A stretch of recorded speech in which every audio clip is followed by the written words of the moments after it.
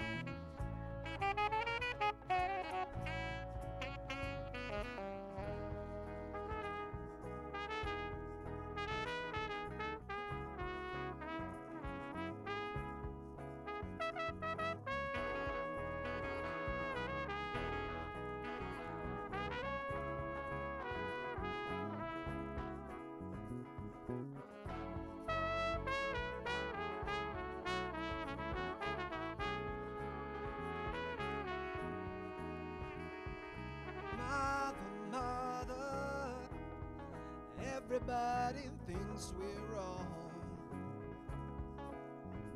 Oh, but who are they to judge us?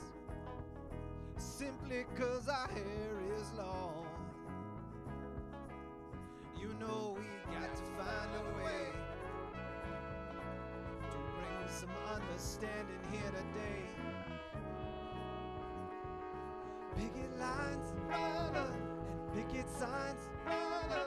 Don't punish me with brutality, brother. Come on, talk to me, brother, so you can see what's going on, what's going on, what's going on, what's going on, what's going on, what's going on, what's going on, yeah.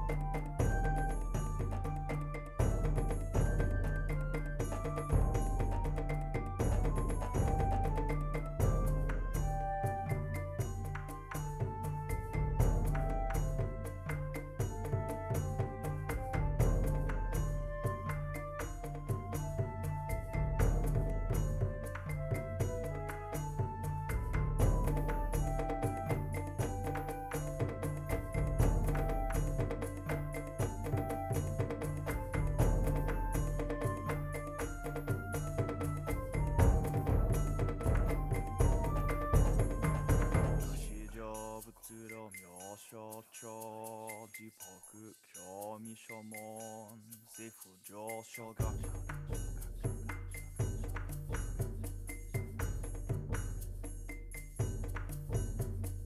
開地へ現名資本の案永続諸悪道脱全注目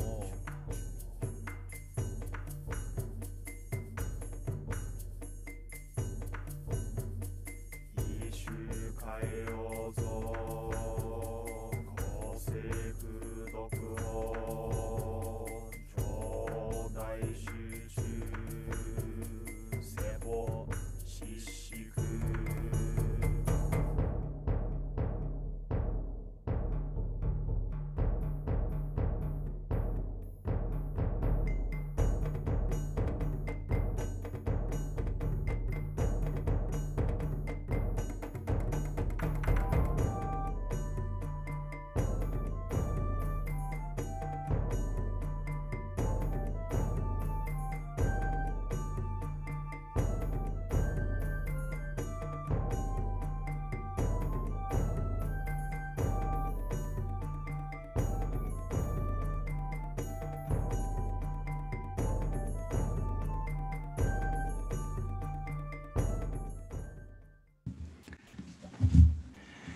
Hey everybody, thank you for joining us today. This is the Davis Cherry Blossom Festival 2020 online event, Change is Gonna Come. We're so excited to bring our event to you here today. We're coming to you broadcasting live from the Manetti Shrimp Museum of Art in Davis, California. We got a lot of exciting things to look forward to today. We got a lot of musical performances, interesting discussions with panelists and speakers, and some really awesome student advocates and organizers who will be joining us for our event today. So but first, let's introduce ourselves. The team bringing you today, we are members of Bakuhatsu Taikodan, performing taiko group on campus. Let's pass it around. Everyone, hey, I'm Gregory Iwata. I am the executive director of the Davis Cherry Blossom Festival. Hi, I'm Candace. I'm one of the co-directors.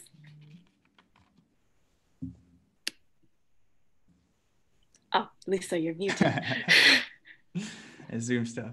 Sorry. Hi, everyone. I'm Lisa. I'm excited to be here. I'm from Bakuhatsu Taikodan. Hi, everybody. My name is Katie. I'm also really excited to be here, and I'm also a second year in Bakuhatsu Taikodan. Hello, everybody. My name is Ashley, and before we get started, we would like to give a huge thanks to our sponsors, the City of Davis Arts and Cultural Affairs Program, UC Davis Global Affairs, and the Davis Food Co-op for helping us support the artists you'll be seeing perform today. We also want to show some love to the Manetti Shrimp Museum of Art for their support and providing us with this physical and virtual space to host the webinar. I'll now pass it back to Candace to talk more about Bakuhatsu and Davis Cherry Blossom. Yeah, so our organization, the Davis Cherry Blossom Festival, is a nonprofit organization whose members consist of Bakuhatsu Taikodan, the student-run taiko group here at UC Davis, and our alumni. So we throw on a community festival every year, spring in Davis, where we create a space to gather, celebrate, and exchange dialogues of Asian American culture, while also raising awareness about a chosen charity each year. Our mission is all about showing what it really means to be a community, one that supports justice and celebrates diversity. Our team had planned to put the festival back on in spring 2020, but then, COVID shut it all down. And our plans turned to fall for rescheduling, but then rescheduling turned into reconfiguring, and it eventually just turned into an alternative event. So although COVID puts a damper on events such as ours, we still wanted to bring you the festival this year and lend our stage and voices to those who need it. We know it's been a struggling time for many performing artists, and it's been a contentious time as a society. So today we want to bring to our stage some inspirational artists and community leaders working to enact change. So please join us in an alternative web event where we all learn a little bit something more about the issues, and we all gain a little bit more empathy, and of course have a good time. And ensuring we have good times is our Bakuhatsu chat moderators. Serena's there in the chat if she wants to say hi. And we also have, one thing that we love about our festival is the chance to interact with our communities. Our team members are live on the chat. We love to hear from you, so please say hi and interact in the chat as you will. We also have a Discord watch party hosted by Nikkei Student Union, which Lisa is in charge of. Yeah, so you can join their separate discussion channels there, and I'll give it to Greg to introduce our first set. Thank you so much, Candace, Ashley, everyone who's part of this event. Let's get to it. I want to introduce this first music set, and I'm so stoked to do this. Starting off for this set will be Natasha Greer. And we first met Natasha when we at Bakuhatsu Taiko, our drumming group, we were at this cultural event hosted by Lambda Sigma Theta sorority on campus. They do a multicultural extravaganza every year, an idea to try to bring some awareness of the cultural diversity on campus. And we met Natasha, a vocalist, a songstress of the stage as well, to our event today after we heard her beautiful rendition of Lift Every Voice and Sing by James Weldon Johnson. Sometimes this song is known as the Black National Anthem, and she has a beautiful message, and I'm so excited that she'll be leading off this set. After Natasha, we have Sage Andrew Romero, our friend, who we met when we went on a Manzanar pilgrimage. Bakuhatsu Taiko played at a pilgrimage to the Manzanar War Relocation Center. This is one of the 10 kind of large centers where Japanese Americans were sent during World War II. And as part of this memory, this journey, we go back to remember our ancestors, pay respect, and to hope that, that by keeping this memory alive, that we prevent future injustices. Part of this project has been collaborating with local indigenous artists such as Sage. Sage is a Numa and Tuatahi indigenous performing artist with the group AkaMya, and we do a cultural exchange program with them. We were actually going to be playing with Sage in Bishop this spring, had to be canceled due to COVID. So I'm so honored that we can bring Sage to you here in this virtual festival. So after Sage, we have Sacramento-based singer-songwriter Fera. And I just saw Fera is here in the chats, everyone. If you want to be talking to our artists, you can be doing so. Chats are going, like Candace said, on Zoom. They are going on YouTube and on Discord. And then lastly, let's get this set going. The last artist we have is the Midnight Dip Festival favorite, good friends of ours who have a very special message and performance. So enough of me talking. Hey, Katie, let's take it away to our first musical set.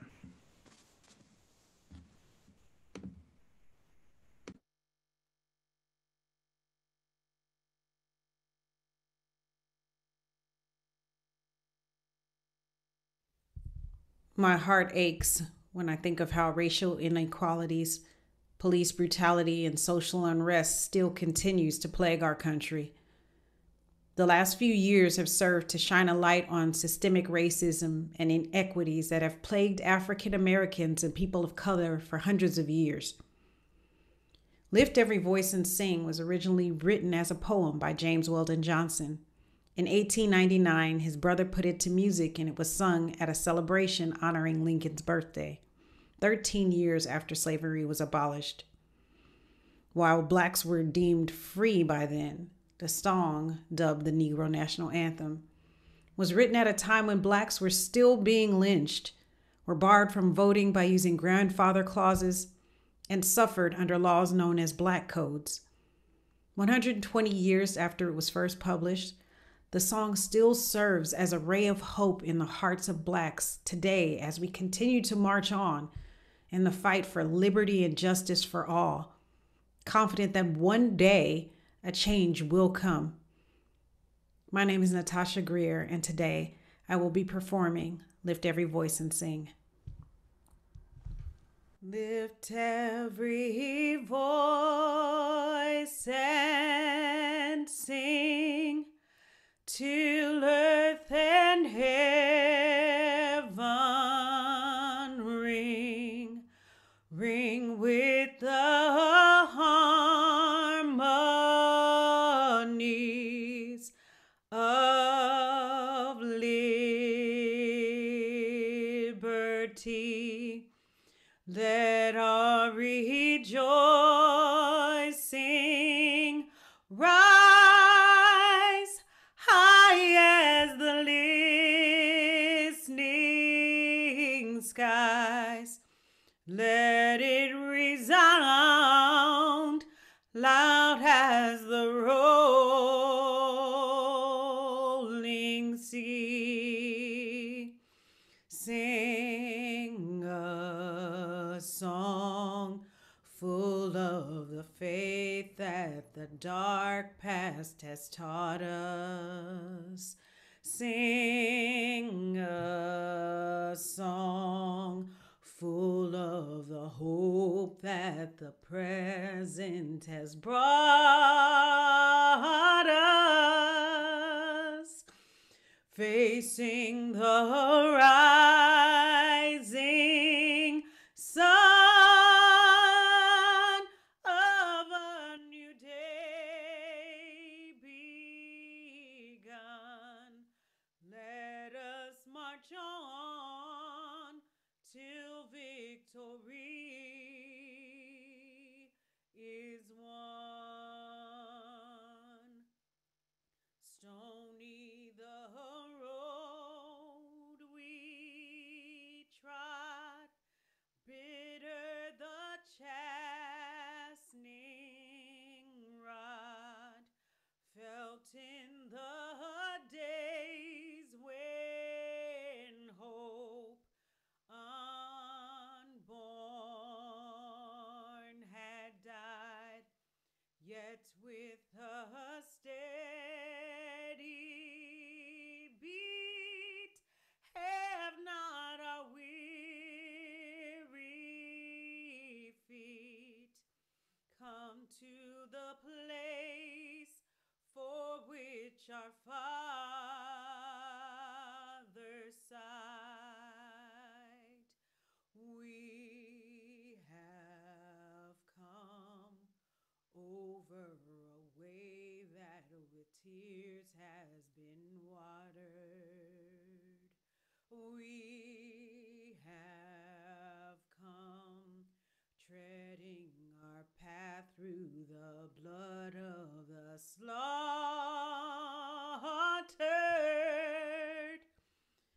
out from the gloomy past, till now we stand at last, where the white gleam of our bright star is cast. God of our weary years, God of our silent tears, thou who hast brought us thus far on the way, thou who hast by thy might led us into the light, keep us forever in the path, we pray, lest our feet stray from the places, our God, where we met thee, lest our hearts, drunk with the wine of the world, we forget thee, shadowed beneath thy hand,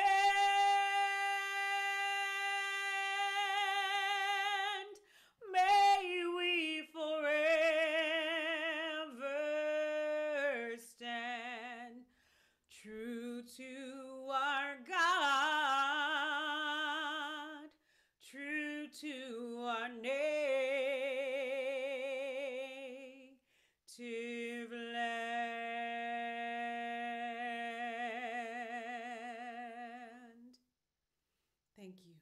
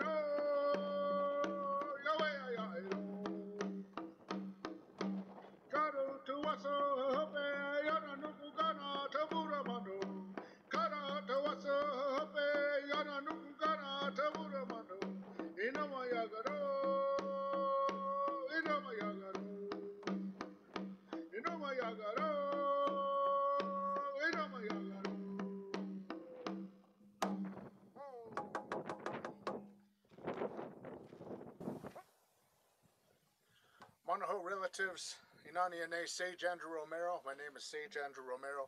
My traditional name is Alapian Junta'i, which means in my Tuatai language, eagle mountain crying, or eagle mountain singing. I'm from the Numa of the Tovo Wahamatu, Payahanaru Numa, the Paiute people of the Owens Valley, and the Tuatai, the people of the Red Willow, Taos Pueblo. And I just want to do this introduction to you all and also share a little bit about where I come from as part of this event that is happening here digitally, virtually. And I decided to choose this location here in my homeland. It's nearby to Tovo Wahamatu. This is in Payahanaru, our area that our people come from. And this place has many names, many traditional names, but it has one that is known by, which I'll get into a little bit sooner, which I will get into in just a bit. But I just sang a song which is about our missing and murdered indigenous women, which is an issue our people are dealing with. A very high percentage of our Native women go missing without any type of real documentation or follow-up with that case, and a lot of our women have gone missing because of that. Very high numbers in Canada and throughout America. And it's one of the issues we want to raise awareness upon, because our women, of course, are the life givers of our culture, our heritage. We're a matriarchal society, which means the women have say in all the things that we do. Our leadership has a group of women. Again, many different tribes have many different ways, but generally speaking, a lot of our women do have that role of leadership and decision makers. And they're very important to us. And so those are one of the issues that our people have to deal with today. But within our issues in general, a lot of our stance, our fighting is for our land, our environment. But within us, our people, within our way, the environment is our culture. It is our people. It is our home. It is our relation. And so those fights that we have for our land are actually fights for our heritage, for our culture. And what you see here where I'm standing now is a place that has much history to our people, and it's known as the Alabama Hills today. And there's many names, like I said, of the area that go traditionally, but now it's known as the Alabama Hills. Why Alabama and California, you may think? It's because it has connotations to the Civil War era, in which there was a ship that was named Alabama. And some decision makers decided they wanted to name this area after that battleship and honor that Civil War Southern ship. And then we often wonder, why would we be honoring a Civil War Southern States ship here in California, in this beautiful sacred place to our people? And there's many things that come up, but a story that I've heard orally passed down is that this ties in with our water rights. We have water rights that we have been fighting for a long time. Our people, the Numa, were displaced from these lands in the early 1800s and late 1800s, and we were moved to another place, and the hope was that we would stay away, we wouldn't come back. But we came back. A lot of families did stay in the mountains, and they were able to hide from the volunteer militia, which were the people that were called upon to round us up at that time, so that this land could be more vacant and taken by the city of Los Angeles and other ranchers and all the developers that were moving in, colonization, as you would say. And from that point, the city of Los Angeles was intimidating a lot of the actually non-native ranchers as well. And so what they wanted to do was to get some of this land. They brought in members of the KKK long ago, and because they have some knowledge and intimidation and whatever they've been known for. And they came to this valley here, and they ended up intimidating many ranchers out of their land. And eventually those people would leave, and the city of Los Angeles would be able to buy up that land. It was all undercover tactics, things that aren't written down. Oral history, as I said, passed down, which is important to our people. And it's our way of sharing information and keeping stories alive, but also keeping modern history alive, because these things happened recently. And so that would happen, and those people from the KKK would eventually stay. So they would be here in these lands. So of course, if they're going to have some power, they're going to have some power in the decision making that's placed upon these lands here after that colonization of the city of Los Angeles and the United States government. But this valley here that I'm in, Payahanaru as we call it, is a place of great importance to our people, a lot of sacred things. It was known as a place of flowing water. As you see, it's a little bit of desert now and everything, but it's been dried up. But just south of here is the Orange Dry Lake, which goes into the story as well. And this all happened, and now these became the Alabama Hills after that. But our people are now taking a stance against that and hoping to bring a name change about, which will honor the traditional names of this area. And there are some elders and some older people that want to hold off on sharing those names before we get it out there, because we believe the place names have a sacred strength to them. There's medicine within knowing those sacred names, those sacred places. And if someone says it in a bad way, it's not good for the place, or if it's not used in the right way, it's also not good for a place. So in that respect, I won't be sharing those names just yet, but when they do come out, you will hear them, the names that are decided by the community. But yeah, this is one of those lands, and just south of here, like I said, is the Dry Lake, which was dried up by the city of Los Angeles early in the 1900s. And from there, a lot of that hurt came from our people and our environment now. We're struggling and dealing with those issues now. But we look at the Black Lives Matter movement and how important that was in helping keep these things going. As you know, Native people, we have a very small population, so that makes it hard for us to have much of a voice. But one of the positive things that came from the BLM, that includes us as Indigenous people, was that strong voice they had was able to resonate to our people and help us fight these things that many times people are like, oh, your people don't have much say, so stay over there. But now we're getting more of that push because people are now starting to pay attention, whereas before they would just brush it off and simply pretend it didn't happen, or say, oh, that's not written down anywhere, so why we listen to that? Why do we need to listen to that? It's not true. It's not written down. Like I said, our oral histories are important to our people. And so we're grateful to the BLM for allowing that strength and the voice to come out and make people pay attention to issues such as these.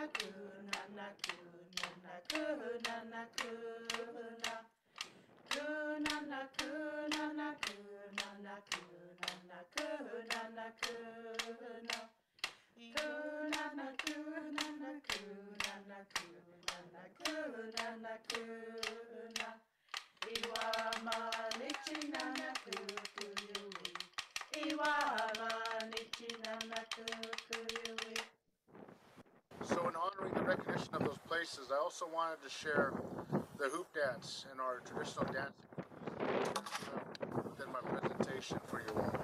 I'm actually dancing just west of the Manzanar concentration camp memorial in the video, and it's looking down upon that encampment, and that's where the government put our Japanese relatives during the World War II era, and that was a hope of keeping them in a safe place. There's a whole story behind Manzanar. You can look that up.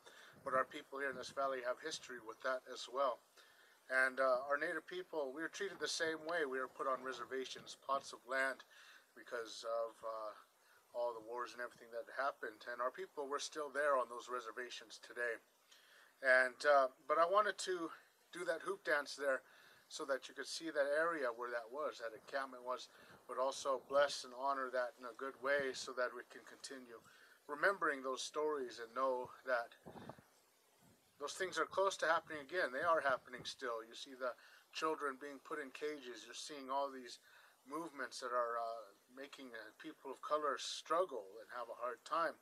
You see a lot of issues within the inner cities, all those things that are happening to our people of color, our relatives, and they're still alive. And just the way that a lot of racism has been opened up within the political realm and the world today, we want to make sure that those things that have happened in the past do not happen again. So we want to remember that.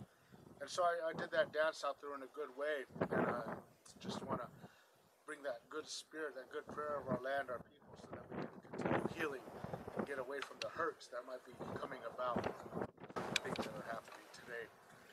And, you know, the rights of our people and the land, everything we must protect and keep safe for future generations. But I danced there, and again, that dance is an honoring dance in which we dance and make shapes upon our body with the hoops of things you see in the natural world, things that are alive, things that are around us, and also tools that we utilize. So you'll see those as I'm dancing. And I also danced our traditional Numa style, our dance from here, from these lands, the original dance of these lands. And that was just a way to give strength to the ground and also give strength to our people out there that will be seeing this. Because that's what we believe, that color white evokes that strength out to those that are watching, and also the connection to the earth with the dance. So those are all very important to us.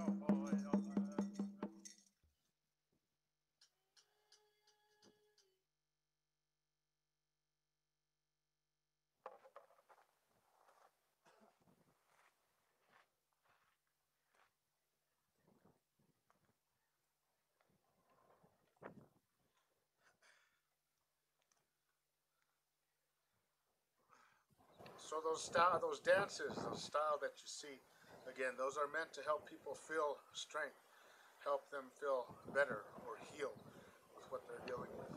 But again, a lot of issues our people deal with, like I said, the murdered and missing indigenous women, our rights within these lands, our water rights, things that we fight for all the time, are still ongoing. And you can look into those issues within our people here in this Payahunaru.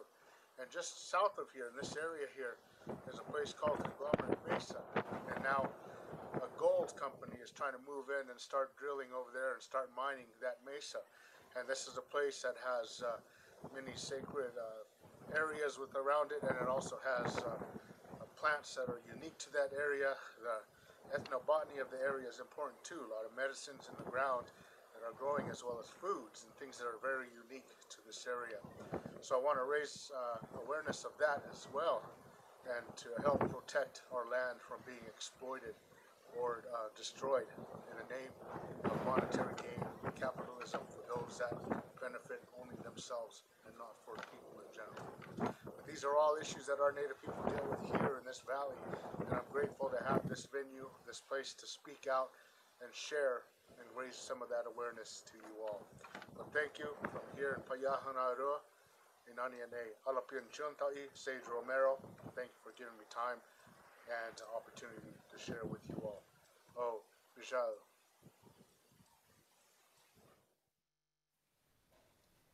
Thank you all so much for being here today. My name is Fera, and I am a singer-songwriter, and I write to express emotions that are hard to express, and they kind of need to exit the body somehow. For me, it's not crying, it's writing.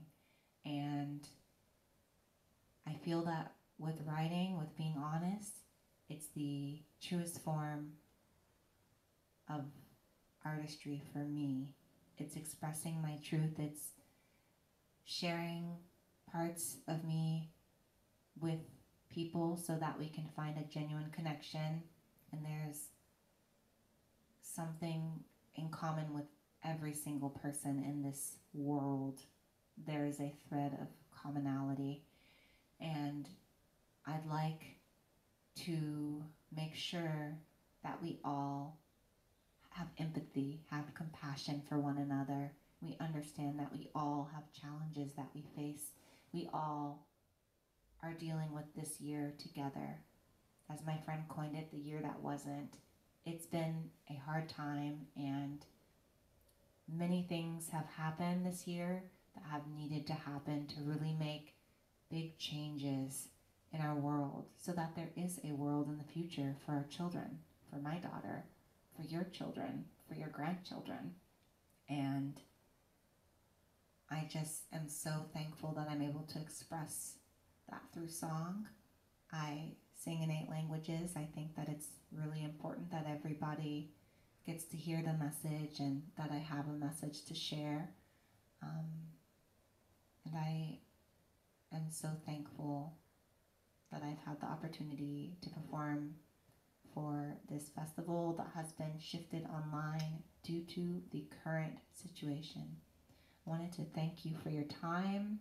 I know we've all done so much Zoom, so much computer this year. We're over it. But thank you for being here, for attending, and I hope you truly enjoy the performances today. The artists, including myself, have really given our hearts to share with you today.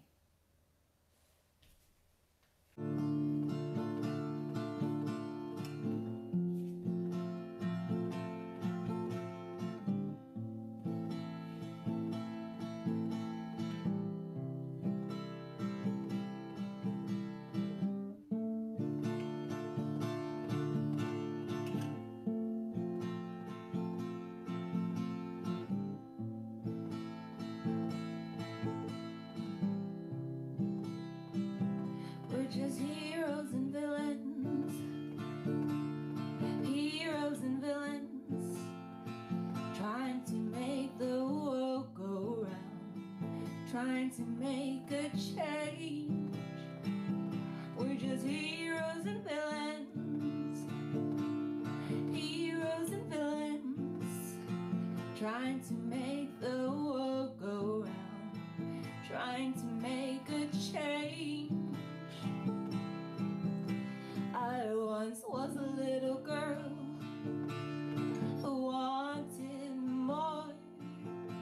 There once was a little boy inside who dared to explore, but life pushed me around, life shoved me upside down, and I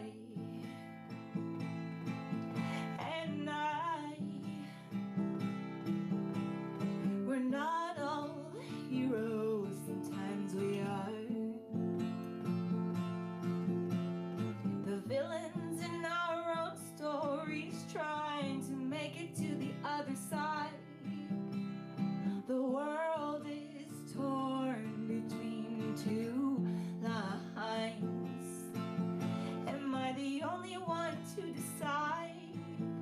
Will I make it to the other side? We're just heroes and villains, heroes and villains, trying to make the world go round, trying to make a change.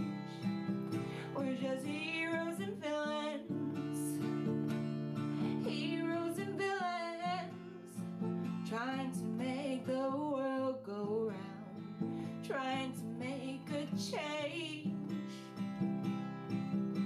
I once was just a beam, a light in the sky, ozone layer pulling at me, oxygen surrounding me. I'm caught, I'm distraught between my potential inside my fate. We're not all heroes, sometimes we are. The villains in our own stories trying to make it to the other side. The world is torn between two lines. Am I the only one to decide? Will I make it to the other side? We're just heroes and villains, heroes and villains, trying to make the world go round, trying to make a change. We're just heroes and villains, heroes and villains, trying to make the world go round, trying to make a change.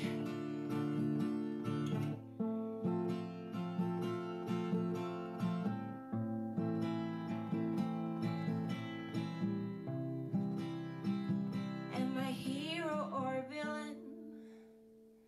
Hero or villain? Trying to make my world go round, trying to make a change. Heroes and villains. This song is called New Form.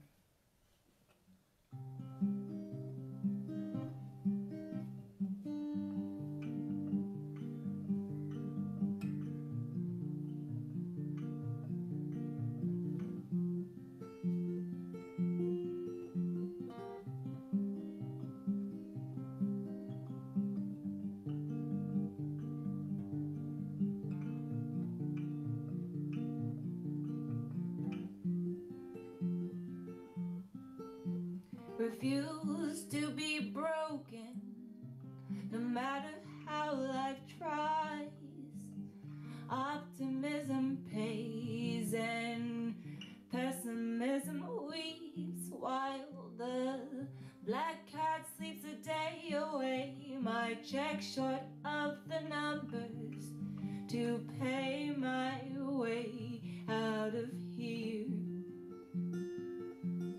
See, I've paid my dues and I've been without. Life just bends me back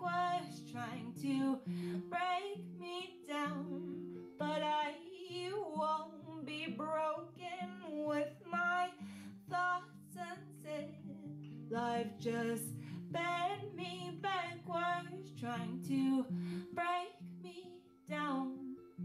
The only guarantee in life is that you will face hard times, trials and tribulations, exceptions, unmet expectation. When you're on the ground and the weight is crashing in, just get back up and try again.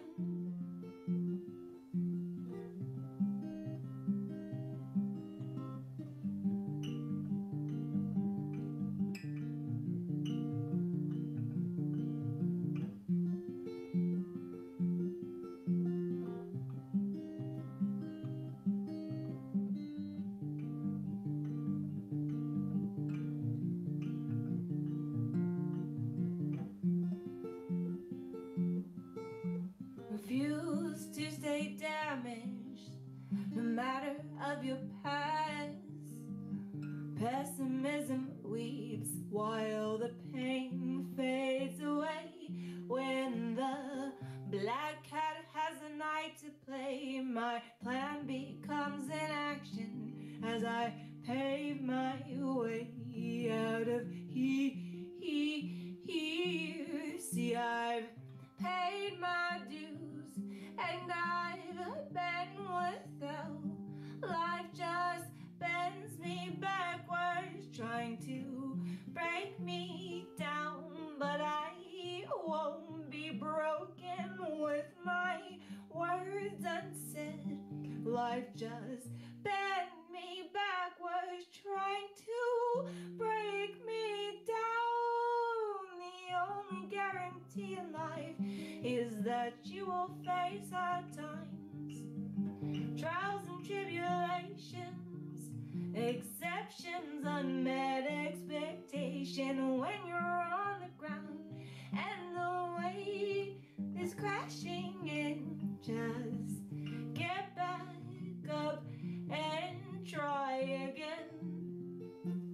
And when you're on the ground and the weight is crashing in, just get back up and try again. Hi everyone, thanks for tuning in. We're all probably feeling a little bit of anxiety, excitement, fear, all at the same time.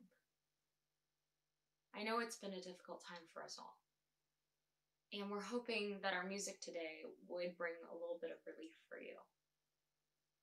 All of the songs that we're sharing with you are written from a deep a place of pain and suffering turned into learning and opportunity. Our first song, Jubilee, is about discovering the freedom of trusting and believing in yourself, and how it feels when you become your light in the darkness. Our second song, Don't Run Away, acknowledges difficult moments in our lives as we persevere through them and become stronger. As we enter into a new chapter in our lives, I want to continue those who have paved the way for us and fought for our freedom. We cannot ignore the systemic racism and lack of law enforcement that has led to the deaths of far too many Black people. We need justice. We must continue to fight for what is right, and it will be difficult. But just know that we're not alone, and together we'll get through it together. Thank you so much, Davis Cherry Blossom, for connecting us and for creating this beautiful and amazing platform. I'm hoping that as we grow together, we can heal this wounded country and create a world where everyone is equal and safe. Thank you, and enjoy.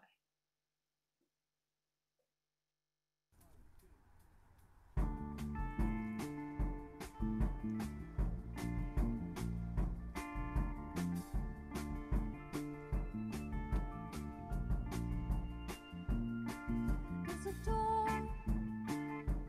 finally unlocked. Behind the door, there's two opportunities. One to pay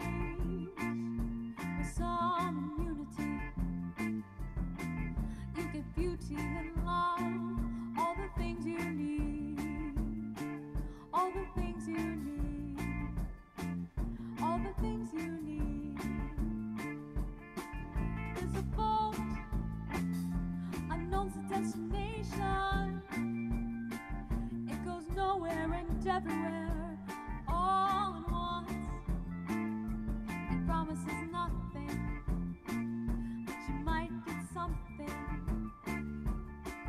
A blessing, a curse, and maybe you undressing. So why you daring? Are you daring? Are you daring to take the boat across the water? Take me to the land of Tripoli, the world that worries you and I be free. Take me to the land of Tripoli, the world that worries you and I be free.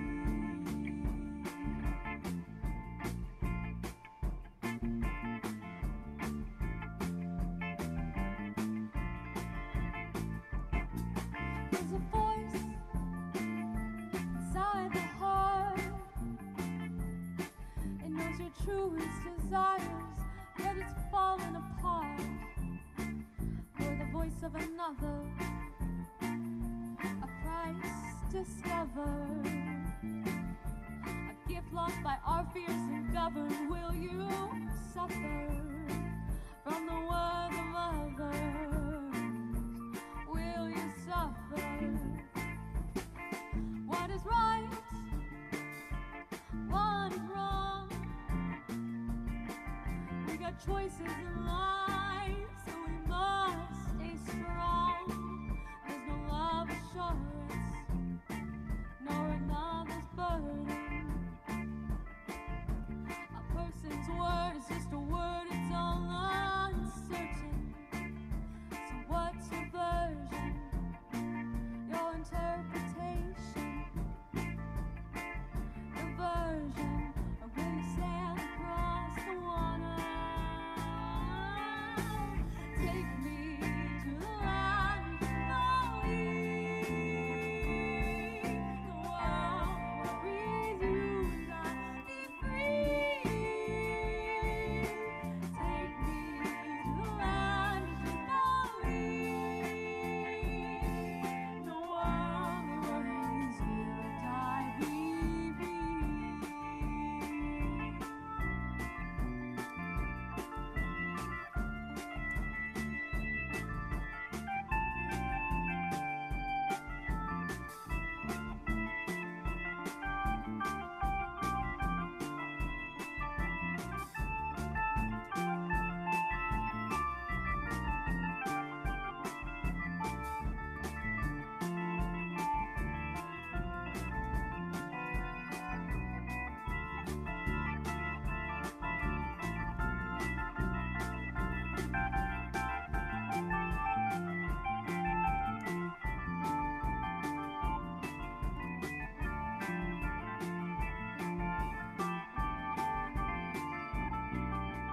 Take me to the land of Hawaii,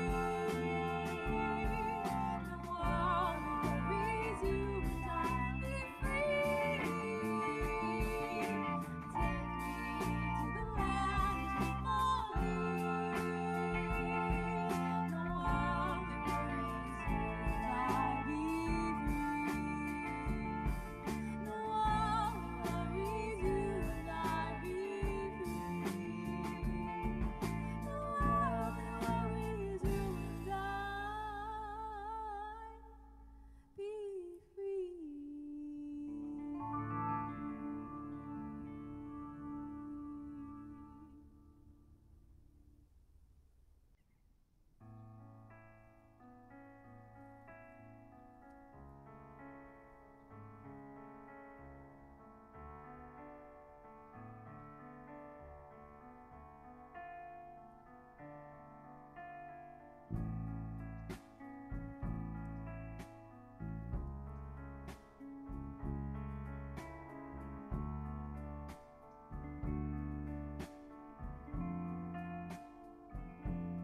There was a time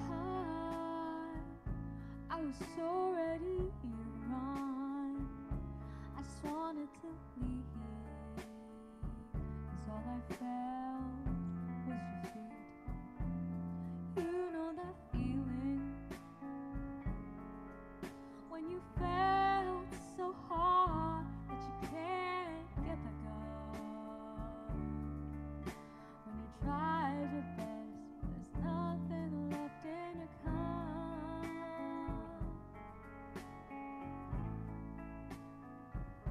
So now I'm on my knees. It's the end of the road. There's no chance this war's been won. There's no way I'm going home. I'm at the bottom, but life's a pendulum, you know.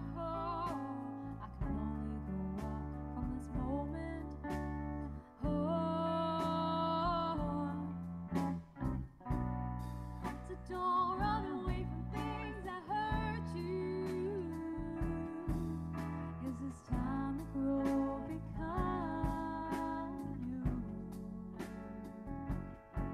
You're gonna find the gift at the end of the road. New possibilities unfold. So don't run away from things that hurt you.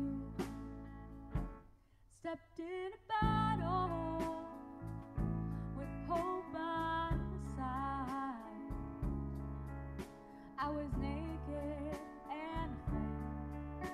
I got nowhere near to hide. Blow after blow, oh, I just stood there weeping. Oh, nothing I can't do to keep this heart from beating. So now I'm on my knees. It's the end of the road. There's no chance this war's been won. There's no way I'm going home. I'm at the bottom. Love's a pendulum, you know. I can only go up from this moment. Oh,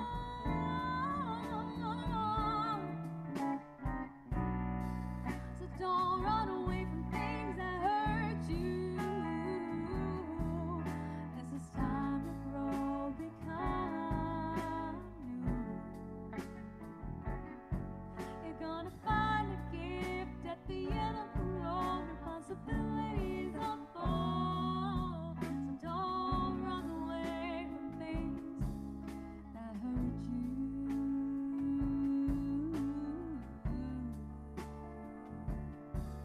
Ooh, yeah. So don't run away from things that hurt you. From things that hurt you.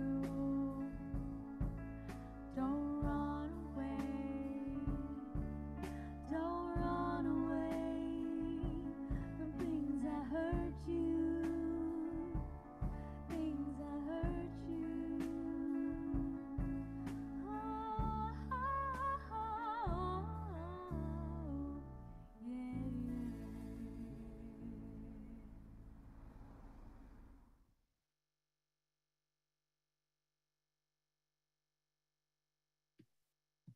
Thank you. Those were amazing performances. Thank you again to Natasha, Greer, Sage Andrew Romero, Fera, and the Midnight Dip. So you guys can go to our website, davischerryblossom.weekly, and go check out the lineup again, and go check out those amazing artists. So our first focus segment will be on Taiko and activism. I see some of our Taiko peeps in the audience, so shout out to them. We come from a student Taiko group who's known for our crazy, explosive energy, hence Bakuhatsu. But what many people don't know about us is oftentimes Taiko can be taken without context. We come, we play, we bang drum, we leave, and you know that's the synopsis of it all. But that's just not it. So at one of our last performances, an audience member expressed that he just wanted to swing a katana after we had finished. That's not it either. Taiko stems from a very important place of activism in the Asian American community. North American taiko was built on the backs of Japanese Americans who fought against discrimination and suppression of their culture during the Asian American movement. I learned for myself that the taiko that we play today is an expression of freedom and identity, fought for in spirit of the incarcerated community and future communities to be empowered.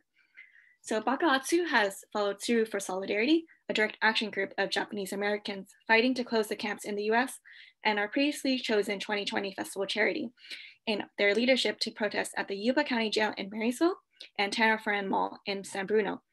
We used our drums and our energy to drive the rallies and protest the inhumane, unjust detainment of undocumented immigrants, state violence, and killings of Black people by the police. So a little bit, I performed there myself, and how my experience went was, it felt like everybody was kiaing that day. So for those who don't know, kiai is a shout of energy, directed energy. So it kind of sounds like hup or sup. And when I was there, it felt like the protesters were kiaing, they were giving energy to us, and we were giving energy to them, and we were giving energy to the issues at hand and the detainees who were there at the Yuba County Jail. And then we heard a little voice from above at one of our last sets. They said, don't forget about us. And then there was a silence, and everything became just so much more real at that point.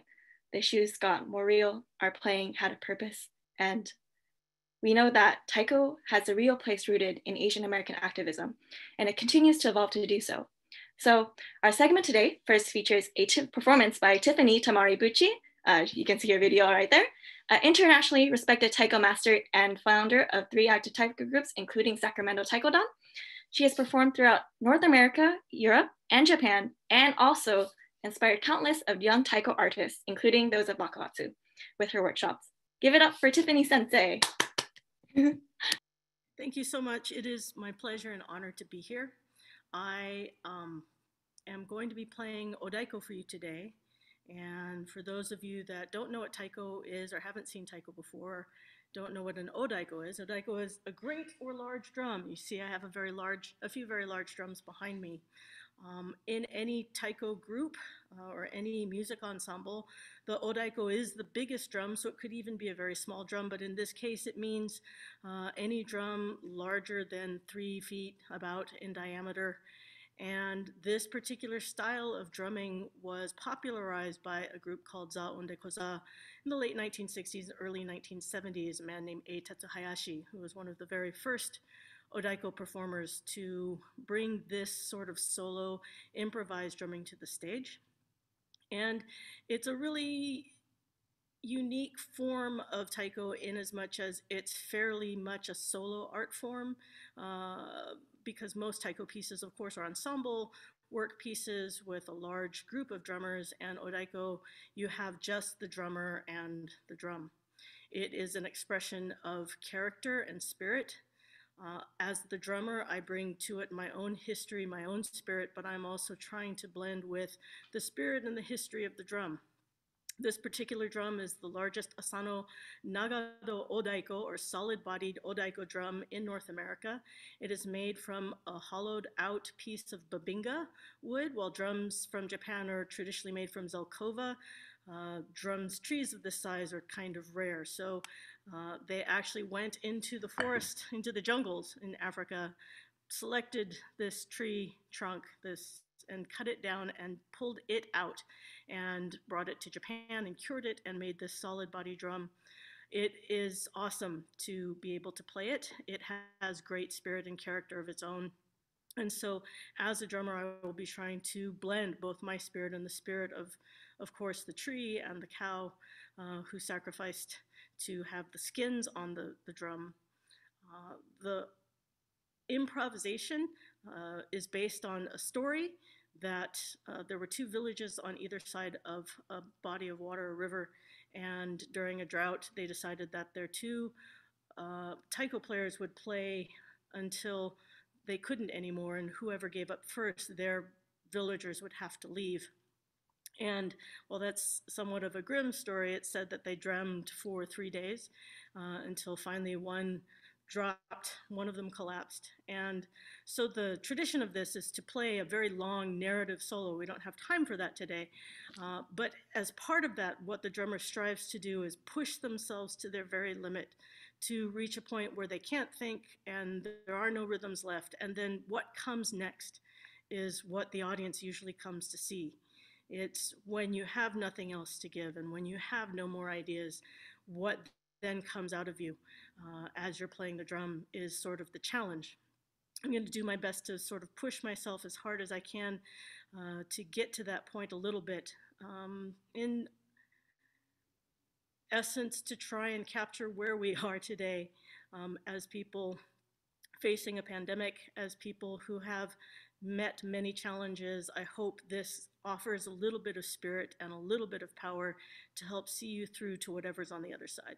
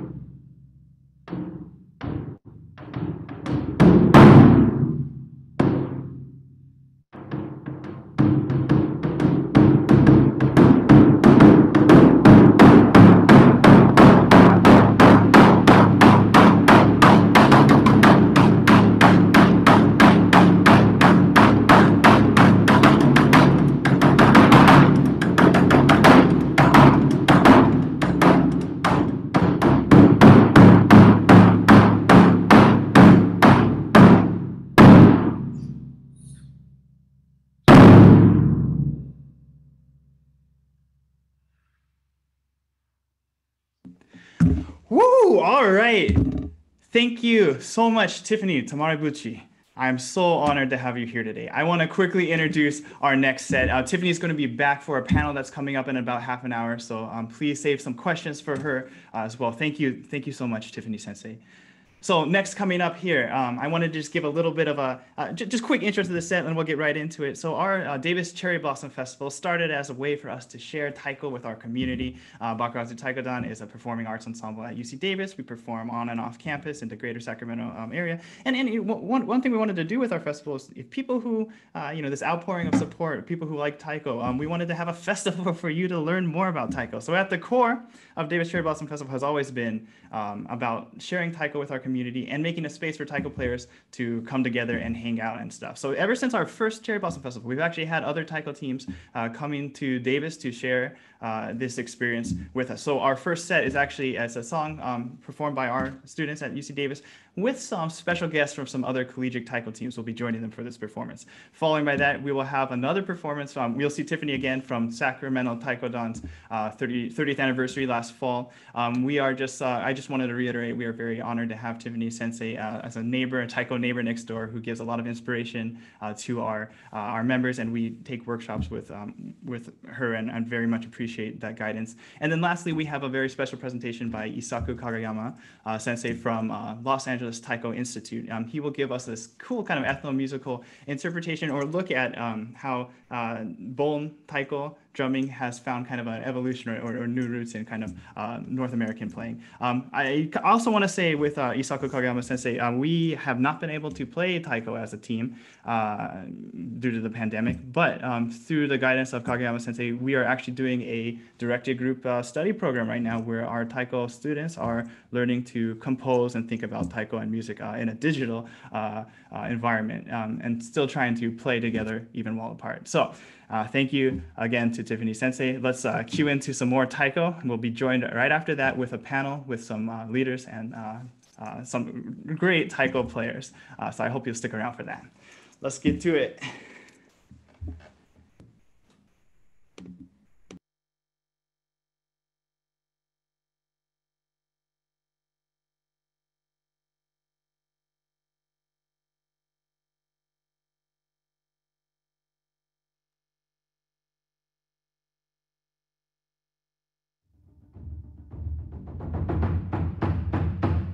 Taiko translates to drum in Japanese, but outside of Japan it refers to Japanese drum called wadaiko in the art form itself. Taiko is deeply rooted in Japanese history and cultural pride. It has traditional uses in religion practices, seasonal festivals, and theater. Ensemble taiko drumming, called kumidaiko, invented by jazz musician Daihachi Oguchi, emerged more recently in the 1950s. It is now a very popular form of drumming in Japan, America, and all over the world. Grandmaster Seiichi Tanaka, known as the father of North American taiko, studied directly under Daihachi Oguchi and formed the San Francisco Taiko Dojo. Around the same time, Kinara Taiko was formed by Reverend Mas Kodani at Senshin Buddhist Temple. Both groups played a large role in exposing and shaping kumidaiko in the US.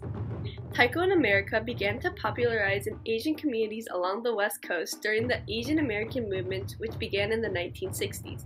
Taiko groups from Buddhist churches and Asian American communities worked to bring people together and to use taiko as an outlet for activism. Direct descendants of these taiko groups formed teams on their college campuses in the 90s, starting with Kyoto at UCLA. It is now common to see taiko groups across the states, and some even participate in intercollegiate events. Taiko is both traditional and fluid. While it continues to expand to serve new purposes, it carries on its legacy of creating an artistic platform to empower, express, and share the stories of the performers.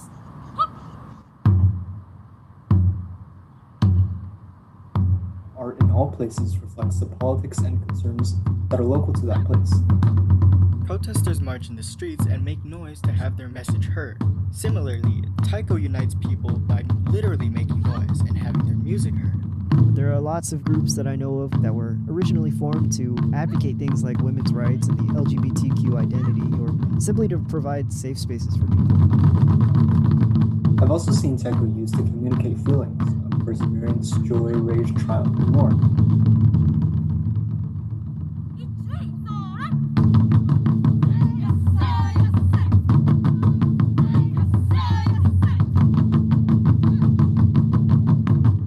Sounds that we send booming through the streets tell people that we are here, we are loud, and we are not shutting up until our brothers and sisters have the right rights and respect that they've deserved. I think in these dire times, it's super important for us to stay connected with each other. We switched to using Zoom for practice, although the connection has been pretty spotty. COVID-19 has definitely challenged the way Jishin teaches and interacts with their members, but Jishin still continues to meet 2 to 3 times a week on Zoom to achieve our goals. Lots of the songs that are composed in the collegiate community are fusions of cultures, a melding between what we believe to be traditional taiko and our own musical tastes. I love what taiko does for people. I love how seeing it can invigorate and inspire audiences, while playing it can help someone feel confident, feel strong, feel at home.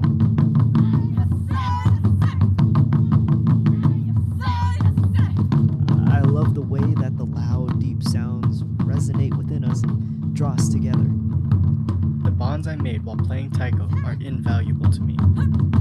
There is something really special when you hit the drum and feel the sound reverberate into your chest.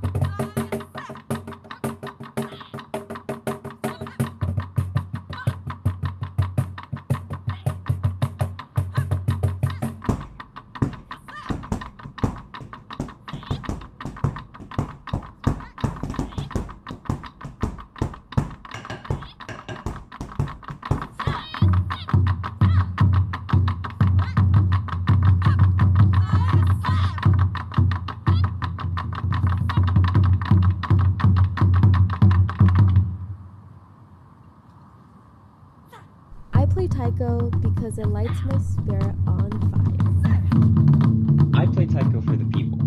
I've met so many wonderful people in standing group, each of which play a part in creating a fantastic memories. Taiko to me is more than an art. It invokes in me a raw and powerful emotion whenever I hit the drum. It almost shuts down everything just so my whole mind and my entire soul can concentrate whenever.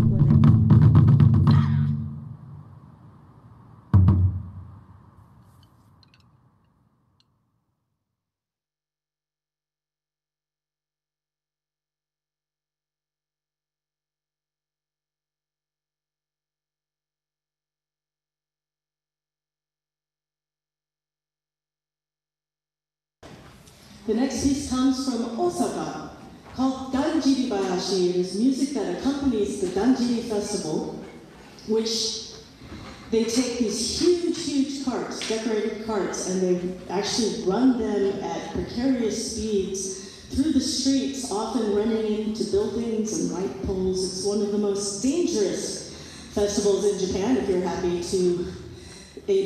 enough to be able to see it, or lucky enough to be able to see it. But that's not the exciting part for us. The exciting part for us is the part where they drum, of course.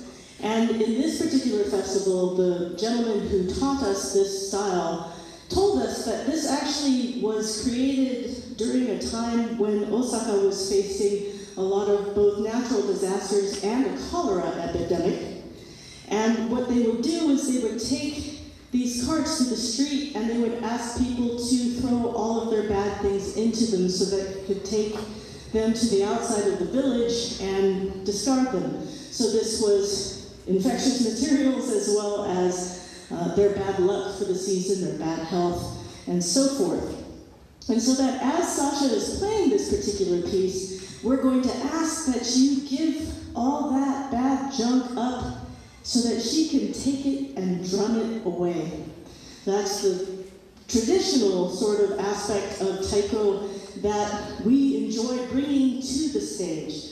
Many of us actually traveled to Japan to study with traditional festival groups, doing this in communities throughout Japan. Some festivals we actually go house to house and drag stuff out, not literally, but spiritually, so that we can start their houses off clean for the year. And so throughout the year, whatever has bogged you down or gotten in your way, please feel free to throw it to the stage so that we can clear it away for you. Hirabayashi was taught to us by Katogi Akira of the group Wariki. This is his arrangement of traditional festival music and adapted to the stage. We very much hope you enjoy it.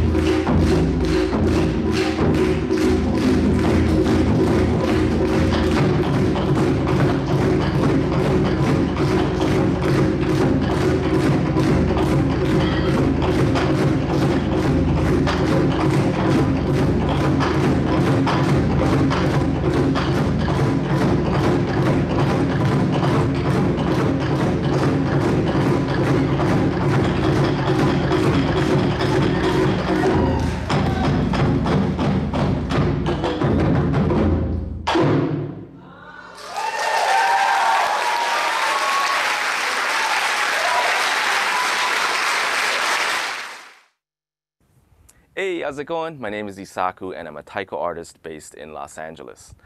Today I'd like to talk to you a little bit about the Obon Festival and its relationship with the taiko that we see on stage today.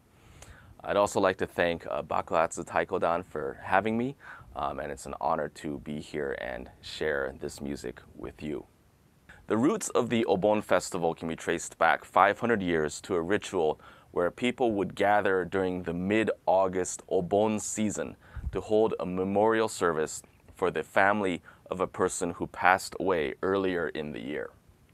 It's said that the spirits of the deceased return home during this time. The people would gather at the house of the deceased and dance in a circle, and the family of the deceased would thank the participants by providing food. The Obon festivals we see today usually take place in a community center. This could be a local park or a local plaza, a temple, a shrine, or a school. They're usually organized by the local community, and you could say it's similar in some ways to like a block party, where it's a get-together for the people of the neighborhood.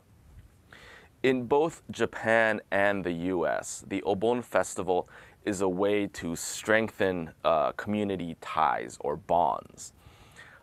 In order to make an Obon Festival happen, people need to cooperate, they need to work together, communicate, and at some point they'll be dancing together, eating food together, and probably drinking together. So it's a way to make the community stronger. In the US, there's also an element of expressing one's Japanese American or Asian American identity. Living as a minority in the United States, it's really important for people to be able to celebrate their ethnicity. The style of drumming that is played at the Obon Festival is called Bondaiko. A group called Sukeroku Daiko, formed in the 1960s in Tokyo, combined elements of Bondaiko, Obon Festival drumming, with Hogakubayashi, music of the No and Kabuki theater, and Edobayashi, festival music of Tokyo. Sukeroku Daiko is credited with developing and popularizing the naname style, which is where you have the drum at an angle. They also composed pieces like Yodan, where you have one drum on naname and another on a yokouchi stand. These are some of the more tangible contributions, but I think their biggest contribution was, or one of their biggest contributions, was creating a taiko ensemble based on indigenous music of Tokyo. In the process, they created a very distinct style of taiko drumming and elevated the technical level as well as the depth of the art form. My first taiko teacher, Mr. Kenny Endo, was a member of Sukeroku Daiko, and I grew up learning taiko from Mr. Yoichi Watanabe of Amanojaku. Prior to forming Amanojaku, Mr. Watanabe was also a member of Sukeroku Daiko. Another person that's associated with Sukeroku Daiko is Mr. Seiichi Tanaka of San Francisco Taiko Dojo. Tanaka sensei is considered the grandfather of taiko in the United States, and practically every group in the US is connected to Tanaka sensei in one way or another.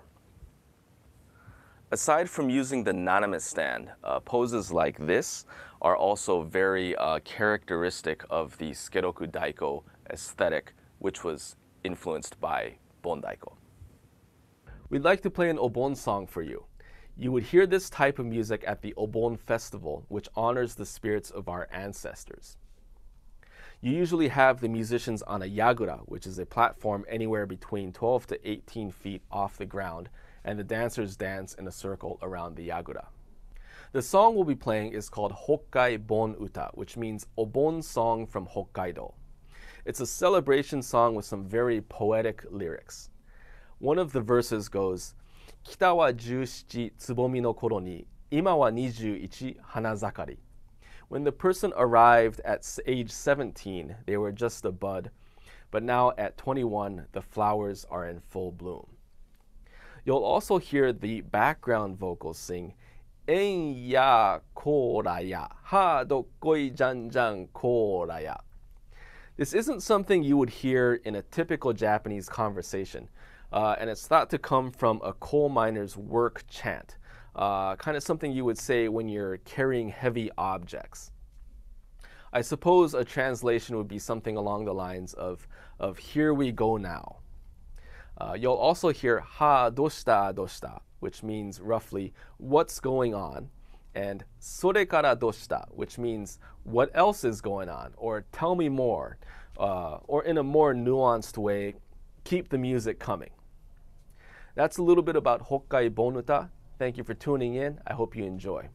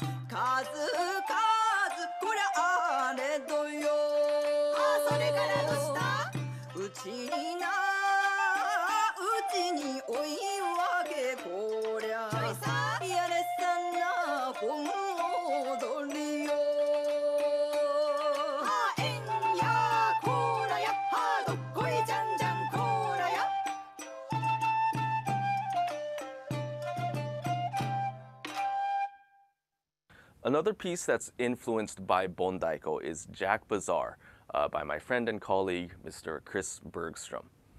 An earlier version of this piece was a duet between Chris and Masato Baba that started off with the Bondaiko patterns, but would evolve into some pretty advanced and crazy choreography. In the ensemble version that I'll be showing you, played by Unit 1, I can still hear some of the allusions to Bondaiko, but at this point I would call it a separate work, like a work of its own, as opposed to a derivative work. In any case, it's a really cool piece, and I hope you enjoy it.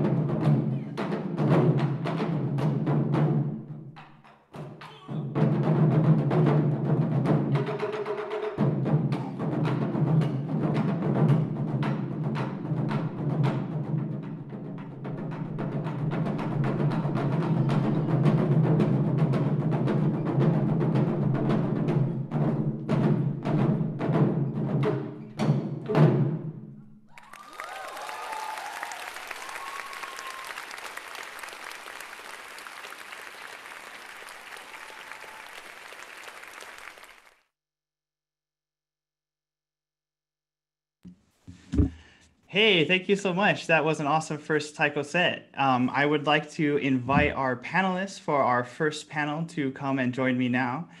So I want to give a little bit of introduction to this panel. This first panel we're calling Art as Activism in North American Taiko. And for a little bit of a background, Kumi Daiko, that kind of ensemble drumming that we just watched, often just called taiko, is a form of ensemble drumming that originated in Japan in the 1950s, drawing influence from both traditional festivals and Western jazz drumming. Taiko became popular in the United States in the late 60s and 70s, largely as an activity in Buddhist temples and community groups, made widely accessible through the innovation of the wine barrel drum in Los Angeles. Today, taiko has become a global phenomenon with community groups all over the world, connected by transnational markets for performance, instruction, and instruments. Despite taiko's internationality, the history of taiko in the United States occupies specific and local spaces in the formulation of Asian American identity and ethnic placemaking. And we are very lucky today to be joined by some pioneers of North American taiko, as well as international performers and taiko activists today. I would like to introduce to everybody Roy and PJ Hirabayashi. They were named National Heritage Fellows in 2001. Roy is a founding member of San Jose Taiko. PJ has been with San Jose Taiko since their early days too. They have both former directors of San Jose Taiko. Michelle Fujii is joining us. She is a fellow at the Asian Pacific American Women's Leadership Institute and a co-director of Unit Sozo. And Tiffany Tamaribuchi, who you see perform earlier, is an international taiko performer and educator, founder of Sacramento Taiko-Dan and Joe Daiko International Women's Ensemble. And I'm really looking forward to having this conversation. I want to just give our panelists a chance to say hi and introduce themselves before we get into it. Maybe we'll go in that order. Roy, could you give us a hello? Hello, again, this is Roy Hirabayashi from San Jose. Glad to be here. Thanks, Roy. And PJ? Oh, Here I am. Sorry. I'm PJ Hirabayashi, and now with Taiko Peace. Thank you. Thank you. Michelle. Hello, all. I reside in Portland, Oregon. Really excited about today's conversation, and of course, co-lead Unit Sozo. Thank you. And Tiffany. Oh, Hello, Tiffany? I'm from Sacramento, California today, and very honored and pleased to be a part of this panel and anything else. No, also the founder and leader of the Kasuga Onigumi of North America, traditional festival group, and that's the other thing I'm doing. Cool. Thank you, Greg. Yeah, thank you all. So many things you're all doing, and that we're very happy to be with you today. So we got a lot to cover, so I want to kind of get into some of our questions today.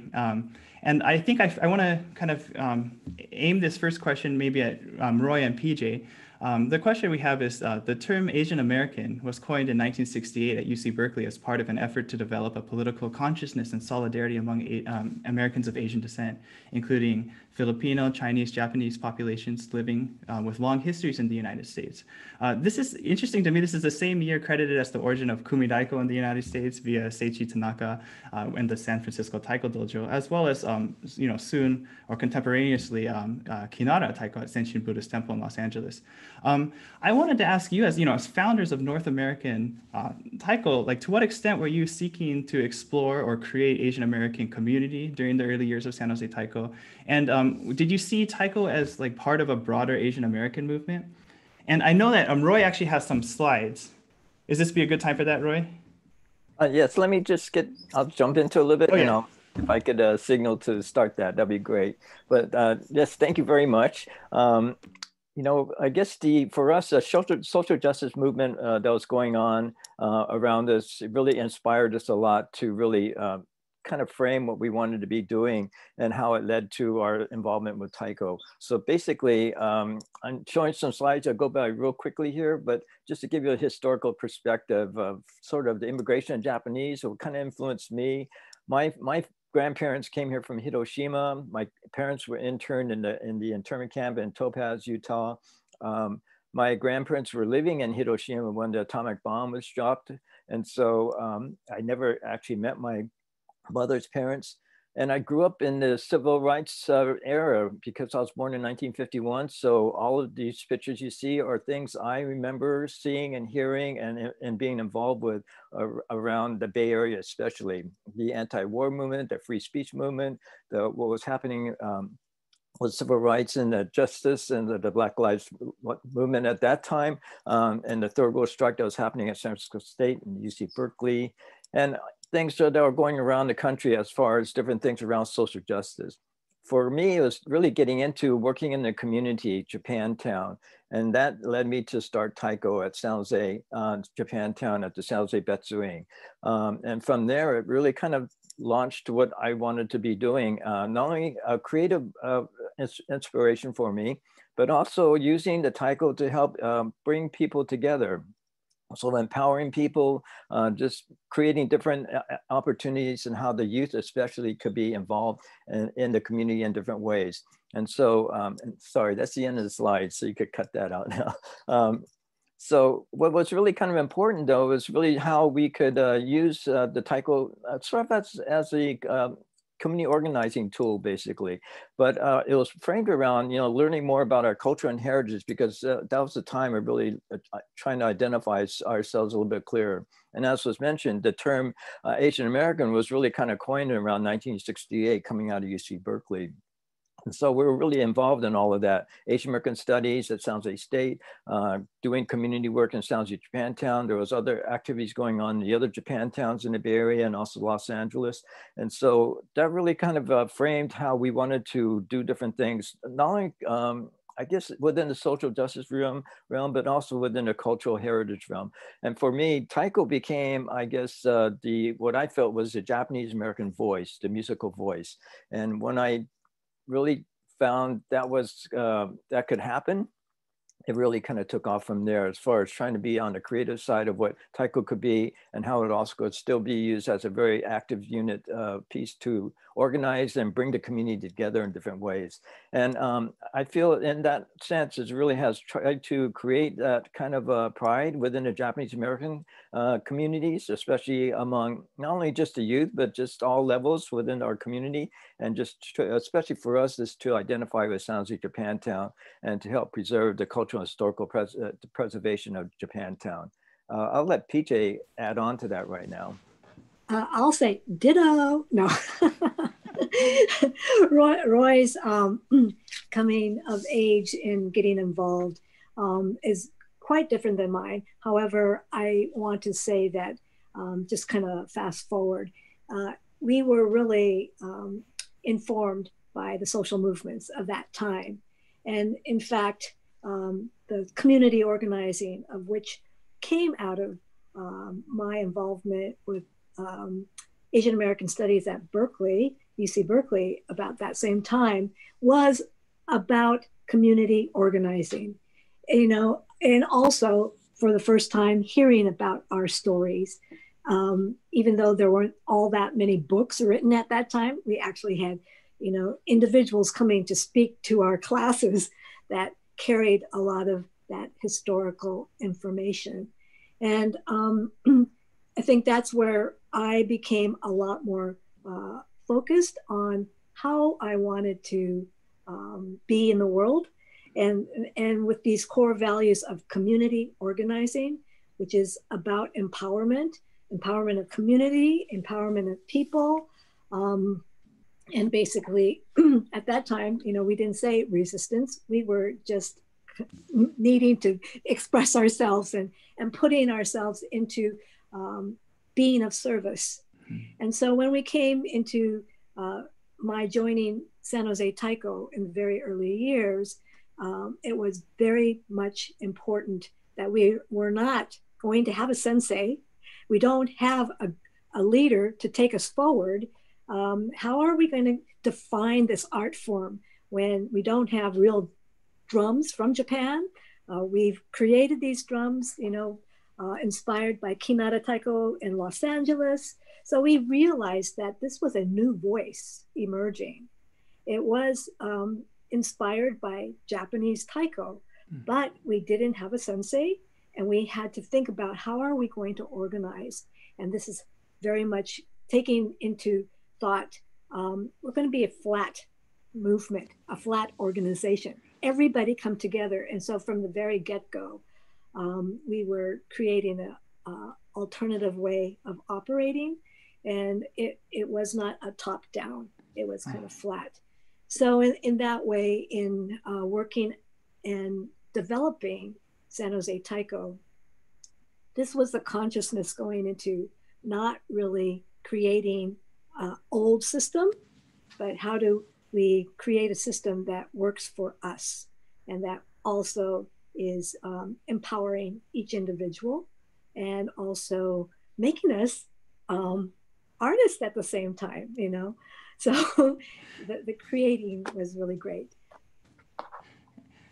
Oh, that is, that is so cool to hear that the origin of Taiko for what you were doing in San Jose was born out of kind of community activism, thinking about it as not top down and reaching out to people in the community. So did you think about, or who were you trying to like reach at that time? Were you trying to a sense of like what was Japantown in San Jose? I think there's multi-levels that Roy will also jump in it, but because of the excitement and the exuberance and the visceral connection, just Taiko, it was originally just getting the people together to have that opportunity to be expression. I mean, it's through expression. It's the first time we could be loud. It's the first time we could be heard. It's the first time to be creative, but not, the traditional art forms that I didn't identify with. I couldn't be, graceful and be in classical dancing or whatever, but it's the first opportunity for all of us to find a new expression for ourselves in those years. So it was those people. That is so awesome to hear. I think this is a good chance too. I wanted to also now turn maybe a bit to Tiffany and Michelle, who they both have studied and performed Taiko in Japan and the United States. I think people who joined North American Taiko in your wake, and I was wanted to ask Tiffany and Michelle kind of about your personal experiences, like through what avenues did you begin to study and like get interested in Taiko? And also maybe if you could tell us a little bit about how has learning and performing in Japan as well as the United States, how have they differed, or how has it shaped how you think about North American Taiko as an art form? Okay, sorry, we had a little thing with a connection, but I'll turn that over to Michelle. Sure. I think when asking this question and also recognizing this space, I think first and foremost, I want to talk about my foundation of how I started Taiko. And I see the two people who were very foundational in my development as I grew up in San Jose, California, and then was confused at really, identifying time in my life. I found San Jose Taiko, and it became a place of identity, a place in which I could, the drum spoke to me in a way that I continue to delve into that commitment. So San Jose Taiko really rooted me in a way to do the work that I do now. When I hear the histories that Roy and PJ brought forward about this community organization and service and all these awareness, even though maybe at that time when I was younger, I might not have been able to even understand, to articulate, but it became a really important place for me. And I realized, is my volume okay? Just wanted to. Sorry, I think it was me. I think it's fine. Yeah, thank you. I realized how much my journey has always had reference. And then you speak of Japan because that was also a really pivotal decision in my life. I think I was still really confused and I needed to really do some deep searching of my own identity. And now that I look back at my time in Japan, I think I see that as a place in which I was trying to really be in search of belonging. I know that this idea of home has haunted me for a really, really long time, of being Japanese American, but always constantly here in the United States, you know, since a young child, always being asked that quintessential question, where are you from? You know, where are you really from? And I went through many rebellious decades and different kinds of ways of answering that question in everyday occurrences, like at the grocery store, or like when people are starting to meet me. And I realized Japan was definitely my deep search to try to answer that question.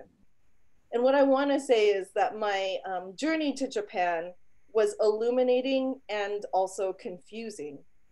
It wasn't the answer, the full answer, because going to Japan didn't actually acknowledge my full self and history as a fourth generation Japanese American. And so as much as my experience in Japan continued to root me more with reference that I continue to really be grateful for, but I also realized coming back to the United States was really important to me as well. So why I decided not to sort of like reside in Japan after going there was a very intentional decision, because I realized that I needed to continue my search of including all of my experiences. So I say that about, I will say I'm often asked about, is Japan the answer? And I will say it is, there's no yes or there's no binary answer to that question. It didn't make me more credible. It just allowed me to have more research. Thank you. That's a very holistic answer. That's very powerful. Tiffany, do you want to also speak to this question? Sure. I would like to start by saying that I also want to talk a little bit about how I started. I started as a bone dance drummer for the local Nino folk music festival group here in Sacramento. And I grew up watching San Jose Taiko and grew up watching San Francisco Taiko Dojo come to the Sacramento Buddhist Church Bazaar. And so I grew up with Taiko as a thing that existed, that I didn't necessarily have to fight for it in the same way or create it in the same way that they did as pioneers. But then there was no Taiko group in Sacramento. And so very much wanted there to be one, because I couldn't get that far as a young kid down to the Bay Area. And so that's sort of my origin. But I had an epiphany the other day in considering the fact that I'm not of completely Japanese descent, that I grew up, my parents were married shortly after the anti-miscegenation laws in California were struck off the books, and that I had grown up within the Asian American community here, especially the Japanese community, as somewhat of an outsider, even though my mom loved traditional Japanese culture and my grandmother certainly loved it, that I and my family were a bit, not outcast, but very often spoken against or spoken in hushed tones. And part of my desire to become a taiko drummer and part of my embracing of the culture was to fit in here, to be accepted. And in going to Japan, same as Michelle, is it the answer to the question? I'm not Japanese either, but got to play the Japanese American card while I was there and say, oh, I'm Japanese American, I'm not Japanese, but I love taiko. And where it's changed a bit now, but in Japan it used to be that if you went and you started with a group, you could only study with one group. And I was able to go in as an American and say, oh, this is what this group showed me. What do you guys do? Bounce around from group to group. And again, I was looking for a sense of identity and a sense of culture, and certainly embraced it, and a sense of the artistry of taiko, which is so, thousands of years of tradition, even though the art form is very new in Japan as well, to be able to see the depth and breadth and the richness of it there as compared to what we have been able to create here, which is equally valid and wonderful, but maybe without the depth. And in terms of being very fortunate to study with some of the groups like Onde Koza, for example, which I know Roy and PJ also did a lot of work with in the early days as they were becoming more popular, and as things happened and they split off and became Kodo and groups went their separate ways. But to be a part of that group, and I'm getting there, to be a part of that group and the social activism that they had been engaged with in Japan in terms of finding their own sense of cultural identity in post-World War II Japan. And to see how Taiko was used to bring communities together and to give people a sense of identity and voice in a pretty organic way, even in Japan, led me to be, I think, a better organizer, a better community organizer, and a better artist and performer here in North America. In terms of continuing the work that people like Roy and PJ and all of the other groups that had started before me, I also came up in high school in sort of that second or early wave of anti-Japanese sentiment that came with the auto industry issues in the mid-1980s.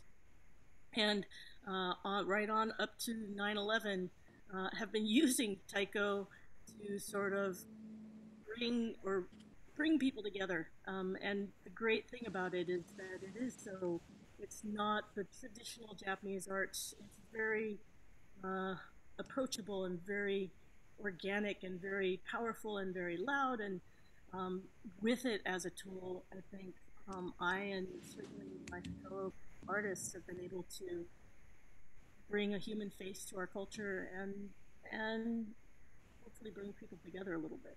So yeah. Well, yeah, thank you, all your panelists.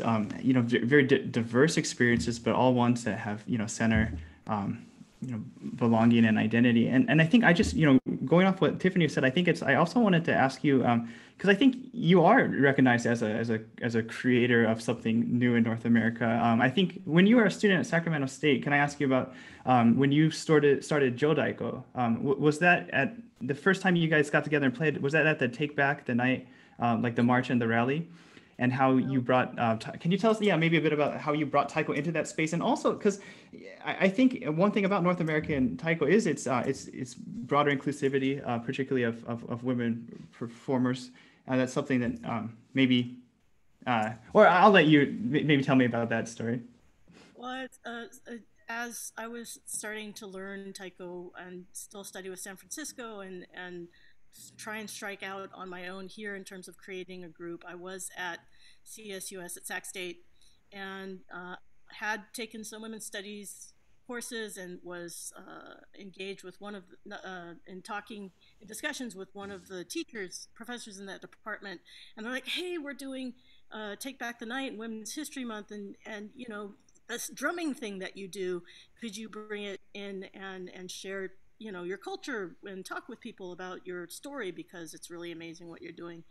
And at the time, I was still going down to San Francisco about once a week to learn to play with the intention of starting a group in Sacramento, and invited some of my senpai, my fellow student senior to me, to come drum with me. And at the time, although Taiko Dojo has always been open to women, I don't want to give the impression that it hasn't been, we felt that there was a bit of a tiny glass ceiling in terms of the types of positions we could play within the group, where there were consistently things that we weren't necessarily chosen for on stage, even though we all practiced them together.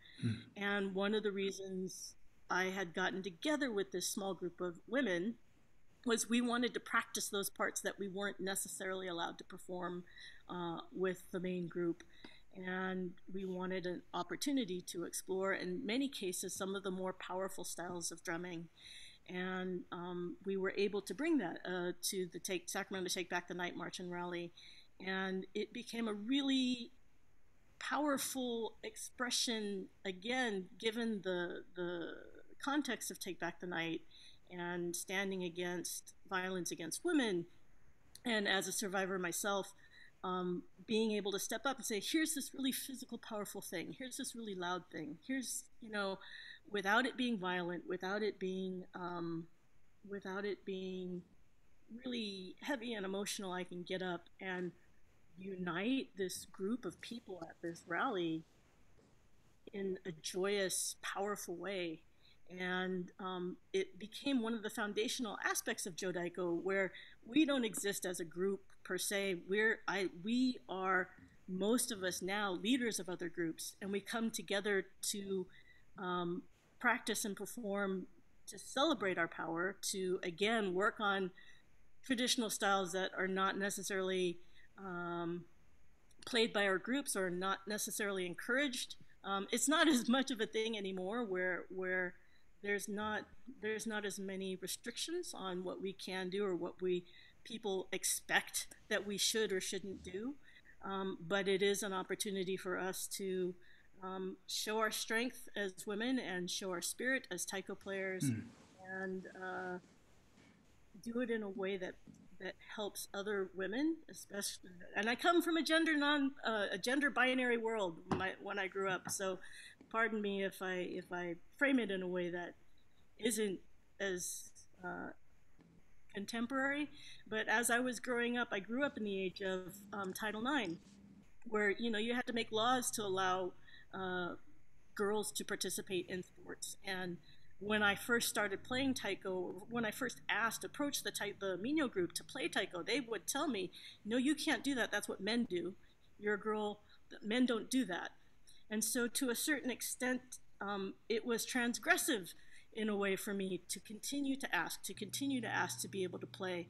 And it became a really foundational part of why I wanted people to accept me as a person, not as a gender representation, but as somebody with the passion and the desire to do this wonderful thing. And a lot of the artwork, a lot of the organizing that I've done has been about making a space for women and making a space for young girls to play and bringing women together in order to find their voice, and in some cases to address things like violence against women and other hot button sort of issues. Yeah.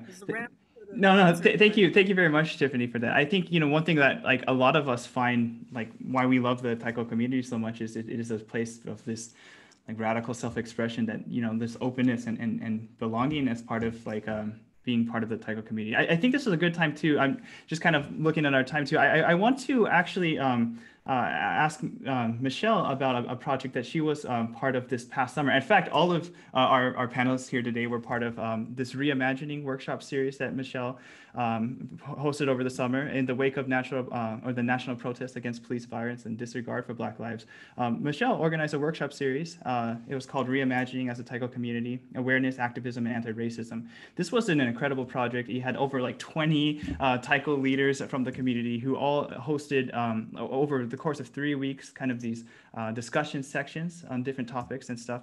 I think I would like to ask Michelle if you could tell us a little bit about this project that you just did this past summer. Thank you. Yeah, and this particular project was in the wake of the George Floyd murder and sort of our reckoning on race and in our country and I'll say of the country because of the United States, since there may be some that are not based here watching and viewing. And this particular project or practice, as we often said, was co-organized by myself and Karen. It came from a lot of conversations that we had already had, which I want to say that my collaboration with Karen started with the Women in Taiko movement.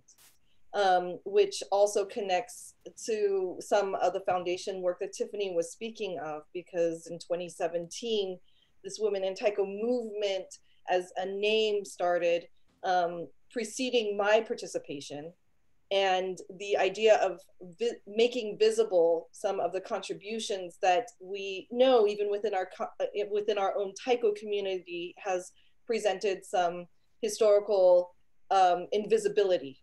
And so the work that I've done in collaboration with Karen is about this idea of not only just women in taiko, but unheard stories.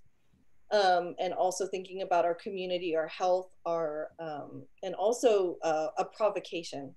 And reimagining as a taiko community, or reimagine taiko as I do as a shortened title because it's super long, was based upon a quote that I had just stumbled upon during that summer, which was in a book I look up because it's right here, Radical Dharma.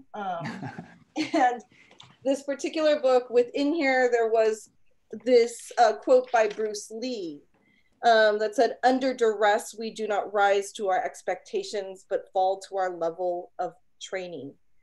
And that really encapsulated a lot of the things that we have narratives of the hero story and the fallacy that we're going to rise to this occasion. We say these sorts of things and realize that it's not about rising all of a sudden to these places that we haven't been, but actually based upon our training. And what if we were to build our training and discipline, which we already know how to do in taiko, into a practice to think about anti-racism awareness and activism, to recognize the histories that have existed before, and also the hope that we're going to be continuing this work into the future. I do want to say, though, this work has been dear to me even previous with Unit Soulsel. I was in and was going to debut a project called Constant State of Otherness. And as I went around in the past 3 years of doing research in 5 different cities, we recognized that race was one of the biggest way in which othering was happening, the stories that we were hearing. And so a lot of this particular practice was steeped in that particular work of recognizing that we as a country really need to reckon with race. And that I'm so grateful that 23 facilitators, of course, Roy, PJ, and Tiffany, we all jumped on board because there's a place in which we've already been doing a lot of this work. And we're able to have just opportunities of connection with over 200 people that came and convened. Yeah, thank you. Some of our team members were also part of that, and it's such incredible leadership from Unit Soulsel, and that whole workshop series was so wonderful. Did you have some slides that you wanted to share? Thank you so much for remembering that. I just want to say, and I do wonder and hope that Tiffany and Roy and PJ might be able to share their experience, but there was a website that was created to sort of be a repository of this, and it's korekaraproject.org. And here, actually, if you weren't able to be a part of this, then you can come to this website. There's stories, which is actually blogs of people who participated. There's some shared resources in which some of, like, for instance, you can see here Group 1 Taiko piece, PJ led with Irish Shiraishi, and Roy led this group number 2. So they actually shared their resources here, as well as, and this is what I'm particularly want to just illuminate, is that we did a series of video diaries, which were activism interviews with 9 leaders. You can see their pictures, as well as we just put out our plenary sessions, which were sort of springboards for this content. So, yeah. Wow. Lots of amazing resources. I hope our viewers will take a look at that. And maybe we could get a little sneak preview, though. Do you mind if I ask our other panelists a little bit about what you talked about in your workshop series? Could I maybe pass it to Roy? Sure. Thank you to Michelle and Karen Young for really putting that together. It was a lot of work for them, I know. But I had the opportunity actually to partner with a really wonderful person, Sydney Shiroyama, and the 2 of us actually put together a session called Centering Taiko Values Against the Influence of White Supremacy. And we really wanted to kind of look and dig into that idea and what it meant within the context of taiko. And it was really a great opportunity at that time. This was like we were planning this, I guess, in May and June and July is when it happened. So it was right at the beginning of all the activities that was going on within the Black Lives Matter scene here in America. So it was a great opportunity for us to kind of look at that within the context of how that really fits in with Taiko and how Taiko has been really affected by white supremacy, and what can we do? What are some of the things we could think about to address that within our groups, within how we even individually act, and what that all that means. It could lead to cultural appropriation or different things, and so it's really important that we're all thinking about this and thinking about in context of how Taiko's being affected by this, or how we are impacting the community in a sense by our own work within that context. So it's something that's really important for us right now. Thanks so much for sharing that, Roy. I was in Tiffany's group. Tiffany, do you want to talk a little bit about the series you ran? Sure. It was important to me, having talked to many, many people who felt helpless and powerless in the face of what was going on, to be able to address it not only as somebody who also felt fear going down the street and who had experienced a few personal attacks couched in racism, that I speak to not only that experience and to try and provide a way for people to process that and find a sense of grounding and a sense of power so that they can continue to do what they needed to do in their lives, but also to engage at the level of artistry, because it was open to a larger community, but for the taiko players among the participants, to be able to take that fear and that emotionality and to be able to transmute it through our artistry is one of the great things about taiko. We can actually bring it into how we move, how we play, how we express the pieces we create. And it was important, I thought, to sort of bring those of us who had that desire together in a way that allowed us to really dive into where our fears were and where our passions were, and how we could use those to be more grounded as people, to be more grounded in our own power, and to actually continue the work we needed to do and embrace the challenges that it was bringing to our lives in a way that we could then turn around and express, turn around and find groundedness, turn around and find a way to share our own joy and hope with others so that we could all move forward together through it. And I really want to thank Michelle and Karen Young for creating such an amazing project, and I'm very honored to be included with such an amazing cohort of people working to change things and make life better. Thank you, Tiffany. PJ, would you like to tell us about the panel that you did? Sure. Michelle called Roy and me as she was thinking about all this. And we're going, you got to be kidding. Well, not only that, it was like, when do you want to start this? In about a week and a half. What? Are you kidding?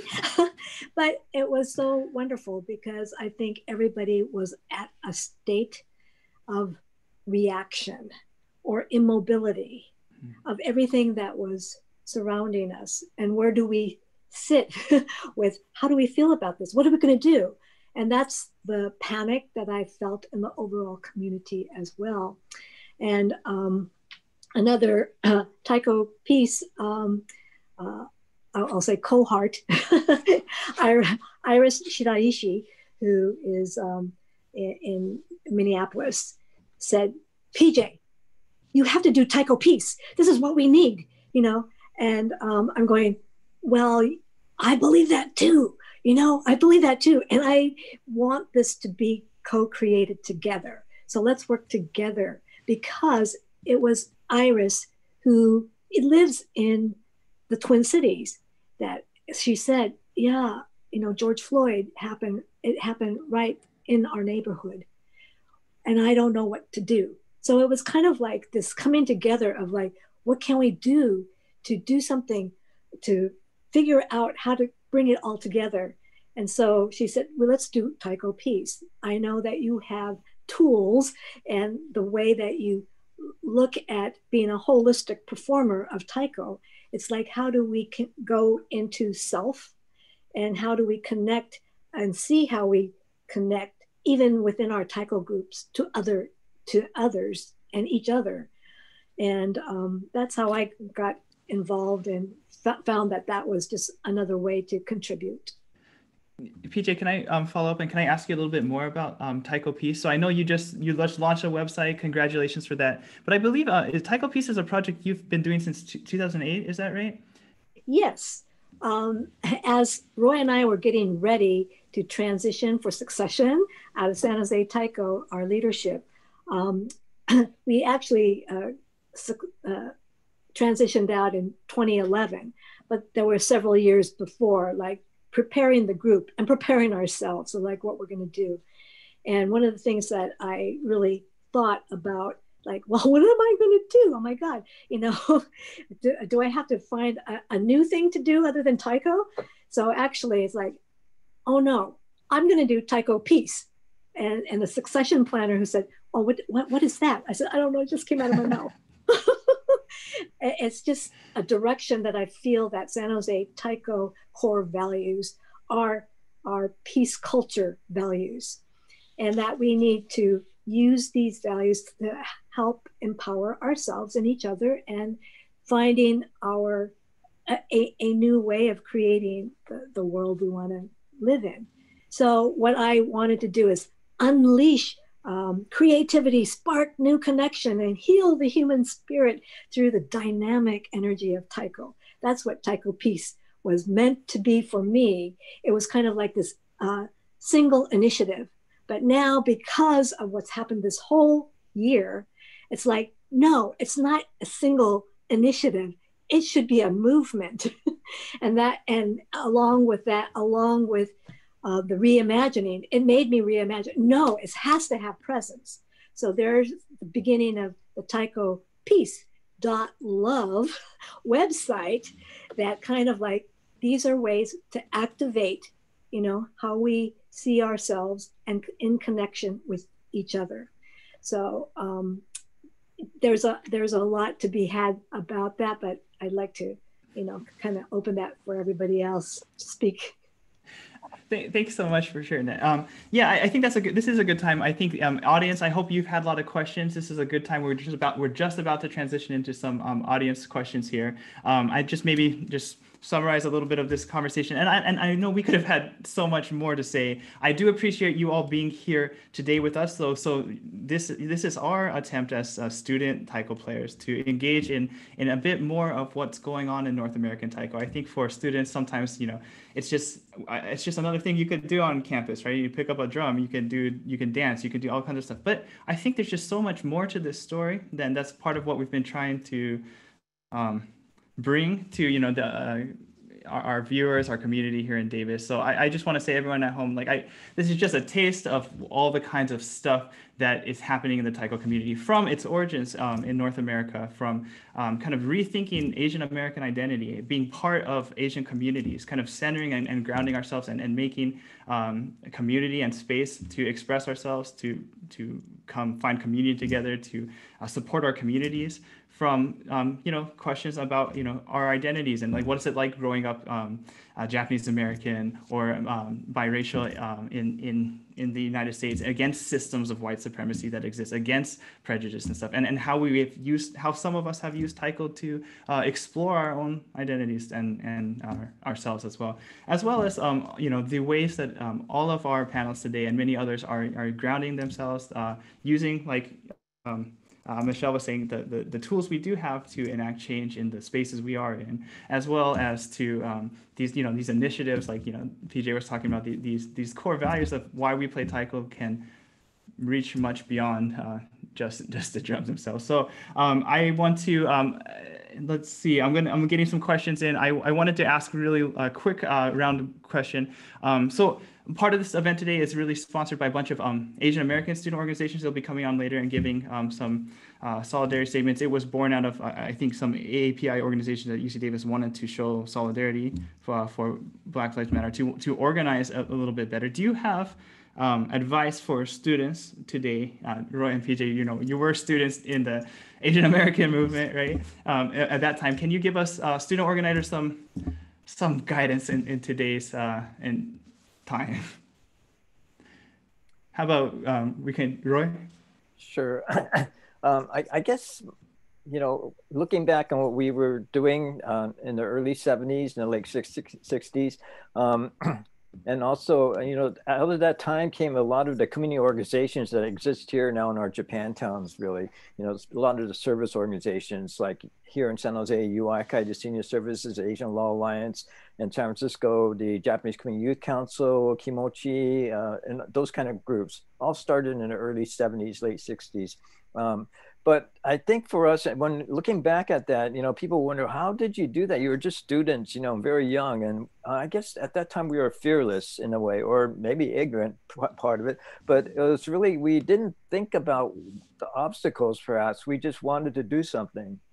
So my advice is you really need to think about doing something and just do it. And so don't get too hung up on what you may feel as the obstacles or the problems of what it is. I know the economy is different what it was 50 years ago to what it is now, but we didn't think about money. We just wanted to do service. So we just figured out the best way to do it within our realms of or means that we could at the time. And so I feel activism should not be held up by short-sightedness of how limitations of what you think you cannot do. Just try to go out and do stuff and bring people along with you. You can't do it by yourself. That's one thing. Mm-hmm. We're getting some other questions, and just for time, I don't want to cut out other speakers, but I would want to get some of our audience questions. So here's one that comes to us from an anonymous attendee that says that then we've had a lot of discussion about how Taiko can be used to root one's own identity and help root the identities of others who may be similar in context to you. But when it comes to contributing to others' empowerment when they aren't the same context or background on you, how can we bring Taiko to those spaces to empower and lend support? Or should we even do so and take up that space since it simply might not be relevant? Do any of our panelists have thoughts on that? If you don't mind, I'll just jump in first, but I think everyone probably has something to say. But I guess initially for us, and starting San Jose Taiko, it was really trying to create equity and empowering people in order to really think about themselves within their own cultural heritage background. And so, although a lot of us initially for San Jose Taiko were Japanese American, we had many people of different other, specifically Asian ethnic groups involved with the group. And so it was really kind of bringing together that solidarity of people working together within that context. Mm-hmm. And also, I guess here in North America, Taiko really started, we were the third group to start in San Jose, but Taiko in America really started with a lot of women involved. And so with that, just creating that sense of equity and empowerment of people being able to do things that normally was not viewed proper at the time. And again, I'm talking about almost 50 years ago with the perceptions of what people should be doing. Is really kind of what has helped move things forward in that way. And I'll let other folks add on to that. Anyone want to jump on? I'd like to say, certainly there is a cultural context in which we practice this art form, both as Japanese Americans but also just as modern human beings playing drums. And it's not necessarily tied to being Japanese. It's not necessarily tied to our identity. And the great thing about this art form is it is, I think in its best practice, bringing out individual spirit and bringing out individual strength and character and connecting human beings. So in terms of taking it into other venues and introducing it, as individual artists or as taiko players, we bring the best of what we have. We bring our strength, we bring our understanding to whatever group or whatever context that we walk into. And in sharing what we have with others, it is helpful as much as it can be helpful to those who have something to gain from it, who find inspiration from the sound, who find inspiration from the practice, who find inspiration from the artistry, whatever. You don't have to have the same context or the same background to appreciate what this art form has to offer, or even who you know, what we have to offer as artists. And so I think, you know, identity certainly plays into it, culture plays into it, but fundamentally it's about being human and coming together. So it's applicable to almost any context I can think of. That's my 2 cents. Can I add just a little bit? When I read this question, there's a place in me that feels like it's an and both versus an either or. I feel like in these sorts of worlds, there's so many different, and I know that, I will say this, an and both world sometimes can feel very overwhelming, which means that there's a lot of things that can simultaneously happen. So I can respect the history while also being myself. And I know that it's a very simplified version to talk about a very deep process. But I do believe that both can exist in the sense of really individually delving deep, and also making sure that we continue to just recognize that there have been pasts before us.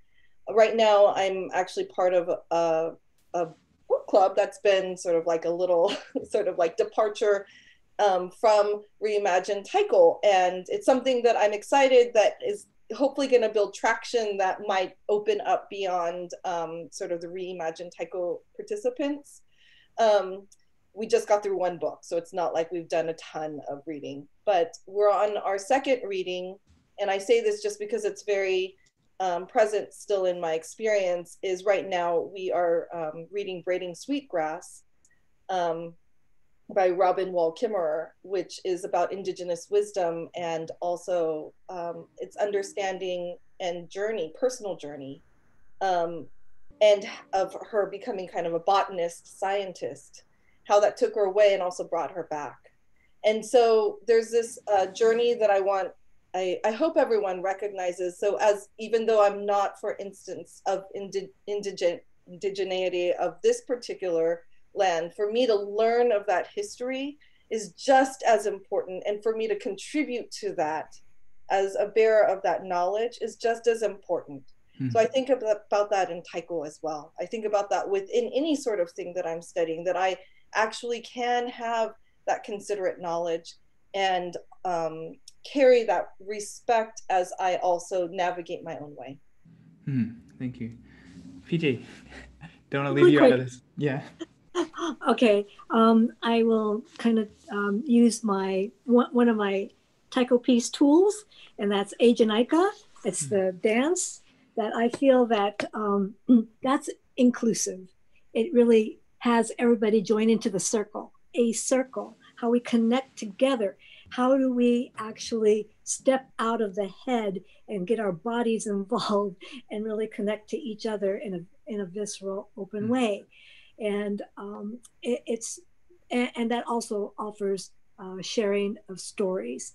I mean, this is an immigrant story of like what I initially wrote, but I also take Ajanika out into schools and other places in which, in workshops where people create their own dance, you know, and tell their story as they've created in complementary ways with Ajanika. And everybody's up and dancing and connecting that way. So it's being creative, being communicative, and also having fun and joy, and but also being who you are. Thank you, panelists. We have just a couple minutes left here, and I do want to get to another question. I know we're just slightly behind everyone at home, but I want to get our panelists one more question here. We have from Stan Shikumer asked, how has COVID-19 changed how or even what we can reach and impact in our communities? Seems like we won't be able to practice together, perform in person for an audience for another year. So I think maybe we can do a quick round of this one. Any thoughts from our panelists? I think Tiffany. Oh, go ahead. Tiffany, you want to go? Go ahead, Tiffany. Just all of my work has been canceled through the end of this year, and looking at things spiking again. we're practicing, our group is practicing outdoors together and trying to do it in a socially distanced, safe way as possible. We certainly are facing a lot of challenges because I don't see a way for us to come together or gather people together in terms of being able to watch a performance or being able to dance for Obon. I think the challenge is tremendous, and I'm hoping that we can hold ourselves together through this, and with the idea that most pandemics historically went 3 to 5 years, but we came out of them. And so as long as we can hold on and keep the faith and continue to practice and continue to share what we can as we can online and get together in the ways that are safe, hopefully we can keep the fire burning. Right. So I'll add on to that a little bit. I feel the pandemic has really kind of affected not just Taiko, but the arts in general. And so the whole arts world has really changed and shifted on how we are able to present and do work and continue. And so the impact, I think, is going to be really long-term, like Tiffany's kind of alluding to. It's not something that even just next year, I think we could just say, oh, okay, we could turn things back on and start again, because there's going to be a lot of rebuilding, unfortunately. But I feel, I guess what I feel as far as the positive side is that cultural arts from communities, especially specific cultural communities, ethnic communities, really survive and go past a lot of these different hardships, because that's how things has really kind of continued on. So I do feel that Taiko within the community will be one of those elements, will come back together and become stronger in a sense, because it's been able to unify. And one thing that's important for me is the concept that Taiko here in North America really is around the term of kumidaiko, and that's being, playing as an ensemble. And so within that context of people coming together to play together as a group really is a unifying factor that will bring Taiko back even stronger, I feel. Mm-hmm. I'll quickly add that my focus from these, gosh, how many months, this whole year, has had me really look at, what am I really looking at here? And it's compassion and empathy that I feel that we really need to elevate, and how to put it into practice in what we all do. And that's what I've been focusing on. So I've been also doing that within Taiko Peace, and also another group that I've helped create called Creatives for Compassionate Communities. And within Taiko Peace, because of Reimagine and our class, our group, I wanted that just not to be a one-time thing, a stop in. And I said, I want to have you guys think of yourself as a beehive, capital B, capital E, hive. Bees are so busy and buzzy, but they do things and provide for the goodness, with their goodness. And the beehive means build empathy. Mm-hmm. So using that as kind of like anybody who wants to get and work together into a beehive, you are consciously building empathy as you're also working on a project. And Michelle? Yeah. I just, for me, as the months have continued, and of course, sort of the pre-decided work or work that I had already anticipated is shifting. And honestly, I'm at a place right now where we have been shook up. And so what are we shaking? It's a really wonderful opportunity. And I'm looking at the plenty versus the scarcity. Some of the things that this is shaking up is how to work with new limitations. And I always think that art is creating with our limitations, but creating something incredibly beautiful. And there's a lot of beautiful things that are starting to happen. I'm connected to people that are beyond boundaries. We've been so geographically defined, and now I'm working with people even beyond that. Actually, I'm in interaction with people more that are farther away from me than even next door to me. And I think about that, these new opportunities that are being shaken up. It's a good time for us to wake ourselves up a little bit, look around ourselves, and try to potentially make some big changes when we can emerge again. Well, thank you so much, panelists. And, you know, and speaking of these new opportunities, we are just so lucky to have been able to talk to panelists from Portland, Sacramento, San Jose are all here today with us now. What a pleasure and honor it's been to have this conversation with you, panelists. Thank you so much again, everyone. This is Roy Hirabayashi, PJ Hirabayashi, Tiffany Tamaribuchi, Michelle Fujii. Thank you, panelists. If they want to stick around in the chats and stuff, maybe you can answer some questions. I do want to remind all our audience at home that we do have our team members are live on the chats on YouTube, on the Zoom, as well as they have a Discord party going on where they're having some voice chats and stuff going on. I also, speaking of supporting artists, I do want to take a time now to thank our sponsors for this event today, City of Davis Arts and Cultural Affairs Program, Jan Shrem and Maria Manetti Shrem Museum of Art, where we are broadcasting live from now, UC Davis Global Affairs and the Davis Food Co-op have all sponsored this event and made it so that we could bring some more artists to you today. And speaking of, next up on our set list, we have two of our good friends, Davis local bands, katgrüvs and Yuppie Liberation Front. So we're going to cue away to that. Thanks again to our panelists, everyone. Please, we're so honored to have you here. Bye.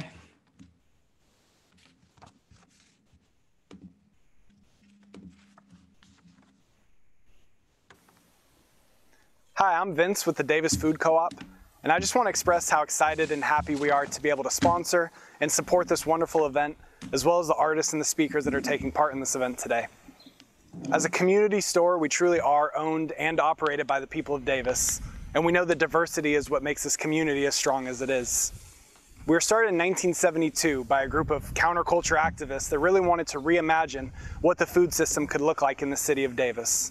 They wanted to make fresh, organic, local food accessible to everybody. And when we think about that in 2020, we know that to make food accessible to everybody in the community, we really need to put more of an effort into diversity, equity, and inclusion. We want to be able to support both organizations and events like this that are helping to enrich and support all aspects of our community. So with that said, we hope that you're enjoying the festival so far. You got some great art coming your way, and we really look forward to seeing you at the co-op sometime soon. Thank you for allowing us to be a part of this, and enjoy the rest of the show.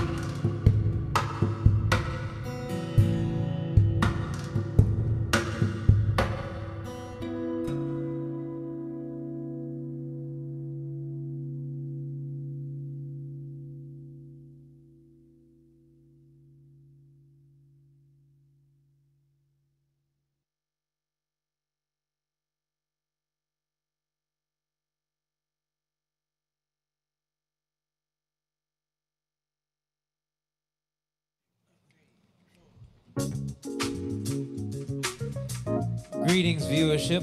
We are Yuppie Liberation Front from Solano County in the Bay Area. This is a song about tax dodgers. It's called Preacher Money. They don't pay any tax money. They sure do like to lobby. They don't pay any tax money. If you look real close in the night sky, you'll see them in their jet planes. They don't pay any tax money. It's not a Twilight Zone episode. They just don't pay any taxes. They don't pay any tax money. They don't pay any tax money. Some of them get to become president. They don't pay any tax money. Better check those receipts. They don't pay any tax money. But I pay my taxes, he does too. They don't pay any tax money.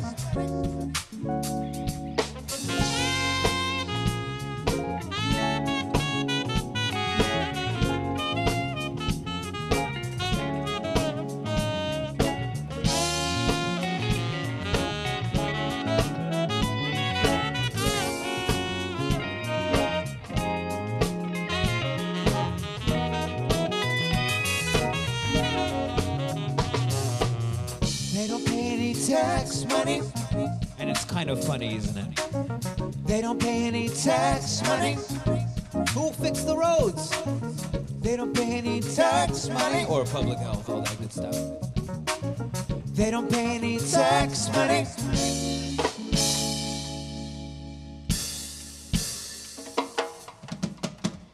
When my memory serves me, I don't have the time, I don't have the time. If my memory serves me, I don't have the time, I don't have the time. Woke, nope, still sleeping. You make excuses for the power.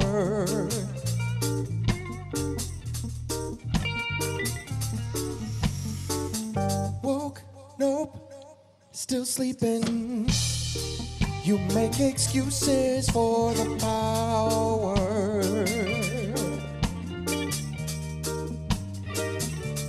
They watch from a tower as we do their bidding willingly, and we do it for free. We cry out, no answer, and we see what it is that we believe. They watch from a tower as we do their bidding willingly, and we do it for free. We cry out, no answer, again and again, yearning to be free.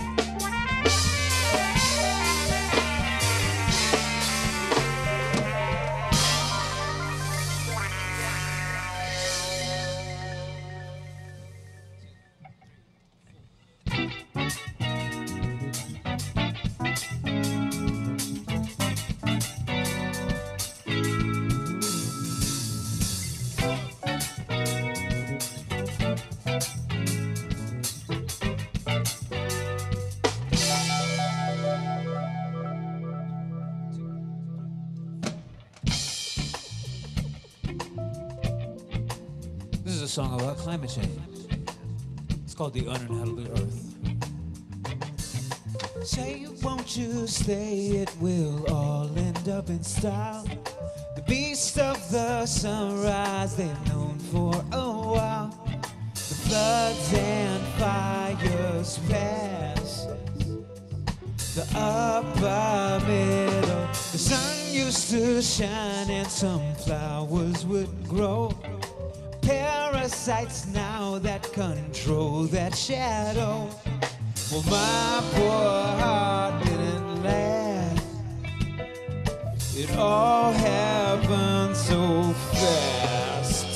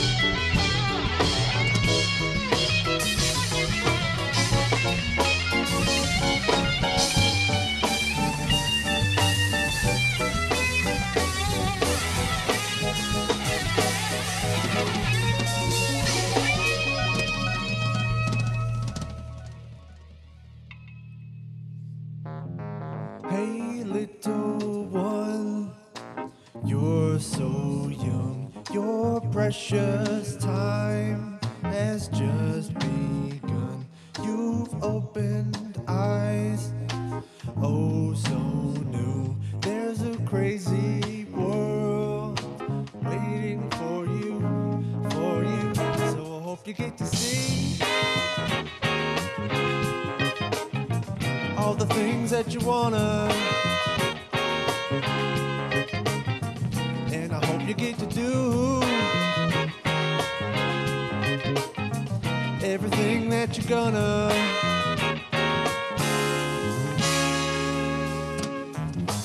Hey little one, laugh and smile, don't grow up fast, stay a while. Picture in your mind something new.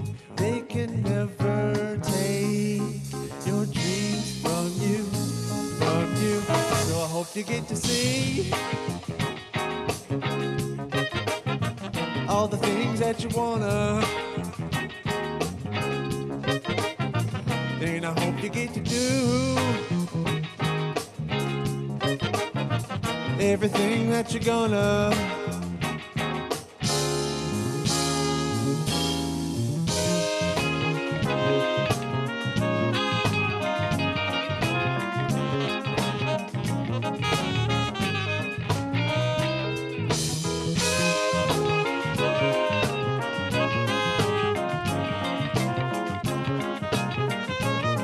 Two more times.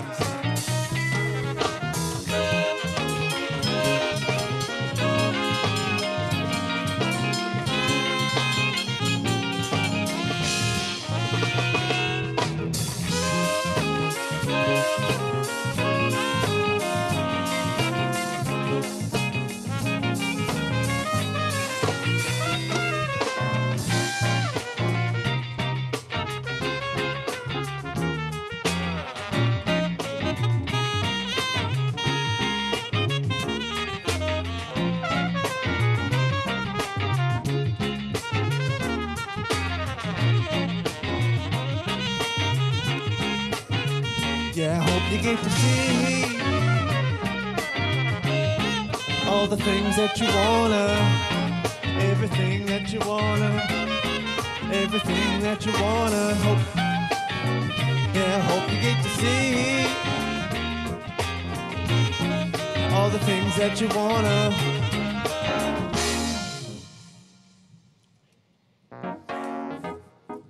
I hope it's pretty where you are.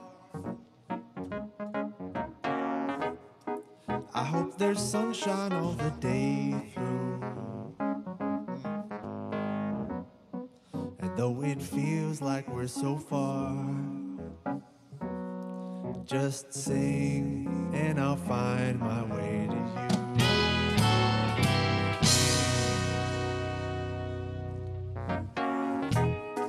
I hope there's music in the air. I hope you're dancing free all night long. And on the day I meet you there, I'll sing you your very favorite song. I remember you each day, how you loved me in your own sweet way.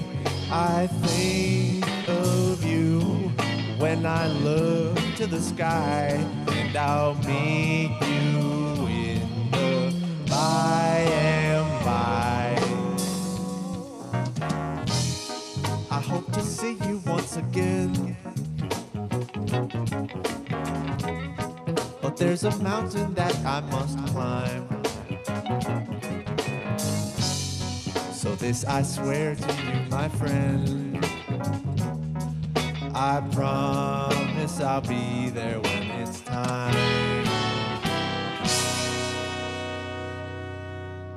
Now let's celebrate.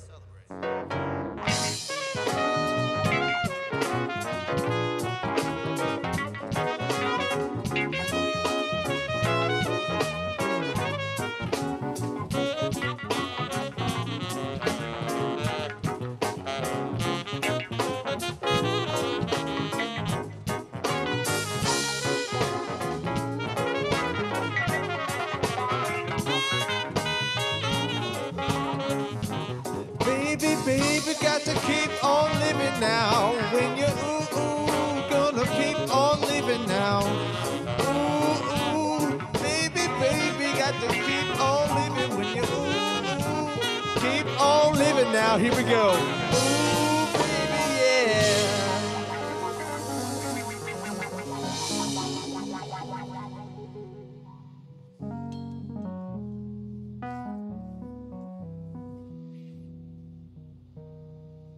Keep on living.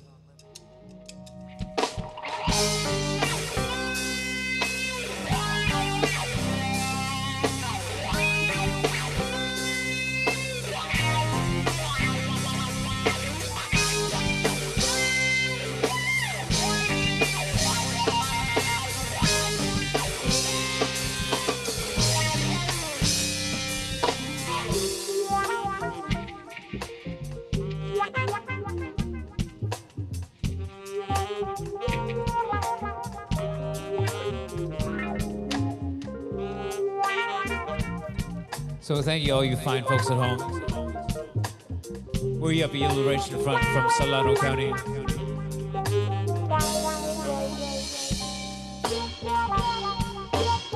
We'd like to remind you to take care of each other, take care of yourselves, and remember that the future is up to us. You, me, them. Don't let anyone else tell you otherwise.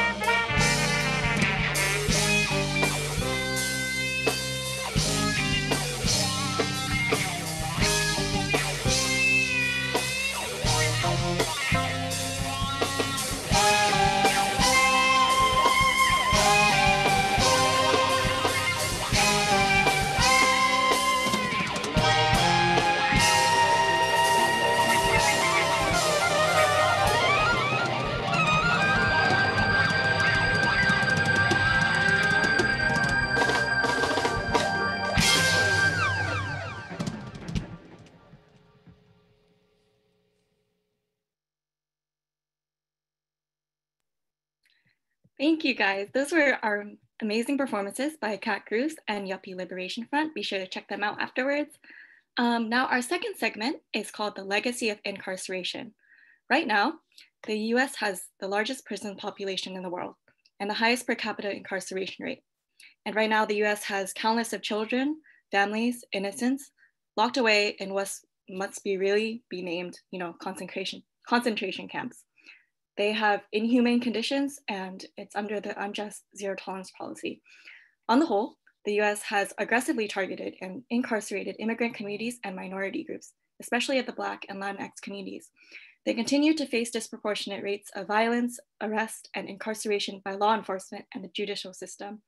This is not recent news. The reality of today brings horrible, horrible flashbacks to many of the US's long-winded history of incarceration, including Japanese American incarceration during World War II.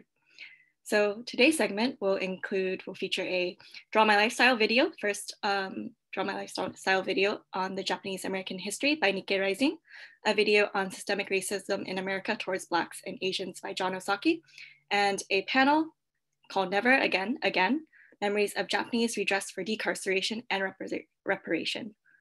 That panel will discuss ways in which Asian Americans today can identify and reject formulations of the model minority and work in solidarity with affected communities towards decarceration and current movements for redress and reparations. Before we get into that segment, first we're gonna meet with Alejandro of the DREAM Committee here at UC Davis. As Asian Americans, we know that anti-immigration sentiment can be very dangerous and cause pain that lasts generations and make a legacy. Today, undocumented students face unnecessary hardships that are only intensified by the flames of racism. So I'll give it over to Alejandro. Hi, thank you, Candice, for the warm welcome and the kind words. And thank you for having us join in. I am Alejandro, the chairman of the ACD's DREAM Committee, and we service AB 540 students throughout a wide array of programs right here at UC Davis. We understand that the undocumented and AB 540 student population goes under experiences unique barriers, both access to resources and inclusive opportunities for them, and that requires targeted outreach and implementation. And part of the programs that we kind of host here at the Association for AB 540 students on campus is first and foremost the Lending Library. The Lending Library is a project designed to support undocumented students by providing them with help getting their books needed for classes. And technically how it works is that students easily fill out a quick minute to 3 minute application that requests their books, and if resources allow, we're able to accommodate all their needs.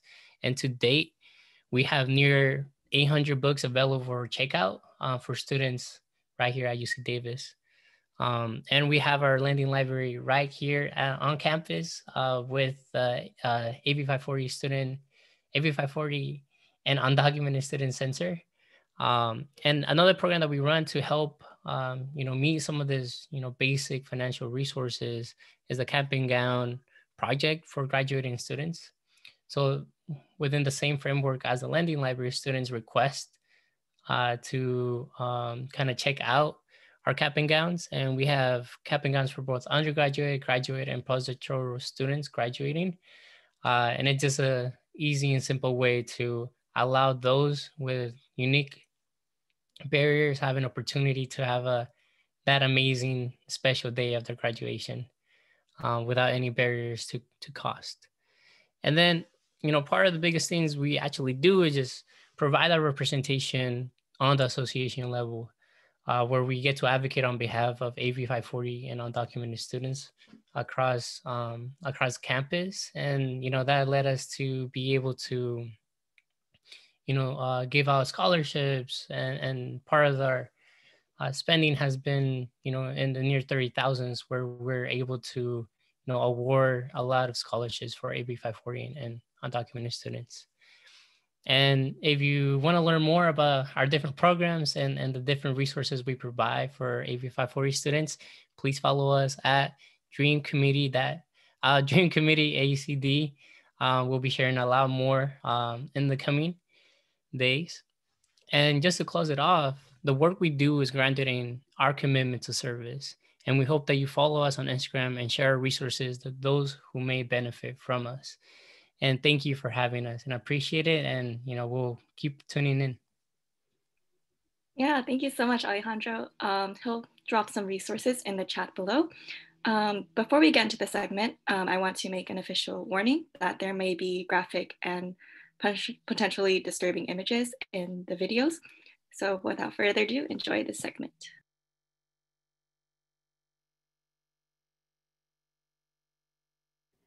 Hi everyone, my name is Amy. And I am Sarah. And we are the Kubo duo from Nikkei Rising. We wanted to make this video in order to give you all a Spark Notes version of Japanese American history. Sarah and I are not professional artists, so please, when you see our doodles, just think of it as cute doodles. Woo! So first off, we're gonna start in the 1880s, and this is when the very first wave of immigrants were moving from Japan to Hawaii. So once getting to Hawaii, a lot of Japanese immigrants became farmers and laborers on plantations. And some of these plantations had pineapple and sugarcane. Hey look, it's a morbid SpongeBob. Oh man, he lives you in the forgot his pineapple. nose. Oh sorry, it's okay, you draw his nose. After immigrating to Hawaii, people then began to move to the mainland US into places like California, Washington, over here in this Midwest area, and also the East Coast. Yeah, so similar to Hawaii, JAs continued to work in produce. On these farms, they grew things like strawberries, cabbage, and celery. Some JA farms that are still in existence today are Tanaka farms and PNK farms. I actually have a friend and his name is Alex. And so Alex's family actually owns P&K farms, and so they specialize in strawberries and blueberries, and they do have a website, so go check them out. 1907. And this is when Theodore Roosevelt signed the Gentleman's Agreement. It was basically stating that only people who were considered skilled workers and their families would be able to immigrate to the US. And so what does skilled mean? You can think about all these jobs that make a lot of money. Some additional laws that were passed were like the Alien Land Laws, where Japanese Americans were not allowed to own any property of land. Of course, there was an increase of these political cartoons that supported this anti-Japanese sentiment. And so one person that was drawing these cartoons was the famous Dr. Seuss. You've probably heard some of his books before, and an example of one is One Fish, Two Fish. We got red fish and blue fish. So it was like that, but pretty racist, and so that's why this person over here is sad, because it wasn't cool. In 1941, there were about 130,000 Japanese Americans living in the United States. And at the same time, there was about 150,000 living in Hawaii. So another thing to note during this period is this is when the Nisei, or the second generation, became the majority. So on December 7th of 1941, Pearl Harbor was attacked. So 72 hours after the bombing, this is when the FBI began to arrest people in the JA community, specifically those who were leaders in the community, because they were being suspected for treason. Those who were arrested were then taken to these detention centers, and an example of one is Tuna Canyon. Another special date in JA history is February 19th in 1942. Because this is the date when FDR, and so just to make sure, FDR is actually Teddy's nephew, Franklin D. Roosevelt, so they are different people. So remember, his nephew was the one to sign this document, Executive Order 9066. So the executive order had allowed to forcibly remove any persons that were deemed hazardous. And so just to clarify too, in this executive order, the actual word Japanese or Japanese American was never written. It was actually the military, specifically General DeWitt and his cabinet, who were the ones to deem Japanese Americans as being hazardous, which led to the incarceration of thousands of Japanese Americans. DeWitt and his cabinet were also the ones to determine this 1/8 cutoff that was used to determine who would be sent to the camps. In moving to Hawaii, is that JAs who were living in Hawaii were treated differently than those on the mainland. And so when talking about Hawaii, they were actually put under martial law. And so to explain martial law, this basically means that the government, specifically the military, had control over Hawaii. You can kind of think of the military kind of like a tiger mom. So although there were some JAs that were sent to the camps, most people in Hawaii were put under more regulations, such as having to carry around a government ID, having a curfew time, and also travel restrictions. So if the Japanese population was removed from Hawaii instead of having the restrictions placed, it was most likely that the economy would have eventually crashed, since the Japanese American population was about 40% of Hawaii. So going back to the mainland US, the first group of Japanese Americans that were forcibly removed were from Terminal Island.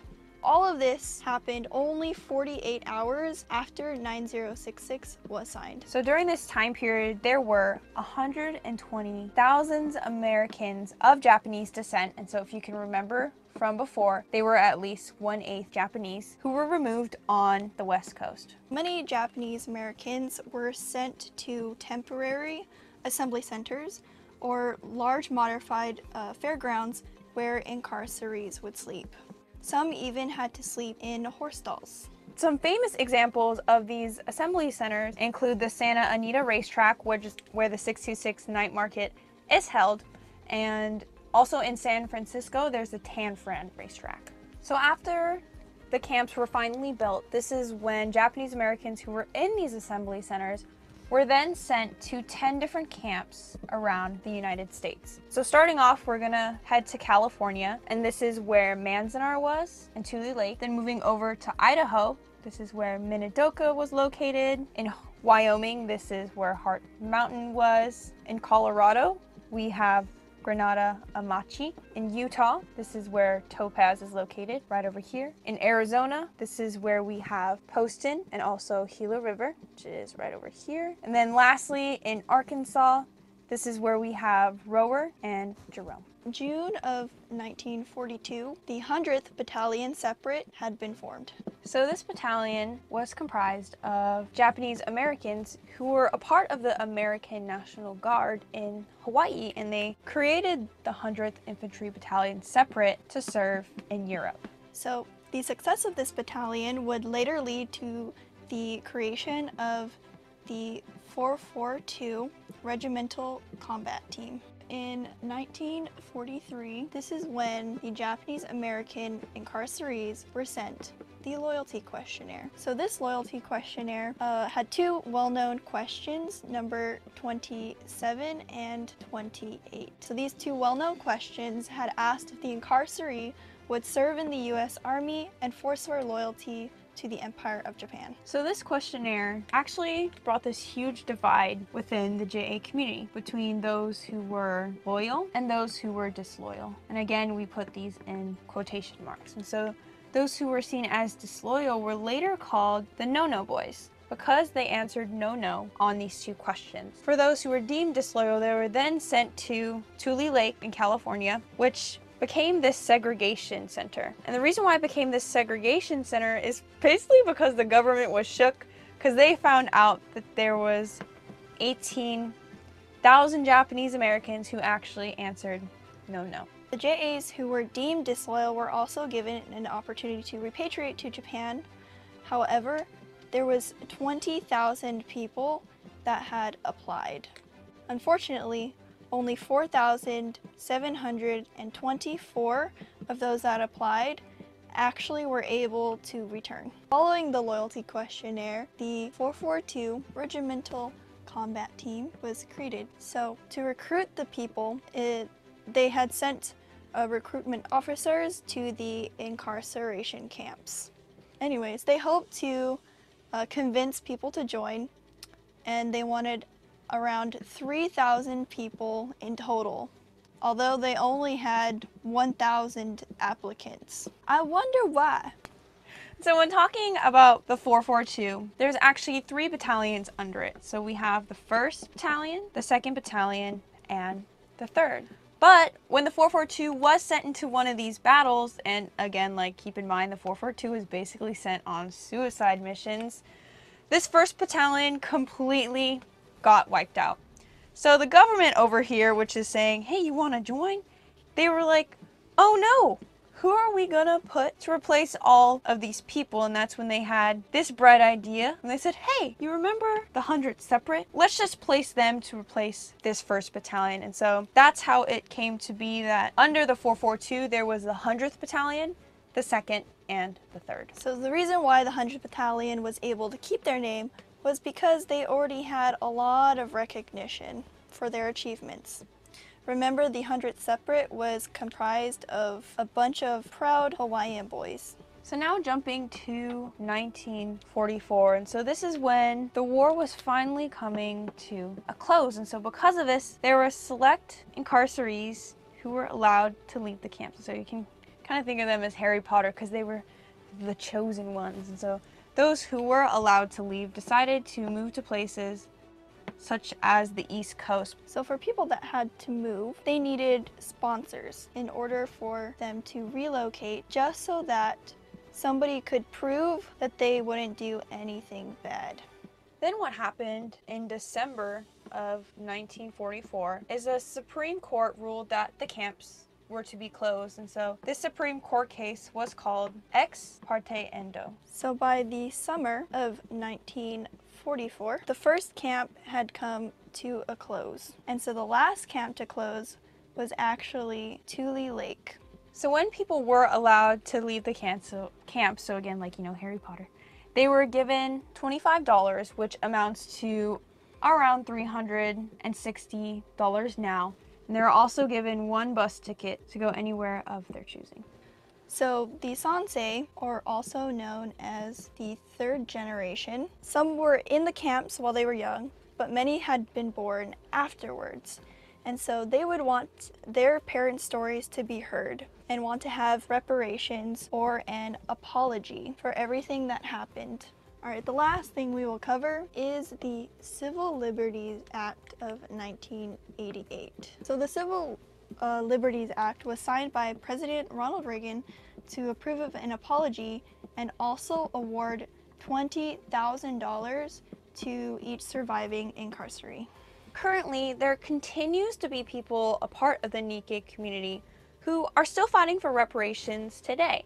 An example of one of these groups is the Japanese Latino Americans of Crystal City. So that concludes our SparkNotes version of JA history.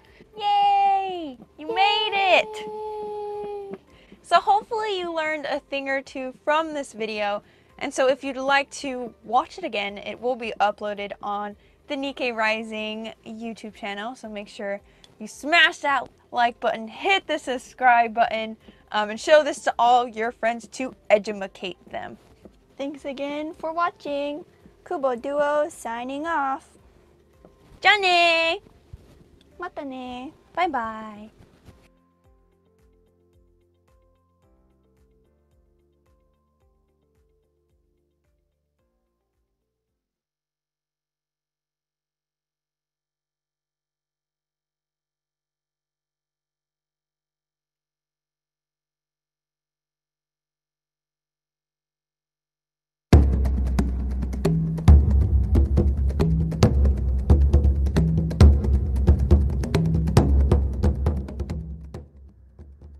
Racism in America can be traced back to when the first Europeans arrived on the continent. Indigenous Native Americans were exploited, and European colonization brought with it the transatlantic slave trade to America. Between 1626 and 1860, nearly 500,000 people were kidnapped from Africa and transported to America in shackles. The earliest form of police, called slave patrols, were formed in the early 1700s to capture runaway slaves and oppress organized movements that might lead to a rebellion.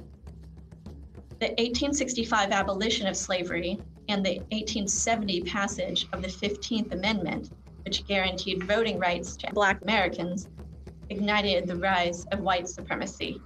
On the West Coast, the competition for gold and employment led to violent animosity toward Chinese.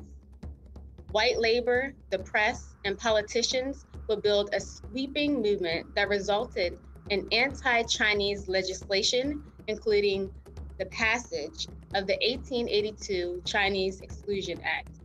During this period, Jim Crow laws proliferated throughout the South to disenfranchise, segregate, and limit the political power of Blacks. In 1896, the U.S. Supreme Court upheld Jim Crow laws and the doctrine of separate but equal in Plessy versus Ferguson. As America entered the 1900s, racism, segregation, and discrimination ran rampant as hate groups and white supremacists openly and violently oppressed Blacks and Asians. In response, lobbyist groups such as the National Association for the Advancement of Colored People emerged. The Great Migration of Blacks to industrial centers in the North and the West heightened racial tensions throughout the country. Race riots, violence, and lynchings exploded as the culture of white supremacy against Blacks entered their communities. In 1934, FDR's New Deal included the National Housing Act, which created the modern mortgage lending system. While low-interest loans made it possible for many white families to buy homes for the first time, the system also created residential security maps, which identified areas considered to be risky for financial institutions. Communities with high concentrations of Black Americans and immigrants were overwhelmingly coded red and considered the highest risk. The inability of Black Americans to secure loans from financial institutions leads to lower property values, higher crime rates, less resources for schools, and overall community disinvestment. With Chinese immigration halted, the ire of West Coast states is now directed at the Japanese. The success of Japanese farmers leads to the creation of West Coast exclusionist groups, such as the Asiatic Exclusion League, who fueled the anti-Asian sentiment, leading to the eventual passage of the 1924 Immigration Act, which bans all immigration from Asian countries. Growing hostility between the US and Japan leads both countries into World War II. White farmers seized the opportunity to advocate for the incarceration of all Japanese living on the West Coast and acquired their land for pennies on a dollar. In the 1950s, Black American communities began to mobilize against institutional racism, segregation, and separate but equal policies. A growing movement of Black-led boycotts, sit-ins, and mass protests sweep across the country. Beginning in 1954, the U.S. Supreme Court, under the leadership of Earl Warren, who a decade earlier advocated for the mass incarceration of Japanese Americans, struck down many laws that enabled racial segregation and discrimination. Freedom Now movement, hear me. We are requesting all citizens to move into Washington, to go by plane, by car, bus, any way that you can get there.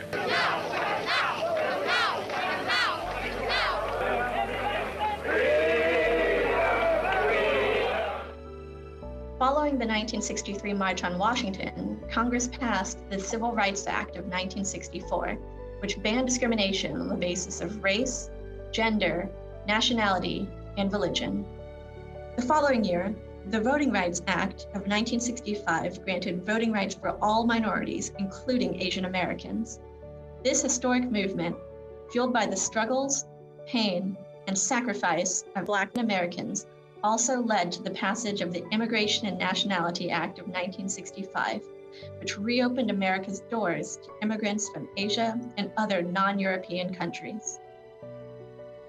In 1968, the Civil Rights Movement galvanized Black, Latinx, and Asian student organizations in California who demanded acknowledgement of their ethnic histories and greater representations on campuses. The first ever student strikes at San Francisco State University and UC Berkeley drew attention of the Governor of California, Ronald Reagan. Negotiate? What is to negotiate? All of it began the first time some of you who know better and are old enough to know better let young people think that they had the right to choose the laws they would obey as long as they were doing it in the name of social protest. The student strikes led to the creation of ethnic studies departments across the country. Weary from the civil rights movement, white policymakers adopted a new narrative, preaching that success can merely be achieved through hard work and resilience. Depicting Asian Americans as the model minority is strategically weaponized to discourage protests and deny the demands of Black Americans.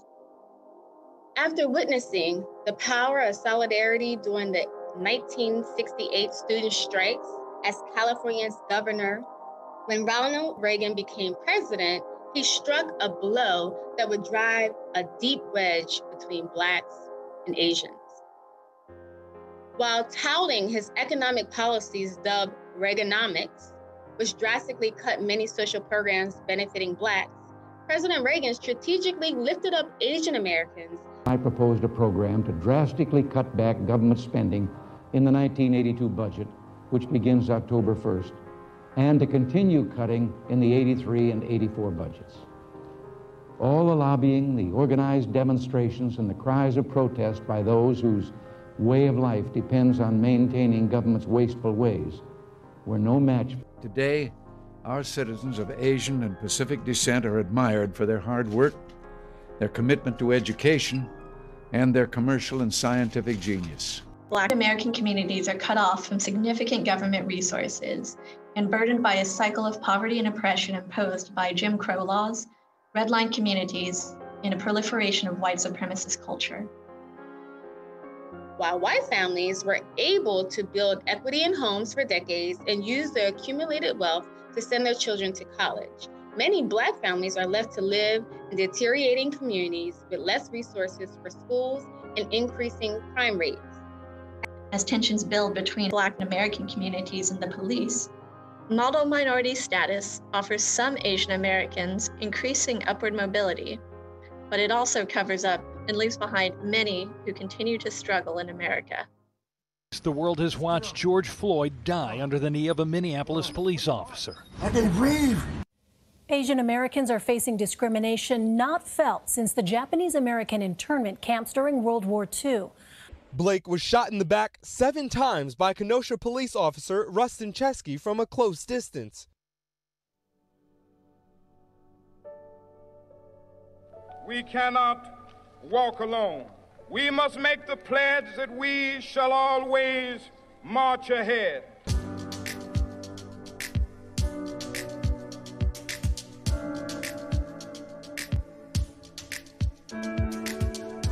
Because they marched, America became more free and more fair. Not just for African Americans, but for women and Latinos, Asians and Native Americans.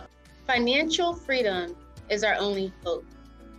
Reparations for Black people in this country would help us break down the systemic and institutional barriers based on race that have held us down for so long. This means education, access to healthcare, reinvestment into our communities, and so much more. Today, as Asian Americans, we have an opportunity to stand up, to speak out, to acknowledge a historic debt that we owe to Blacks, and to fight for Black lives. This pandemic is leading to an alarming rate of hateful speech directed at people of Asian and Pacific Islander descent in the United States. And the truth is, as an African American, I know what hate and racism is, and I know the violence that results. The only way to protect ourselves from racism and scapegoating that has once again targeted our communities is to stand in solidarity with Blacks and other communities of color, because our liberation is bound together. Let's use our hearts, our love, and our intelligence to work together to show the rest of the world how humans are supposed to treat each other. America is great when we behave greatly.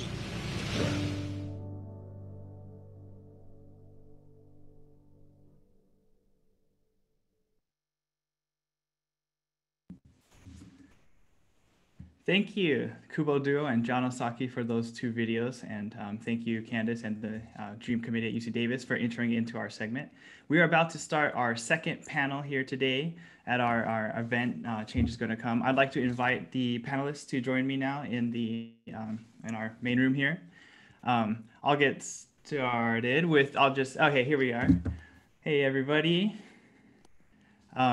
Welcome to our panel. This panel, everybody, is what we're calling Never Again Again, Memories of Japanese American Redress for Decarceration and Reparations. I'll give a little bit of a background on the panel, and then we'll get right into it. So as kind of we saw in these videos from these two different stories about Japanese American history, that following strong anti-immigration sentiment directed at Asian populations in the United States, over 120,000 people of Japanese ancestry, about 2/3 who were American citizens by birth, were incarcerated during World War II. This was a massive upheaval that uprooted communities, it forfeited businesses and property, and drastically restructured family life. Before and after incarceration, Japanese Americans employed narratives of American assimilation and loyalty to resist efforts to exclude them from political economic life, framing their experience as a model minority. Decades later, a movement for acknowledgement and gaining redress for those incarcerated was largely championed by children of camp survivors as well as camp survivors themselves. This redress process was in many ways a rejection of the model minority and promoted healing of intergenerational trauma, as well as an explicit goal of preventing similar injustice from occurring again.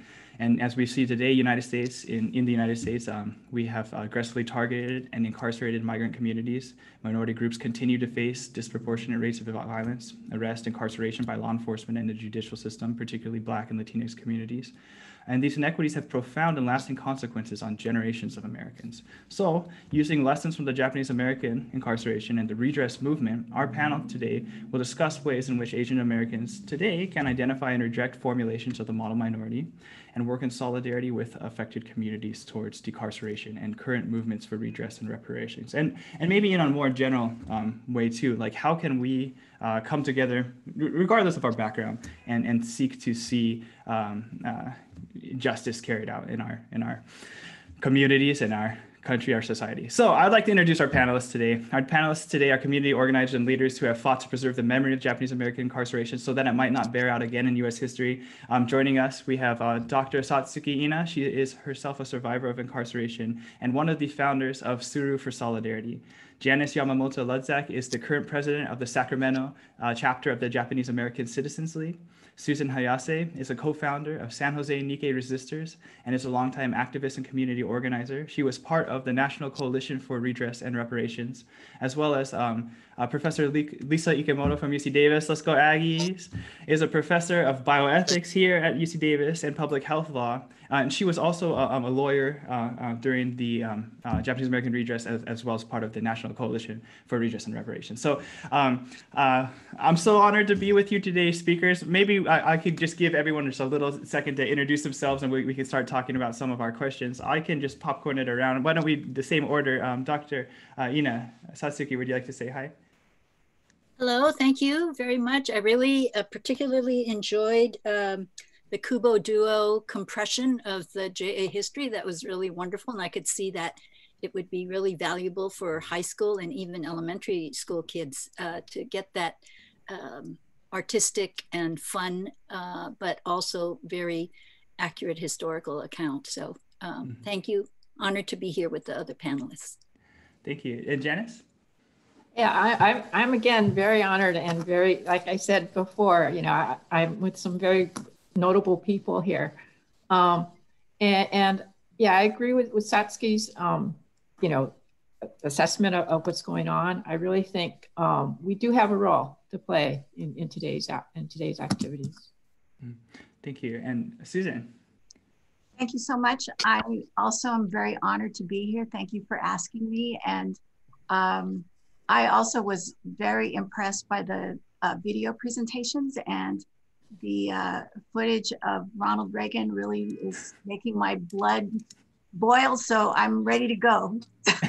All right, ready to fight here. And Lisa Ikemoto, professor. Thanks for having us. I want to thank all the organizers too. This is a wonderful event. I really appreciated the preceding programming as well. And as a native Californian, I think I had the same reaction as Susan to seeing Ronald Reagan up there. So I look forward to our conversation. Ready to go. All right. I think before we get started with some of our questions today, we actually, I think it's a kind of thing that we should talk about is the language used to describe this period and the incarceration itself. Oftentimes we learn about this as the Japanese American internment. However, sometimes that might not be the most specific language or the best language to use. And I think I would like to ask Satsuki if she could maybe give us a little primer on that. Sure. I think, you know, one of the goals of academics and scholars today and community organizers is to make sure that we are using our narrative and not the narrative that was imposed on us. And although the word internment to capture the experience of the Japanese Americans who were incarcerated during World War II has become a very familiar term and one used very broadly, many people today are urging that we use a more correct naming of the experience, that these were concentration camps, prison camps, mass incarceration, and to distinguish that from the internment camps. There were Department of Justice federal internment camps that were governed by the Geneva Convention and was designed to hold enemy aliens during World War II. So there's a really distinct difference between the civilian operated War Relocation Authority camps, the 10 camps, and to not confuse those with the legally, internationally recognized naming of federal internment camps, because the Japanese Americans who are held in the WRA prison camps, many of them were American citizens and not enemy aliens. Thank you for that, Satsuki. And we'll try our best to use that correct language, as maybe we can all kind of try to use more specific language to really highlight the injustice that was done during this time. So I want to bring our panel to our first question. Our first question is that incarceration or being at camp is a defining moment in the Japanese American experience, and its lived memory has been an important part of Japanese American identity movements and activism, including Manzanar pilgrimages, the Redress movement we talked about, movements for civil rights today. However, many camp survivors were not very vocal about their experience of the war, and there was varied responses among camp survivors, even about talking about their incarceration. And I know this is such a great panel we have today, though, because I think each of our panelists has a bit of a different experience with that. And I was hoping we could get a little bit, more insight about this dynamic from our panelists, as well as if you could share your own personal experience in the learning of or the remembering of incarceration. Should we, I think you want to just try to popcorn it, or do you want me to pass it around? Well, I could start off. So when people talk about the role of Sansei and Nisei in the redress movement, I think there's, sometimes it's kind of shorthand, but sometimes it kind of turns into a stereotype. And I think I just want to say that in the decades after camp, that was when the model minority strategy, I call it a strategy because it was a strategy deployed by political leaders to pit Japanese Americans against Black Americans. But during that same time period when that strategy was being deployed, all generations of Japanese Americans were struggling under US racism. And I want to say that the redress movement emerged out of all generations, not just out of one generation. I think that there were something that many people don't know, and the model minority story does not reveal that many Sansei were facing racism and gangs and drugs and suicide. And there were a lot of social problems that Sansei, were supposed to be super achievers, but there were a lot of issues facing Sansei. There also were, part of the model minority says that Japanese culture makes Japanese people take care of their elders, and that it's an innate cultural value, and it is a value. But there were also Issei living in poverty during this time period, without Social Security, without services, without health care. And I remember there is a social worker in Los Angeles who reported that he found Issei living, eating cat food because they were so impoverished. And for Nisei, there was a lot of employment discrimination. And for those making their livings in Japantown, there was a direct threat from redevelopment and urban renewal and destruction of the physical community. And so the redress movement was actually kind of a part of a continuum of a struggle to repair and unite and build the Japanese American community in response to all these aspects of racism.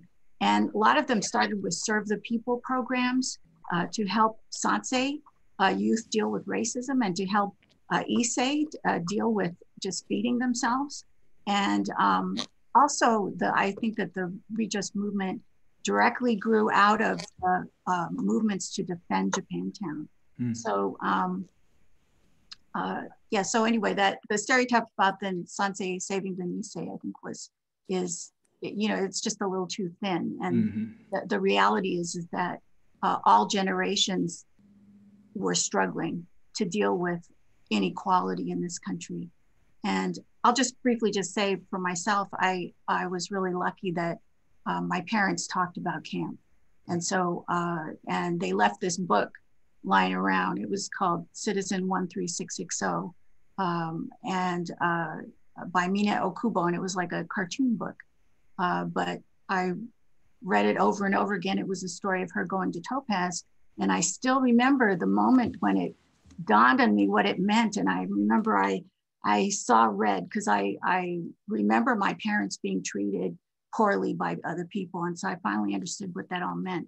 But yeah, so I feel very lucky that my parents did not hide anything from me.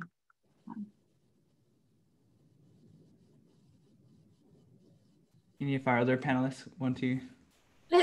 I think that, you know, people often talk about how they didn't know about what happened because their parents were silent. And as a psychologist, I see that as a form of the collective trauma afterwards, since there was no single act, that a crime that they had committed that put them into captivity.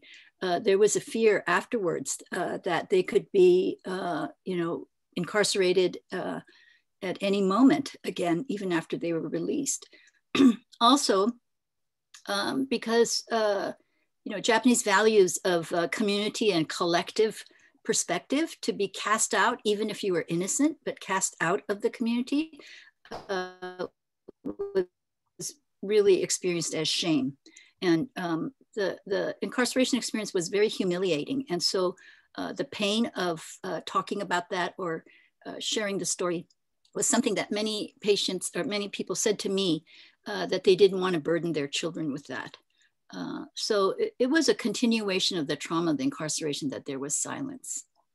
And then the second part of your question, although I knew about the camps, it wasn't until actually after Redress that I realized how much I didn't know.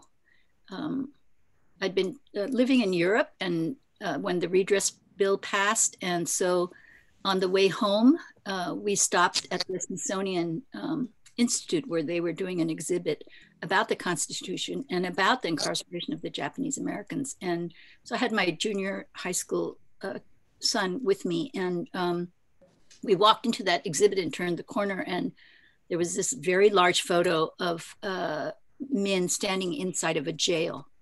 And although it was a little fuzzy, I recognized my father. And I was so stunned because I had no idea where or how or why he was there. So from that point on, I realized how much I didn't know. And it began for me, the need to research and ask questions. And organized discussion about what happened during World War II. Go ahead, Lisa. Yeah, pass it on. Hey. So I'm Sansei, and actually because of various circumstances, neither of my parents were subject to the mass incarceration. So, you know, tapping into the history that was just sort of shown in the video and in the wonderful by the Kubo duo. On my mother's side, my father was going to be, he was being investigated, right? They were going to send him to Crystal City, one of the DOJ centers. And in order to avoid being, having the family split up, my family left West LA in the middle of the night in the truck. And they moved to Utah, which was not subject to the order, despite the fact that there was an incarceration center there. So my mom spent her life in Salt Lake City until after college. My father's family was sent to Gila River, but my father had gone to visit his grandmother earlier in 1941. So he was in Japan and survived the war there. So he had a horrific experience, I think, and has talked about that, but was not at Gila River with the rest of his family. He was separated.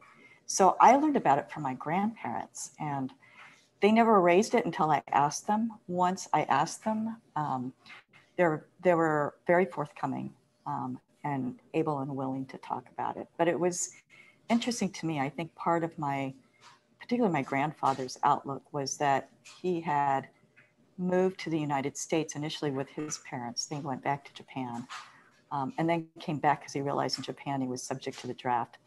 So he came here, and for him it was, I think he saw the United States as a land of opportunity. He was this very forward-looking person.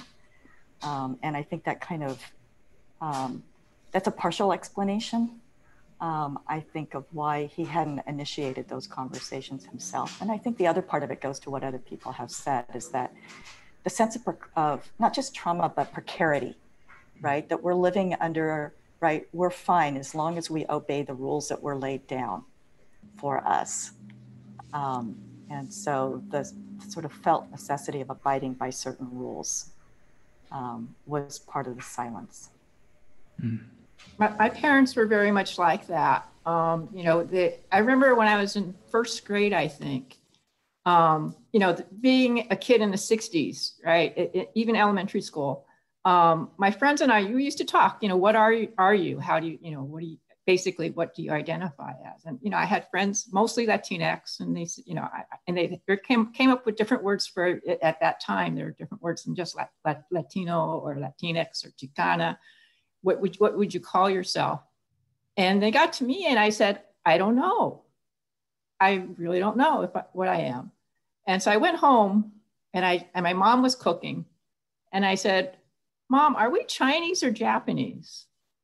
And she gave me something that I was very surprised. She slammed down the pot lid and she started saying, did somebody ask you that at school? I said, what's going on? You know, why do you want to know? He says, and she started cussing and she said, you're neither, you're an American. And I thought, well, that doesn't answer my question too well. But, and I started backing off because she was very, very angry at my question. And I ended up asking a cousin who thought I was really stupid. But I said, are we Chinese or Japanese? She says, oh, you know, you're Japanese. I said, okay. But my parents lived in a lot of fear, I think. And I think they tried in a lot of different ways to hide what we were. You know, decades after that, I was visiting a friend who was born 3 months after me. We were next door neighbors for most of our lives. I went to visit her and I was talking with her husband and he said, were you part of that Japanese camp thing? Was your family there? And I said, yes. And my friend who I lived next door to for all those years said, I thought you were Chinese. And so I thought, okay, you know, how did they think that? How did she and her family think that? And you know, as I told some of you guys before, when I was in college, I came home from school and I said very proudly that I had been registering voters. I had done a voter registration drive. And both my parents got incredibly angry. They said, why did you go do that for? Now you have to drop out of school. And they were thinking back, and they said, the FBI is going to start a file on you. And I thought, where did that come from? Because I hadn't taken Asian American studies as of that time, but I knew some of the history, more of the history than they thought I knew. And every time I went home for a break, they kept saying, so you quit school yet? Are you out of school yet? You have to get out of school. And I was very defiant at the time. I think I was about halfway through my college years. And I ended up trying to pay for myself, which was very difficult, but I made it through. Finally, though, they came to realize that I wasn't going to leave school, and they started paying for my books again. But it just showed me how traumatic it was for them. You know, I never saw that kind of outburst from them before for anything any of us kids, you know, in the house had ever seen. And the more I think about it, the more I realize just how incredibly deep their trauma was.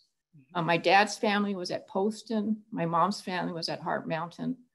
And just coming back, they had difficulties after the war. Some pretty severe difficulties. My father was kidnapped and beaten by some thugs who didn't like Japanese people. And I think that kind of thing stayed with them for a very long time.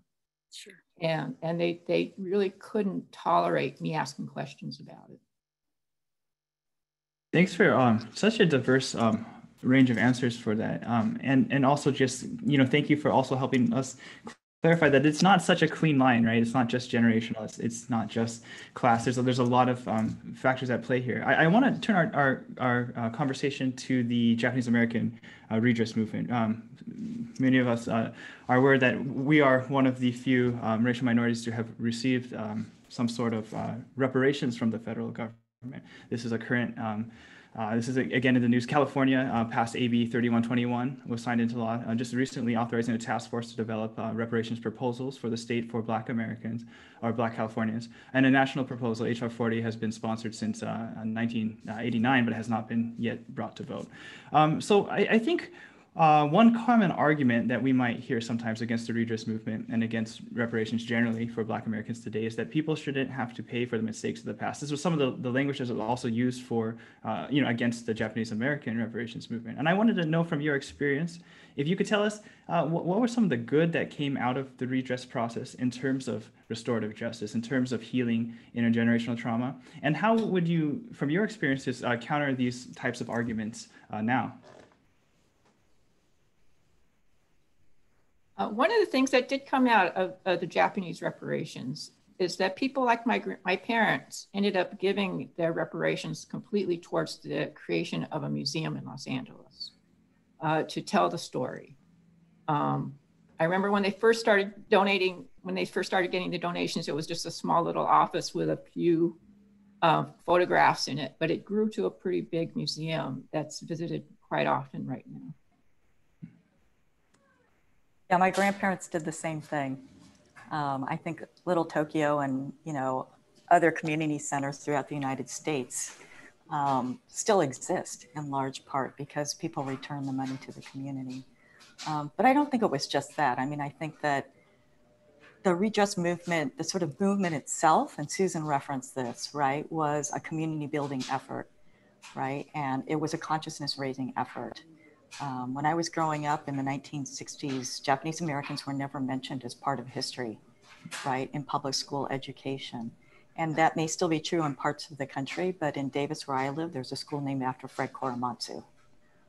And that would never have happened, but for the redress movement, I think. And I think the payment, the payment seems trivial compared to what people lost. On the other hand, a significant amount of money, and people were able to sort of make good use of it in various ways, both in their own lives and for the community. But it was also, it was a national reckoning. That moment, those few years when those payments were being made, isn't the reckoning, it's the whole process itself. And I think that's important. And that's what sort of unites sort of that particular law and that particular redress effort with the reparations movements that are happening now? My mother, when she received her check, I said, I'm going to come down from Sacramento I want to see the money. And so I went to her apartment and I said, okay, where's the check? Because I just didn't trust that it was going to be real. And on her desk was this pile of papers, but on the wall, she had already framed the letter of apology from the president.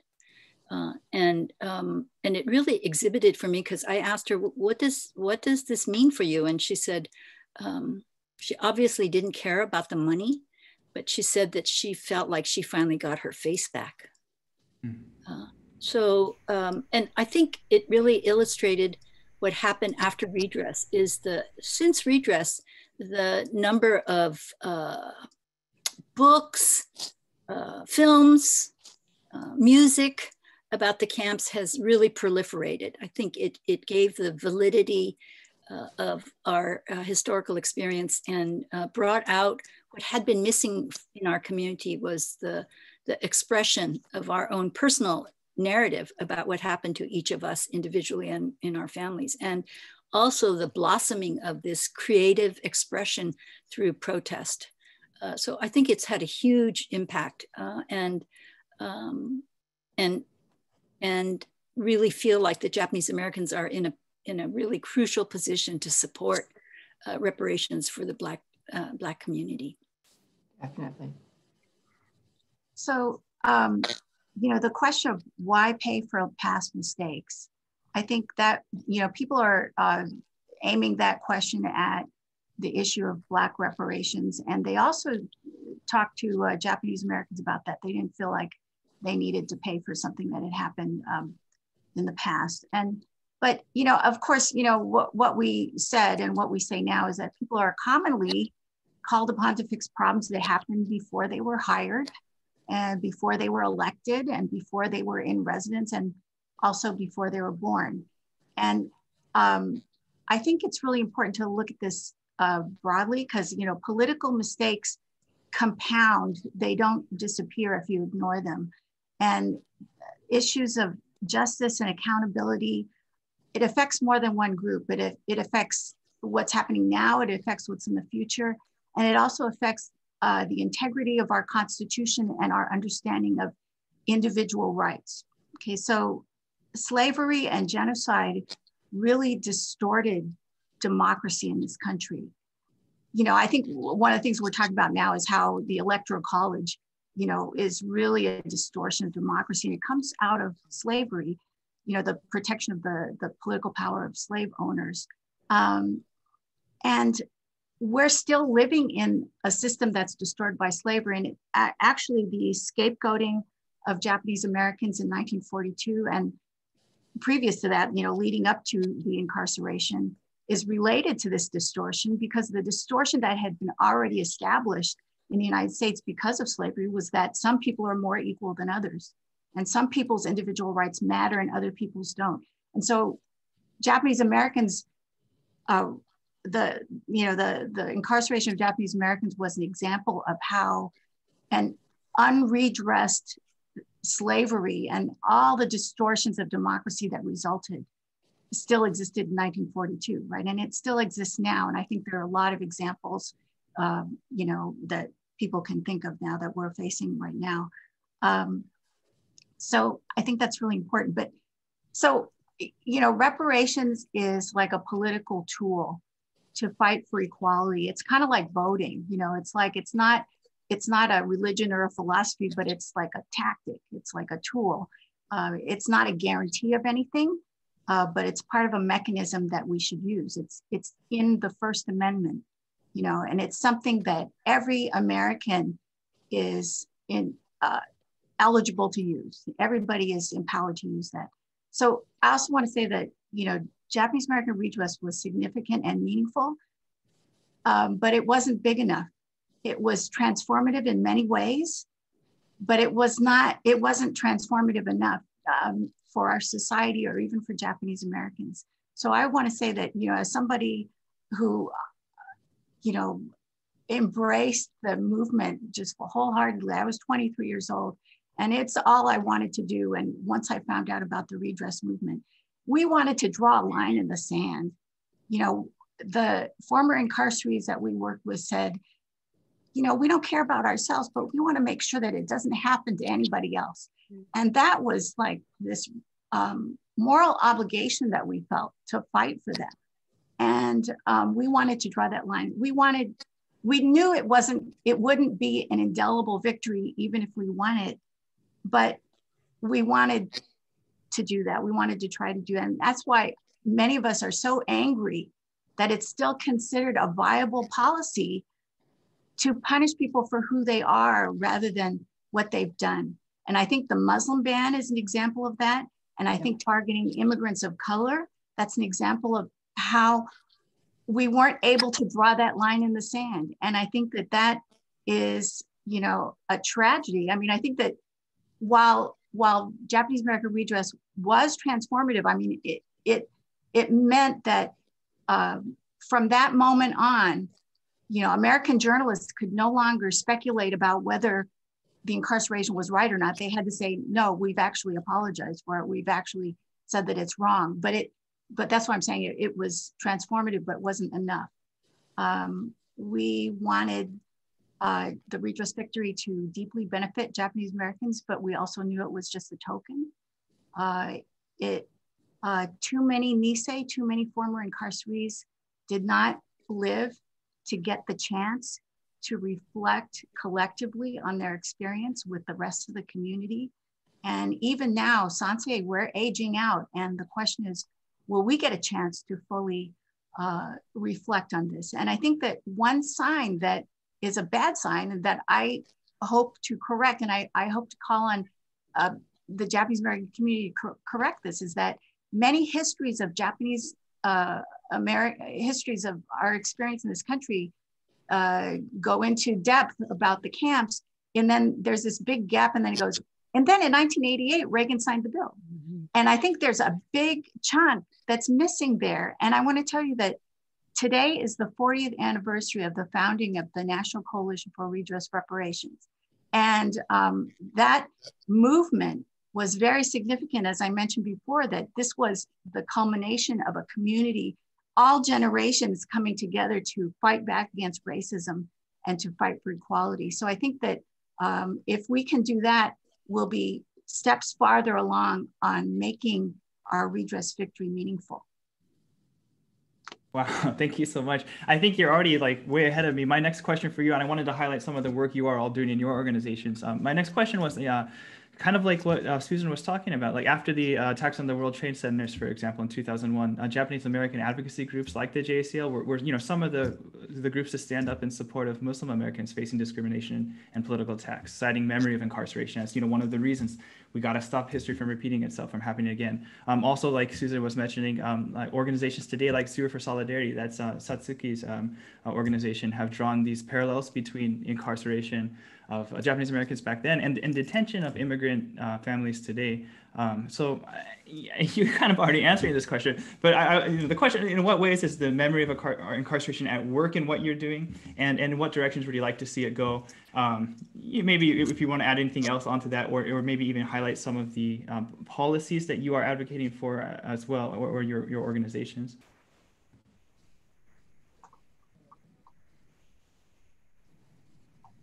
Should we do the same order as last time? Okay, so Pseudo for Solidarity came to be without any intentional plan. You know, it was a group of people like myself who were formerly incarcerated as children, and we were planning a pilgrimage to Crystal City. And we realized that not far from Crystal City, where we had been separated from our fathers, waiting to be deported, is where a current detention facility for immigrant families was in South Texas. And so we couldn't just go there for our pilgrimage. We needed to then go and take our story and use that story as a form of protest for what was happening today. And so that's how Pseudo for Solidarity came to be. led mostly by us elders who were incarcerated as children. And then it really brought together intergenerational support for using direct action protests to influence, hopefully, policy. But the other part of our work has been about building solidarity across communities. That part of the oppression has been to fracture our communities of color from each other and feel that we had to compete with one another for whatever there was to compete for.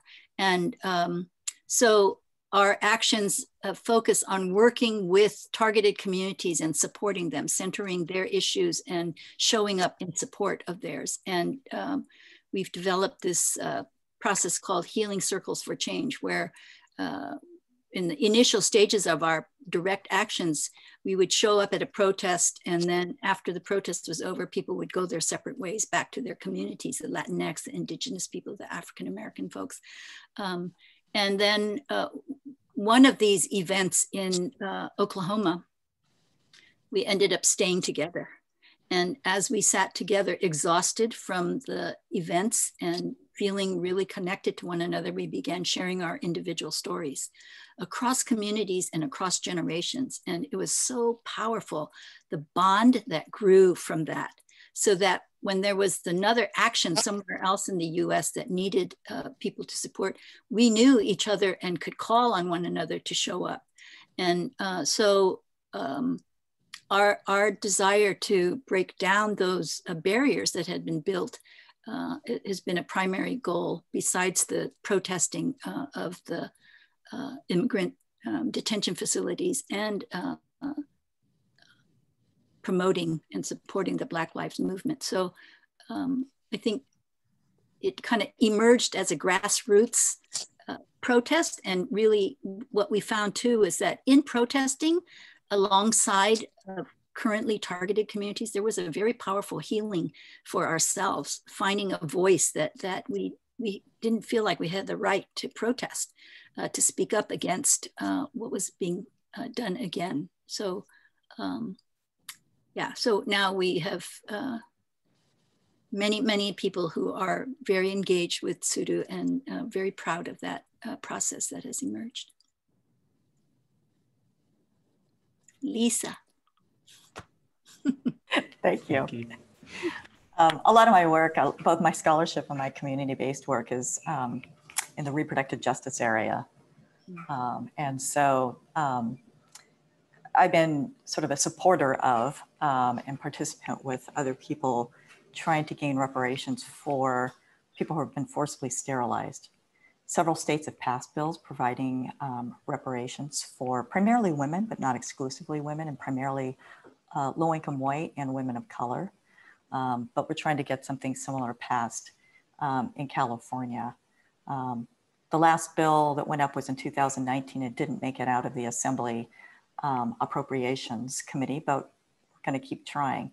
And part of the reason we do this, and we see this as connected, right, to the larger movements that we've been mentioning, is that it's just part of this sort of now centuries-long pattern in the United States of defining American in racially exclusive ways, and doing so by criminalizing whole communities of color, right? And so, or otherwise imposing, control over those populations. And so forced sterilizations were part and parcel of all the other stuff that we've talked about today.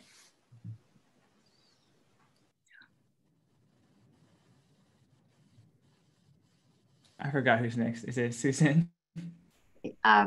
Well, in San Jose Nikkei Resistors, we started up, as many people in the Japanese American community did when the information about family separation was coming out. And it was such a terrible, terrible crime against humanity that I think people felt like, let's stand up and do something. And I think that some of the first things that we decided to do was to try to unite and mobilize Japanese Americans in the San Jose area, Santa Clara County area Japanese American community. And one of the first things that we did that was very meaningful to us is that Santa Clara County has one of the strongest sanctuary policies in this country.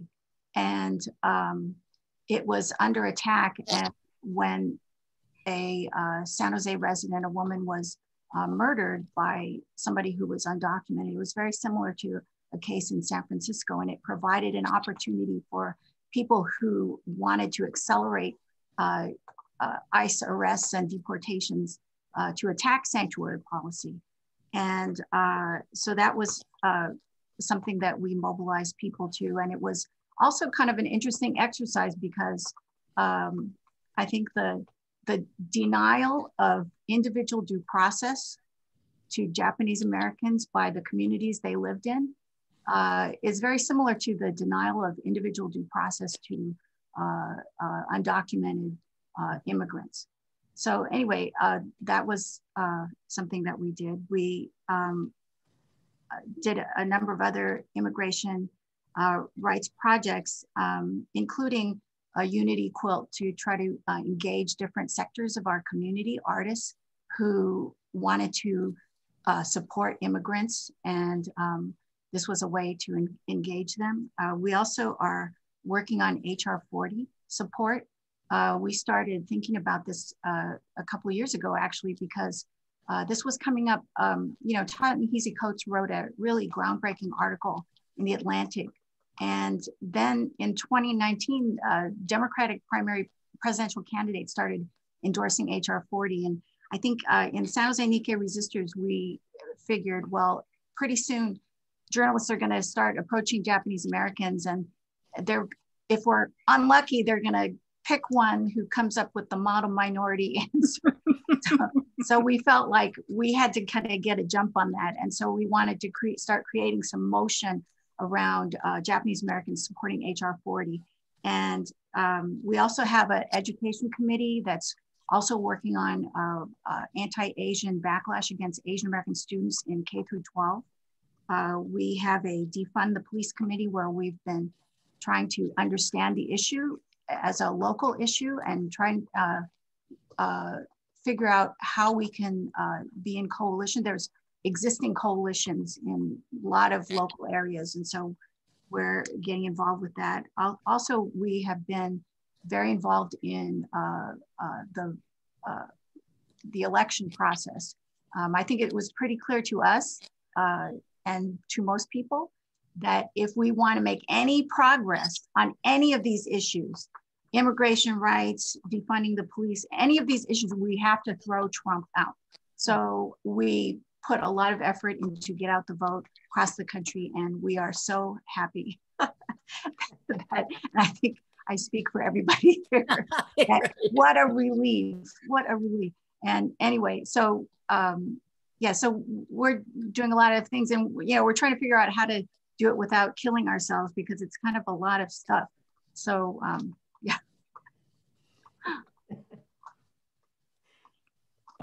Thank you so much.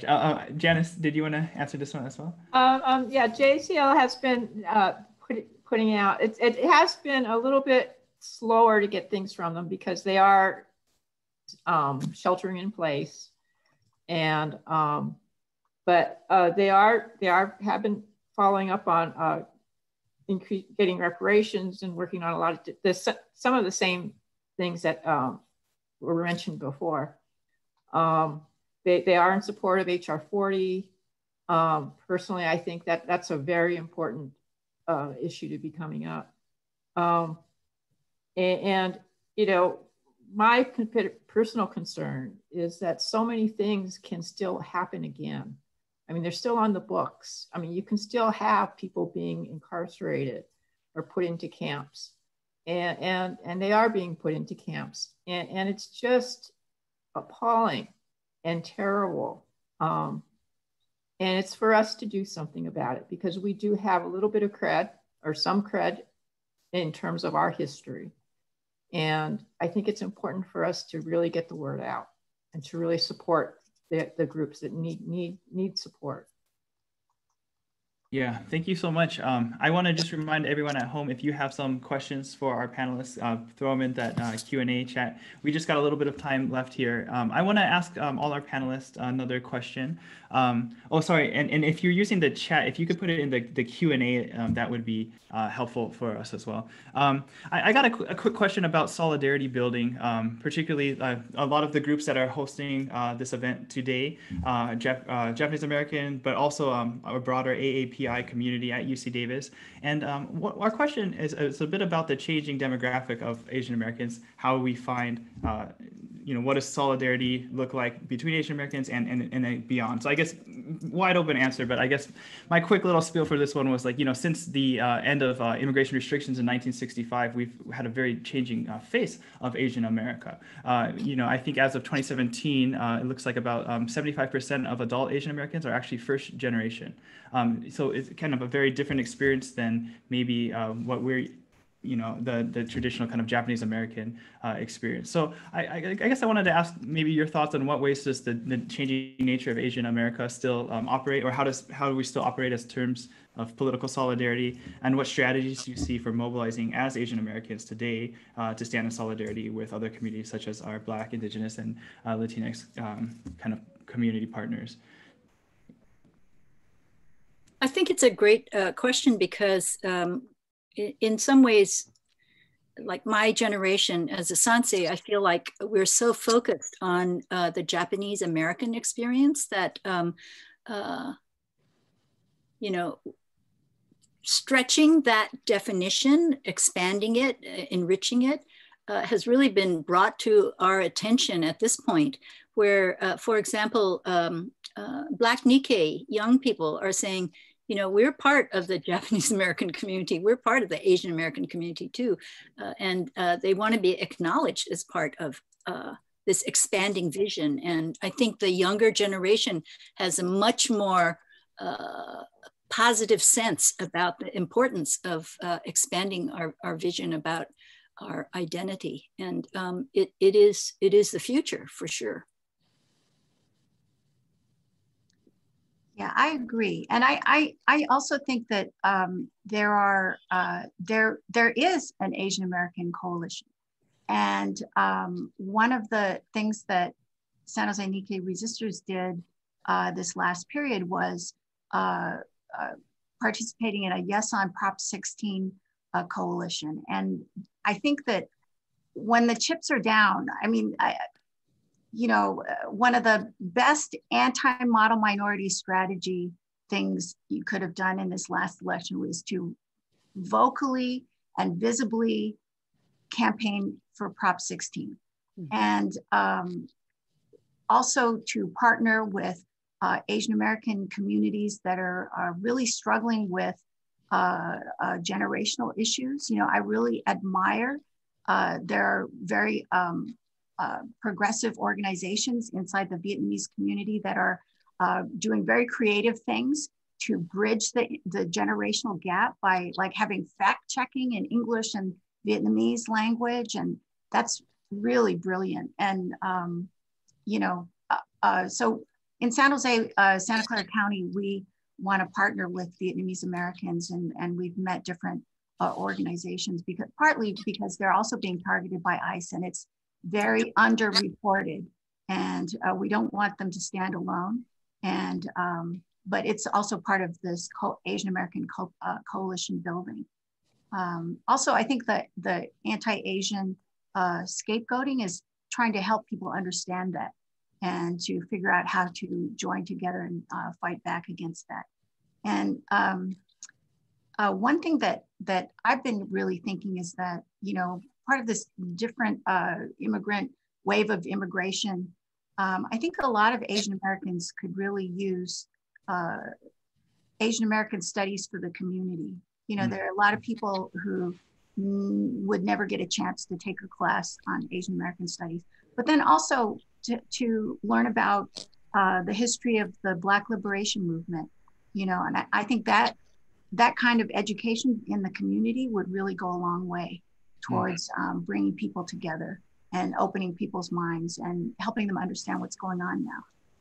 Thank you. I'm gonna, sorry, we didn't get to two of our panelists on that question, so maybe they can get first dibs on. I do want to get to at least one of our audience questions. We just got a little bit of time here, so it may have to be a little bit quick. But Joyce Nakamura brings up a good point in the chat and in the question and answers. She says that, you know, she doesn't necessarily think it's about the memory of incarceration being as an impetus for fighting for social justice. The legacy of Redress and reparations is that racism still exists and they continue, and people still continue to suffer. So she kind of brings this perspective that maybe it's because it's wrong. That's why she's fighting for these movements, not just because her grandparents were in camp. But she asked her specifically, she wants to, maybe we can kind of get a quick answer from our panelists. How can Japanese Americans best express our solidarity with other BIPOC communities is her question.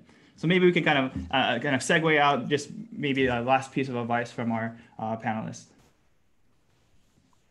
I think it's important for us not to feel like when we go to another community, another organization and say, oh, I want to help, but to actually say, you tell me how I can help, as opposed to me telling them, oh, you should be doing this, you should be doing that, you should be doing that. I've known people that have actually gone into other communities and said that, and they were, you know, shortly after shown out the door. Because, you know, everyone has their own communities and has their own ideas, and it's not for us to go around bossing people and telling them how to do things.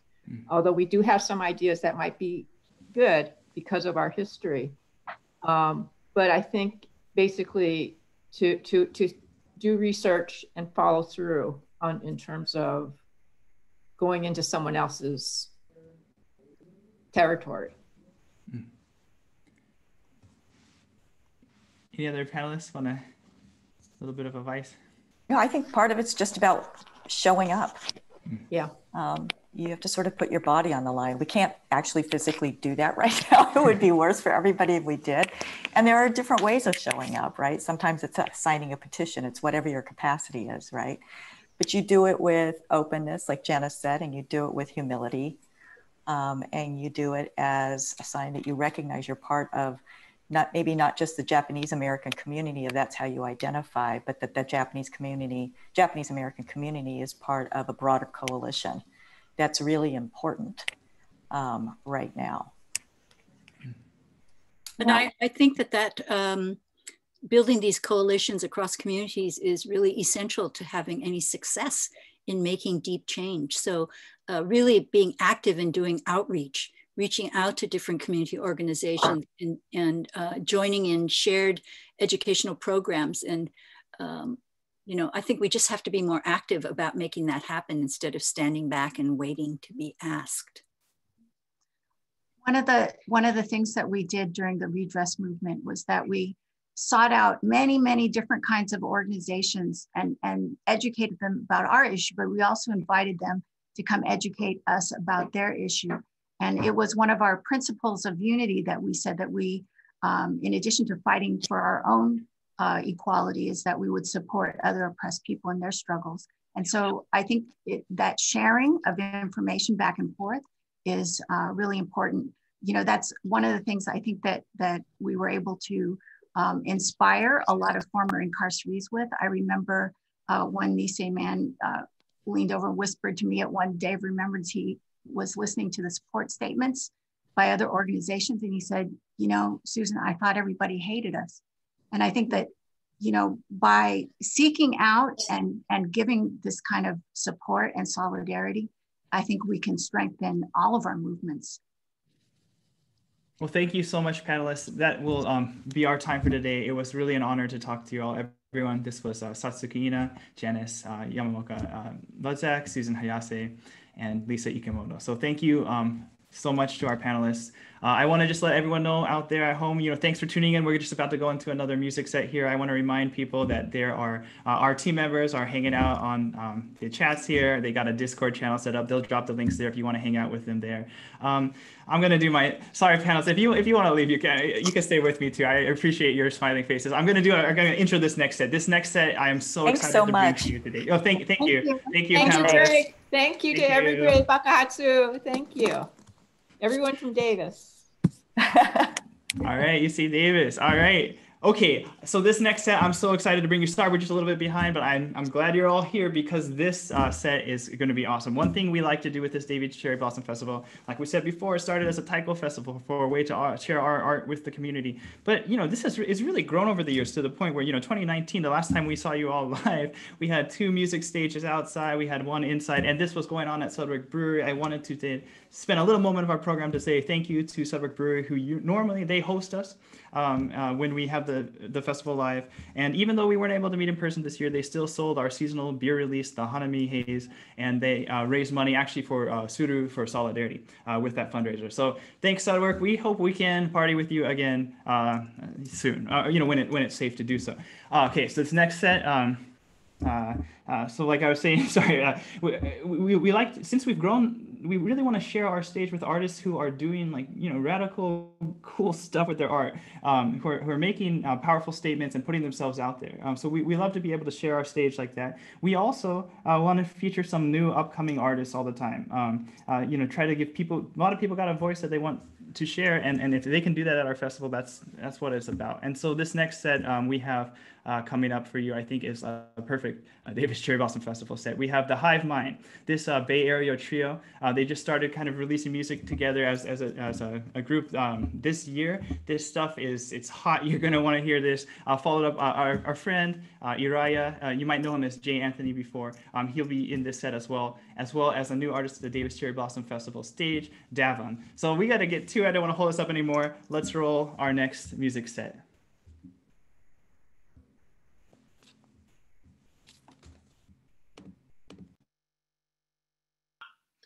Cherry Blossom Festival, what up? My name is TJ McCarty, and I am 1/3 of the Hive Mind.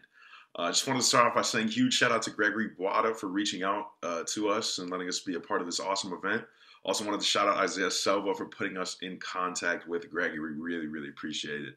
I wanted to spend this time talking about the Hive Mind single called Black, our 3rd song of our set. This record is very, very special to us. When the world was set on fire by the public lynchings of Ahmaud Arbery, Breonna Taylor, George Floyd, and so many others, all 3 of us felt that we had something to say about it. On my Instagram page, I posted 2 audio files of poems that I had written, you know, just to clear my mind and just talk about what was happening. And the second half of the poem, you will hear at the end of the song Black. You know, Zach had caught these poems, you know, on his Instagram feed, and he was just so inspired that he produced a beat based on the emotions that he felt while he was listening to my poems. And he didn't even tell me until our next recording session when we were all there. And you know, we were also inspired once we heard what he had made, that we just knew we had to make a whole song right then and there. And I think all of us have experienced racial injustices in our lives, not only in personal situations, but in situations involving our loved ones as well.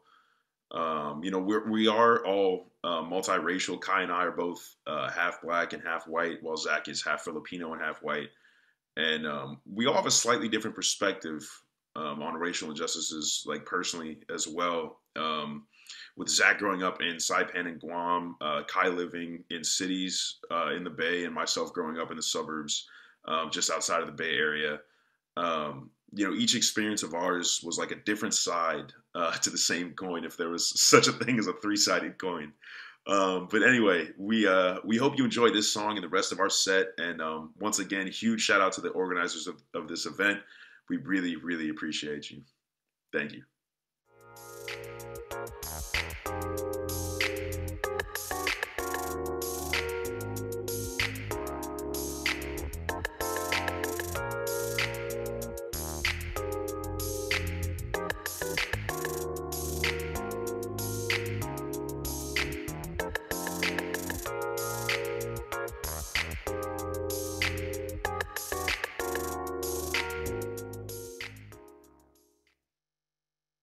You know you drive me crazy. You just won't stop. And although the road is wavy, the ride don't stop. So just take a ride, no destination. Catch the vibe, come take a ride. Just take a ride, no destination. catch the vibe, come take a ride, take a ride, no destination, catch the vibe, come take a ride, take a ride, no destination, catch the vibe, come take a ride. Ooh, baby, when I see you walking, talking with your friends, baby, got me feeling tipsy, like I'm drinking too, say, cause I can't seem to find my right state of mind when I see you looking brand new. Ooh. Looking so fine, baby, alright. I hit it for one time, all down 2 times, yeah. Baby, looking so fine, feel looking real nice, moving side to side, rhythm down the tide, bustin' moves all night, damn right. Looking so fine, baby, alright. I hit it for one time, all down 2 times. These other women pretending I knew it from the beginning that you was cool, but you different. I know my view is specific, but baby, you was the vision. It's only you and the vision.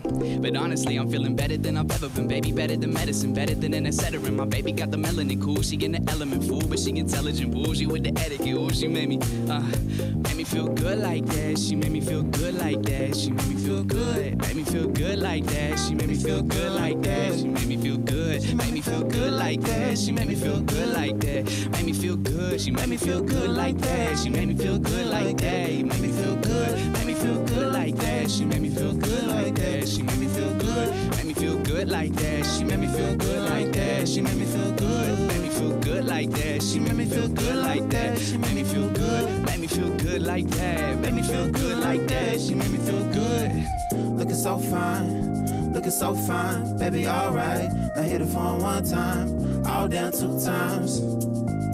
Baby, looking so fine, feel looking real nice, moving side to side, rhythm down the tide, bustin' moves all night, damn right. Just take alright, no destination, catch the vibe, come take a ride, take a ride, no destination, catch the vibe, come take a ride, take a ride, no destination, catch the vibe, come take a ride, take a ride, no destination, catch the vibe, come take a ride, take a ride, no destination, catch the vibe, come take a ride, take a ride, no destination, catch the vibe, come take a ride.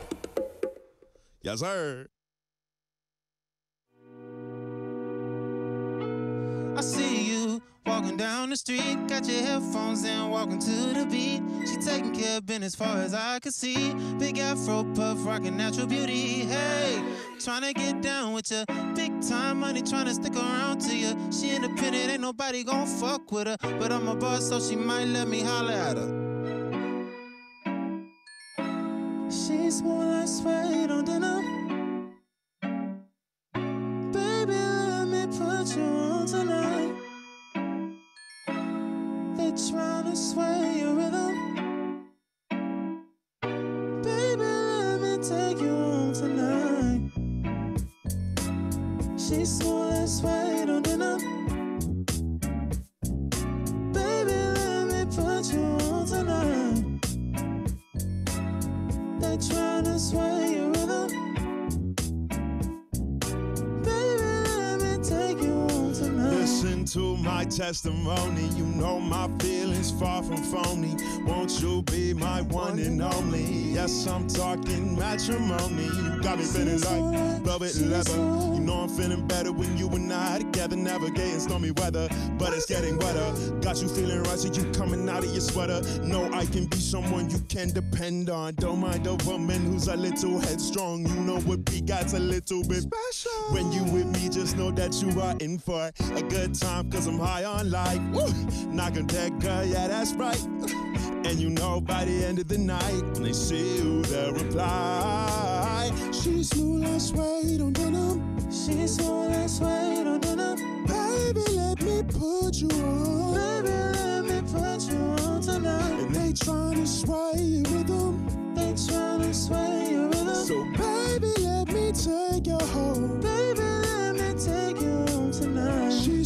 like suede. She's smooth like suede on dinner. Baby, let me put you on. Baby, let me put you on tonight. They tryna sway your rhythm. They tryna sway your rhythm. So baby, let me take you home. Baby, let me take you home tonight.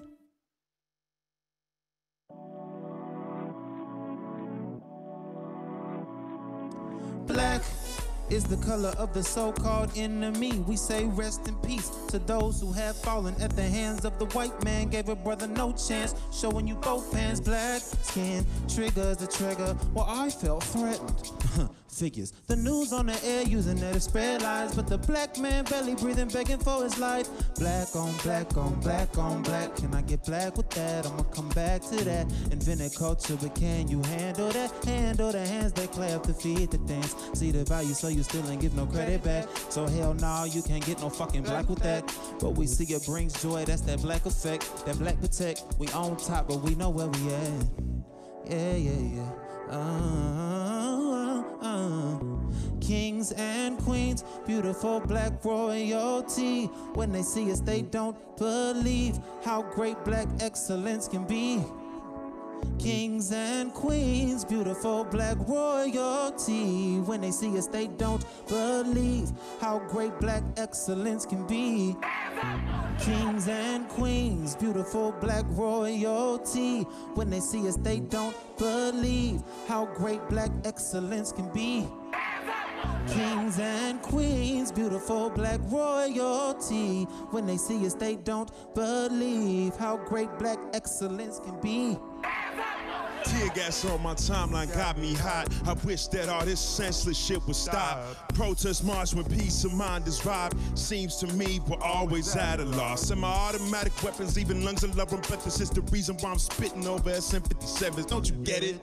If we don't repeat the message, then it's back to effervescence and the venom never stops. Don't you get it? If we don't repeat the message, we go back to prior methods and the bleeding never stops. Check the record, they only listen when we burn the stores down. I heard they locked one cop, a few more now. Won't stop till all of MPD tore down. And you know they ain't afraid to bust the doors down. Even if it's not in your town, this is real. Ahmaud Arbery, Breonna Taylor, George Floyd. Know their names. Don't let them drift into the void of those forgotten and of those we simply don't know. How many more Emmett Tills must this country show before we root out all the weeds of this rotting flower field that we call America? This isn't the land of the free. This is the land of the white stand tall of a black on bended knee. It seems as though animus was sewn into the stars and stripes themselves. A facade, and the mask is falling off. When you're black, you can neither comply nor stay back and keep your distance. When those with a badge and gun narrate a fabricated explanation of your decisions. So once again, I ask you, where is the resistance?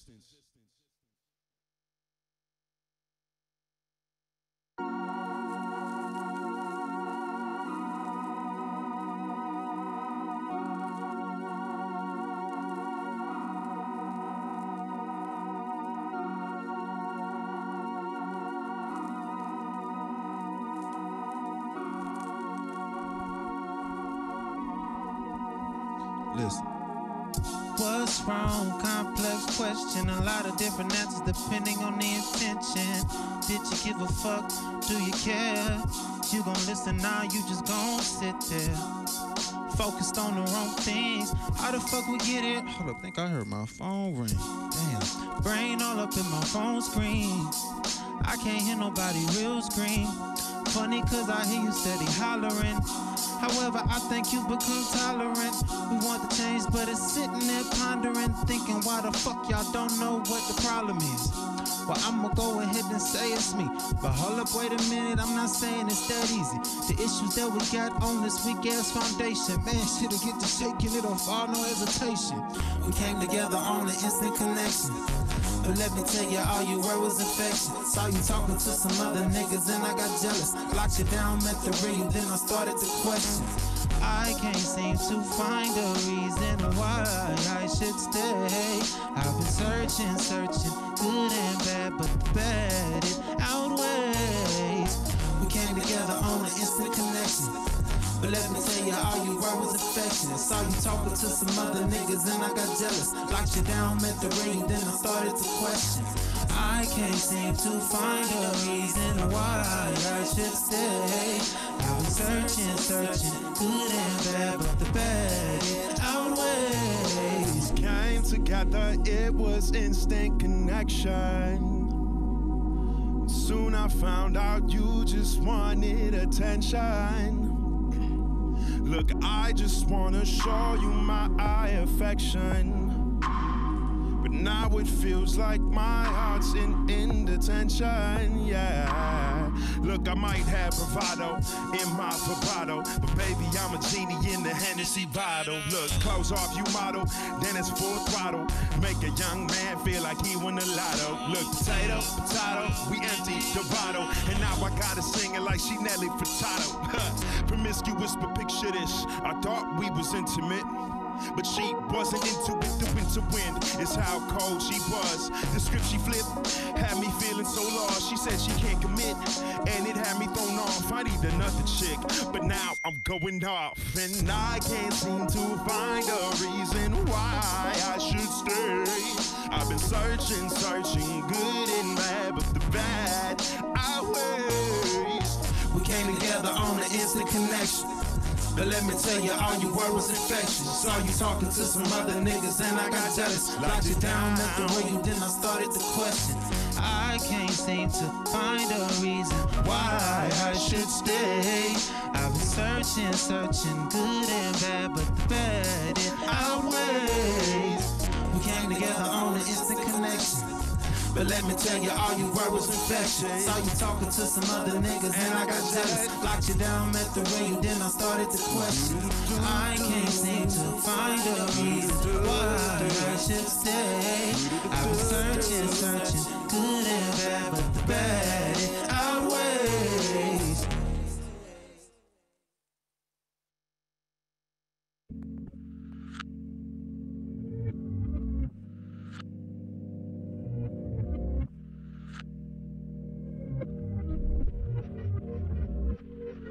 How you saying that you with it, but you not? I don't know. Yeah, jumping hoops, swallowing swords for these clowns? I don't know. Talking that you transparent, but you ghost? I don't know, said I don't know. Yeah, you should know. No, I don't know. Yeah, you should know. How you saying that you with it, but you not? I don't know. Yeah, jumping hoops, swallowing swords for these clowns? I don't know. Talking that you transparent, so you ghost? I don't know, said I don't know. Yeah, you should know. No, I don't know. Got me so stressed, I need CBD. I ain't got no friends, they at EDC. I be feeling myself like I'm on TV. Now I'm lonely sipping on that THC. And you know I'm on the stage and they see me. And when I shoot my shot, I'm like Steph Curry. And you ain't make the final cut like you see P3. And I love when all the girls say they love T. We chillin' with alcohol, that when I pass the ball. We gotta get this bread out on our own. Dagged and radical, somebody irrational, but they fucked up cause I'm all in my zone. Mathematical, counting this money, it's magical. I don't know why you were asking for it. Not my fault that you don't answer, bro. Hypnotic got me dropping topics, talking life cause I ain't bout it. Sipping out that red cup, I'm so fucking fed up. Light it up, hit it, pass it, drop it. Yo, what the fuck? God damn, guess that's my luck. Sipping water, hydration, light of incense, meditation, music playing, vibrations got me in my head spacing, living life, rat racing, bad choices, that's Satan. Thanking God I'm so gracious. I'm so How gracious. you saying that you with it, but you not? I don't know. Yeah, jumping hoops, swallowing swords for these clowns? I don't know. Talking that you transparent, so you ghost? I don't know, said I don't know. Yeah, you should know. No, I don't know. Yeah, you should know. How you saying that you with it, but you not? I don't know. Yeah, jumping hoops, swallowing swords for these clowns? I don't know. Talking that you transparent, so you ghost? I don't know, said I don't know. You should know. No, I don't know. Yeah, you should know. I'm a monster, sent to stop an imposter from possibly popping off, so I'm popping them off the roster. Pulled up in a Honda, then lifting off in a saucer. I'm living long and I prosper, y'all capping deserve an Oscar. And though I'm not the highest, David to Goliath, I'm trying to fight a giant. I know I'll probably lose, but shit, I'm dying to try, and I'm only defying a tyrant just to be dying defiant.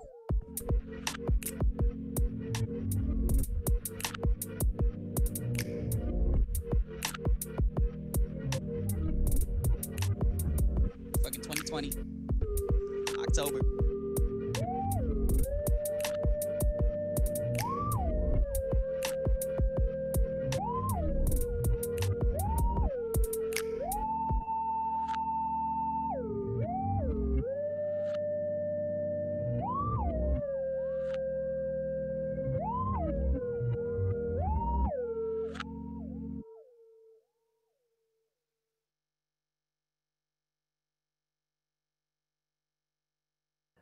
I think the most beautiful thing about music is it's for anybody and everybody. People will dislike certain sports, certain games, certain movies, books, etc., but there will always be at least one song that is near and dear to one's heart. What up, y'all? I'm Iraya, and I'm here to tell you a little bit about me.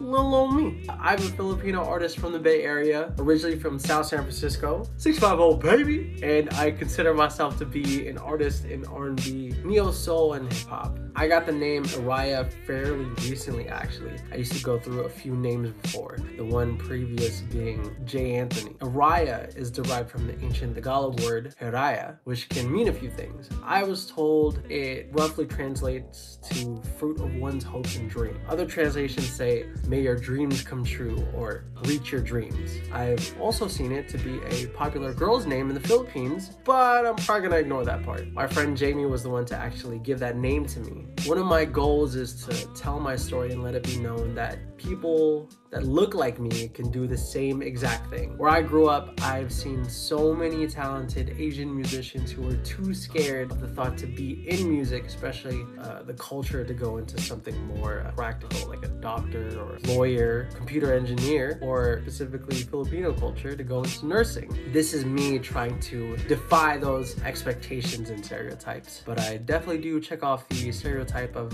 Filipino singing and rapping. I am privileged to have grown up in a melting pot like the Bay Area where diversity is a norm, and it isn't uncommon to see people from different walks of life. I also feel it is my responsibility to use that privilege and amplify the voices of those who have been silenced and ignored. As an artist who is benefiting from music of Black origin, it would be immoral of me to not acknowledge and bring awareness to certain issues regarding the Black community. It is apparent that for years, decades, and even centuries that there is a disproportionate and unfair treatment of Black people from law enforcement within the US, from Breonna Taylor, George Floyd, Tamir Rice, Aura Rosser, and countless others. Black people are being murdered by the police for being Black. Black lives matter. It always has and it always will. So please, I implore you to take action by getting involved within your own communities. Have discussions about Black history, or rather history, especially the ones that they don't teach you in schools. Definitely get around to the topic of, for example, like the privatization of the prison system within the US. That privatization unfairly targets people of color. Get educated about the politics within your city. Yeah, I know it sounds boring, politics, whatever. I'm sure you guys are tired, but we all got to do our part. Vote, and not just for presidents, but every year, because your vote can change the outcome for not only you and your family, but everyone within your community. It is time to be proactive and caring for one another. Most importantly, it's important to stay open-minded and be willing to admit mistakes and learn from it. I know I've made a ton. Anyway, thank you to everybody involved at the Davis Cherry Blossom Festival for giving me this opportunity to perform my art, as well as encourage me to promote the message that has been passed to me of advocating for the Black Lives Matter movement. That being said, hope you enjoy the show. Action! Action! Yeah. Yo, what up? My name is Iraya, and it's a pleasure to be here. Yeah, definitely. Let's do this.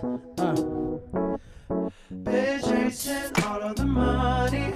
When it's sex, I'm a trip. Your honey's hope and never slow. The money comes and money goes. Don't play this game, I'll be running.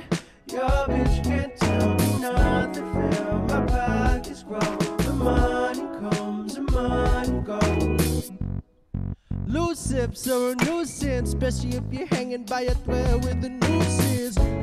I ain't one for rudeness, but here's a penny for your thoughts. Don't need your 2 cents. Like, oh, we not even close, we not even friends, but you be doing the most. Like, hey, trying to save every nickel and dime, but then she looking my way, so I spend every time. Got me ready to have fun, that's my whole enterprise. Then I start to lack funds, it's no surprise.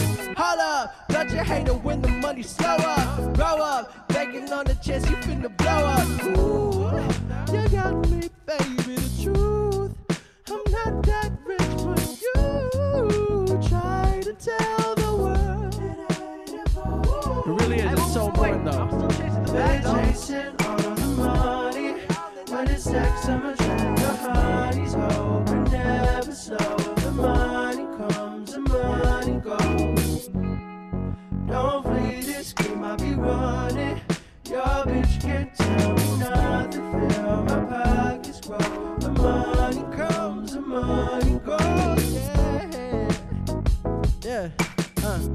vibe out, hey, ride out, hey, vibe out, hey, ride out.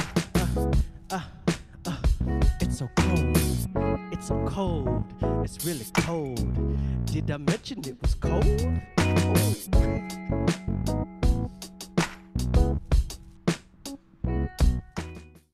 No. Okay. All right, 3, 2, 1.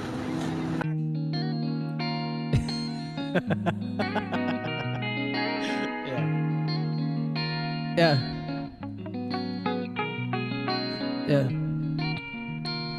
Praise the love that brought you here today. Sunshine in your smile, roses in your corner. We're slowly getting older. I feel like we're in love for the first time, and the fun begins. The fun begins, and I can't wait to fly with you. All the trivial things, we can burn it down. All the little things, we can turn it around. Know you've been feeling lonely, want someone to console you. If you trust it, history won't repeat with me.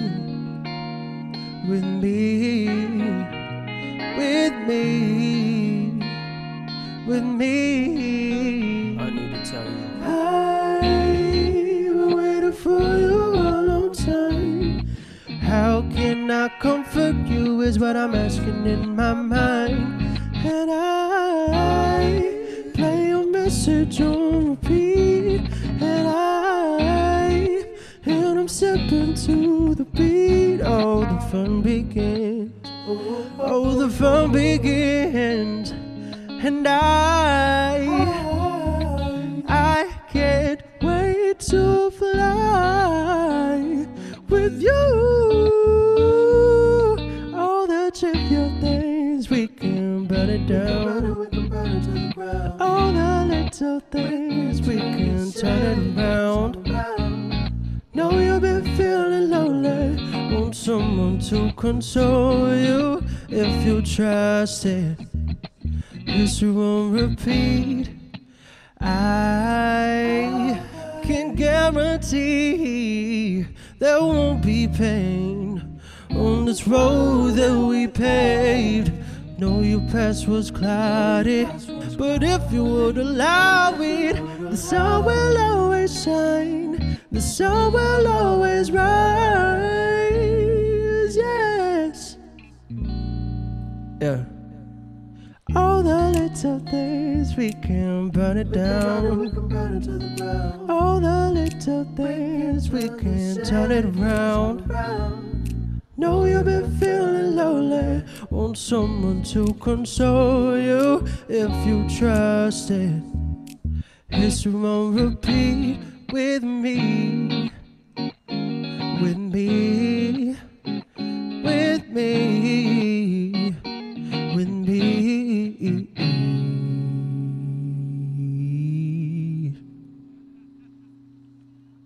Cool. Yeah.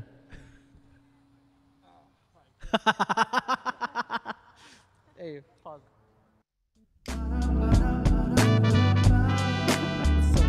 Okay. Yeah. Loving the light every time you leave the room. Harder to fight when your leaves full bloom. Now I'm in flight and it's safe to assume I'm in love in the moonlight. Loving the light every time you leave the room. Harder to fight when your leaves full bloom. Now I'm in flight and it's safe to assume I'm in love in the moonlight. Leave it to love and hide the truth we undercover. Reaching to get a handle like a hand up in a cupboard. Huddled up and conspicuous, monogamous, promiscuous. The problem is it's written in the heart of another. Don't you know thunder only happens when it rains? Wash away the dirt that's been thrown up on my name. Saying all alone in my throne when I rain. Pull the pin and I throw, let it go with a bang's how I cope with the pain. Don't wanna need it, though what goes are the same. Don't wanna see it, I'm self-destructive. Thank me for towels, I'm so seductive. Half baked, yeah, I find myself reaching you for the KK. Wait, just trying to get my head on straight. Ain't trying to listen to my pillowcase. Staying in my room is how I feel most days, but I don't want to be saved. Every time you leave the room, harder to fight when you leave full bloom. Now I'm in flight and it's safe to assume I'm in love with it. I'm in the light every time you leave the room. Harder to fight when you leave full bloom. Now I'm in flight and it's safe to assume I'm in love with them only. I've been wanting to let you go still. Climbing mountains made out of molehills. As it is, it seems that I don't ever rest. Even if I reach the top, I'm only reaching second best. I second guess everything I ever say to you. You would only be down if you were catered to. Get off my chest, I'm complaining that it's draining. But what does love cost? Cause it seems I always pay for you, damn. Don't it cut deep? I don't wanna fall, I don't wanna crease. I thought you'd be my home and I thought I paid the least. I'm just trying to ghost while I'm underneath the sheets. But now I'm on every time you leave me lonely. Can't feel nothing when you hold me. Now I'm acting all dismissive, I ain't even gonna listen. Dumb bickering like children when I'm with you. Every time you leave the room, harder to fight when you leave full bloom. Now I'm in flight and it's safe to assume I'm in love and them only. I'm in the light every time you leave the room. Harder to fight when you leave full bloom. Now I'm in flight and it's safe to assume I'm in love and them only. I'm in love with them only. I'm in love with them only. Love in the light of when you leave. Love in the light of when you leave. Love in the light. Love in the light of when you're gone. When you're gone. Some loving, baby, give me some loving. I need your love today. I need some loving, yeah, loving. Baby, give me your loving. No. I love you from afar. I'll do it again.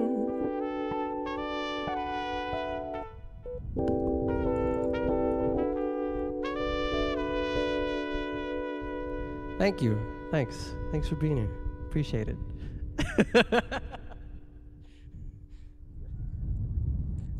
Fucking headphones are falling off. Holy shit.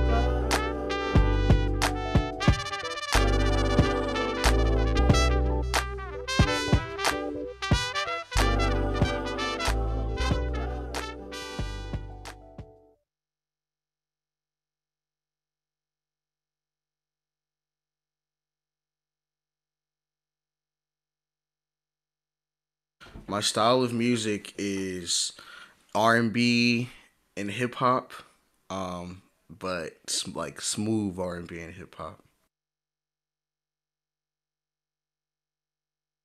My musical inspirations are a lot of oldies like Marvin Gaye, Stevie Wonder, Shaka Khan, Jill Scott, and some more modern ones would be Miguel, Chris Brown, Usher, people like that. Today I'll be singing a original song called No Justice, No Peace that I wrote around the time when George Floyd was killed. I was inspired to write this song because I was just feeling so overwhelmed with how the racial tensions are getting in this country. And I just wanted to write a song that accurately displayed how a lot of Black people are feeling. Basically, what I want people to take away is that,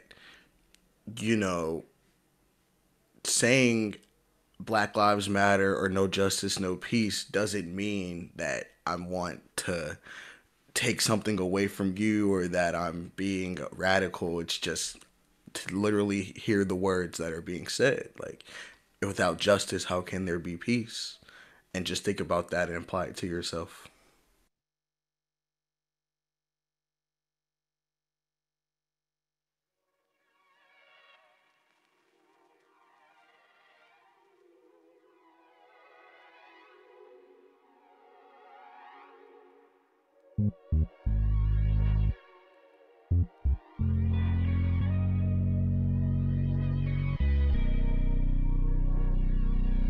Living in fear for a lifetime. What does it take to value my life? Brothers and sisters going down. Nobody seems to hear a sound. How can you say that all lives matter when black lives are taken every hour? I'm fighting for justice to not live in fear, so people stop dying for the color of skin. We try the peaceful approach. We march on down the road, and you kneel down on our doors. Not much more that I can take. Black lives are still at stake, so hear me when I say, whoa, whoa. I will fight every day of my life. No justice, no peace. Oh, oh, oh, oh.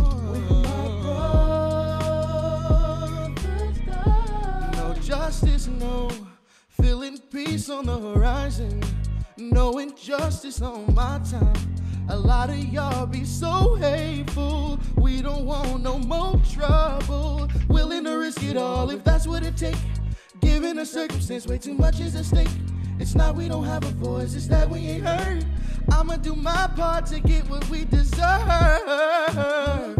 We march on down the road, and you kneel down on our doors. Not much more that I can take. Black lives are still at stake, so hear me when I say, whoa, whoa, whoa, whoa, whoa. I will fight every day of my life. When my brothers die, no justice, no peace.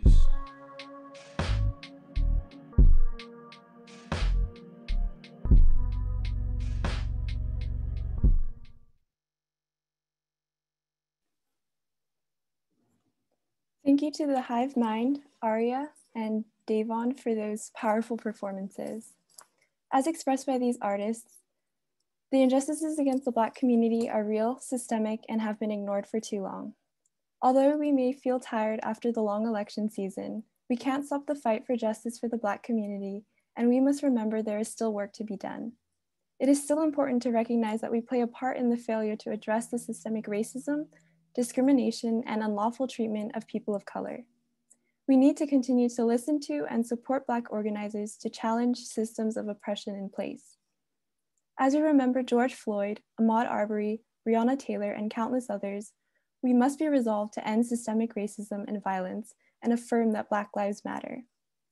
As an Asian American organization in a diverse student body, Bakuhatsu Taiko-dan and Davis Cherry Blossom wanted to bring the AAPI community together to show support for the Black Lives Matter movement. We cannot continue to benefit from the model minority myth and stand on the sidelines as the injustices against the Black community continue to rise. Here is a video from the students of UC Davis and AAPI organizations across California who wanted to show the community we are all here together to listen and to support the Black Lives Matter movement.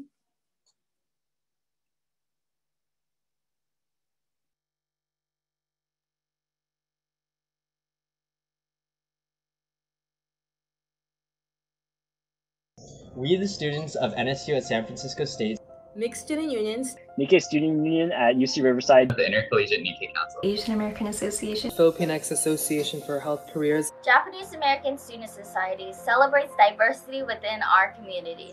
Many of our NSU schools participate in events such as Mountain Pilgrimage and Day of Remembrance, which actively promotes the interracial relationships of Japanese Americans with other minority groups. This is something that we really hold close to us, and it epitomizes our purpose in the community.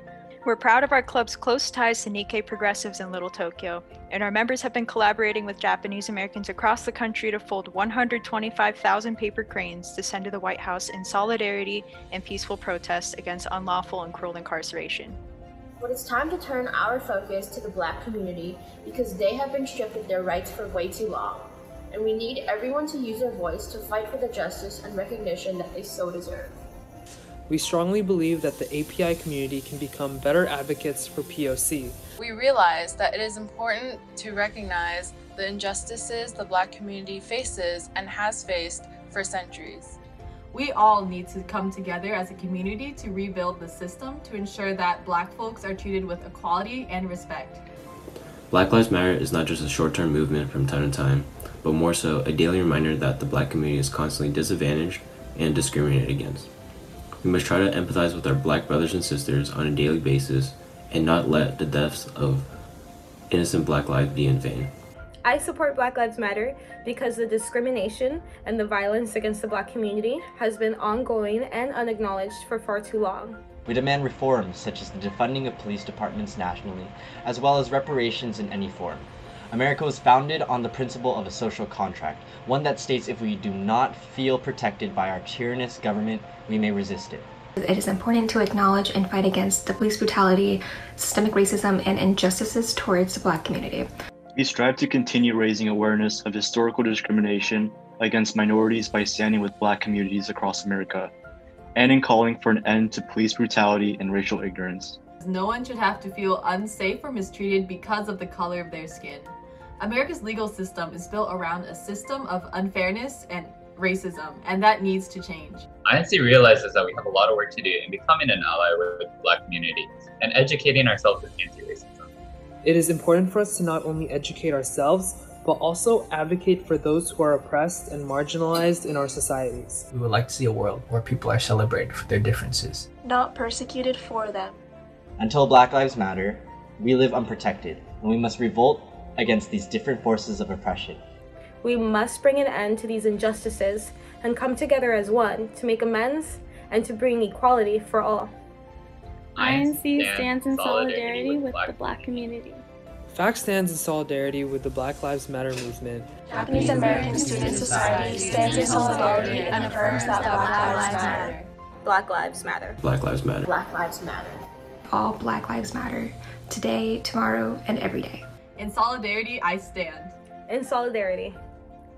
Ishokemme, Ishoni. With everything we got, together as one.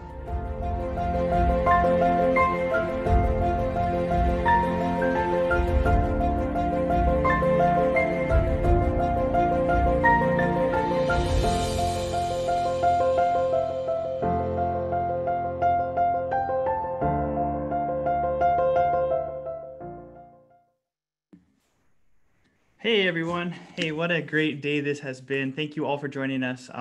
We're running just a little bit behind schedule. Sorry about that for everyone. We're gonna quickly move into our keynote speaker of this event. This is gonna be Dr. Takada Rooks, who's gonna be giving us a really moving presentation to kind of finalize our program here today. We'll have one more music set after that. But before we do that, I just really want to quickly bring in some of the organizers who helped bring this event today. And I also wanted to draw attention to the Nikkei Student Union. Thank you, the Nikkei Student Union and the other student organizations at UC Davis and beyond who put that nice video together. I want to check in with Lisa, who has been moderating the Discord discussion. Lisa, do you want to tell us about what's going on over there? Hi, yeah, thank you. I hope everybody's enjoying the event so far. Yeah, I wanted to, and thank you for the student organizations for putting that wonderful video together. Yeah, I've been seeing a lot of great comments all throughout, YouTube, Zoom, and Discord. I'd like to thank the Nikkei Student Union and the Intercollegiate Nikkei Council for their support in this event by organizing this watch party on Discord. So again, one of the most meaningful parts of organizing this festival is connecting with the community. And, now that location is not a limitation, I would love to, use this opportunity for us to really connect during this time.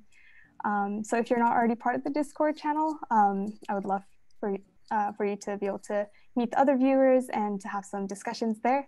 And I believe some of the featured artists will be there during the last music set. So I don't want you to miss out on that opportunity to chat with them. So we'll put the link again in the chat. So make sure you head on over there if you're interested in doing that. Thank you. Thank you, Lisa. And also just a quick thank you to the other hosts we have on screen. Ashley Shen, Candice Nguyen are both been hosting from here at the Shrem Museum of Art and from home. Katie has been running production for us all day long. Thank you so much, Katie. And without further ado, I want to turn to Dr. Curtis Takada Rooks. I'll give you a brief intro, Dr. Rooks, and then I'll let you take it from here. So for everyone who's joining us, Dr. Curtis Takada Rooks, he's coming to us from Loyola Marymount University in Los Angeles, where he is an assistant professor of Asian Pacific American Studies. He received his bachelor's degree in economics and Asian studies from Dartmouth, a master's in public policy analysis from Trinity College at Hartford, and a PhD in comparative culture from the University of California, Irvine.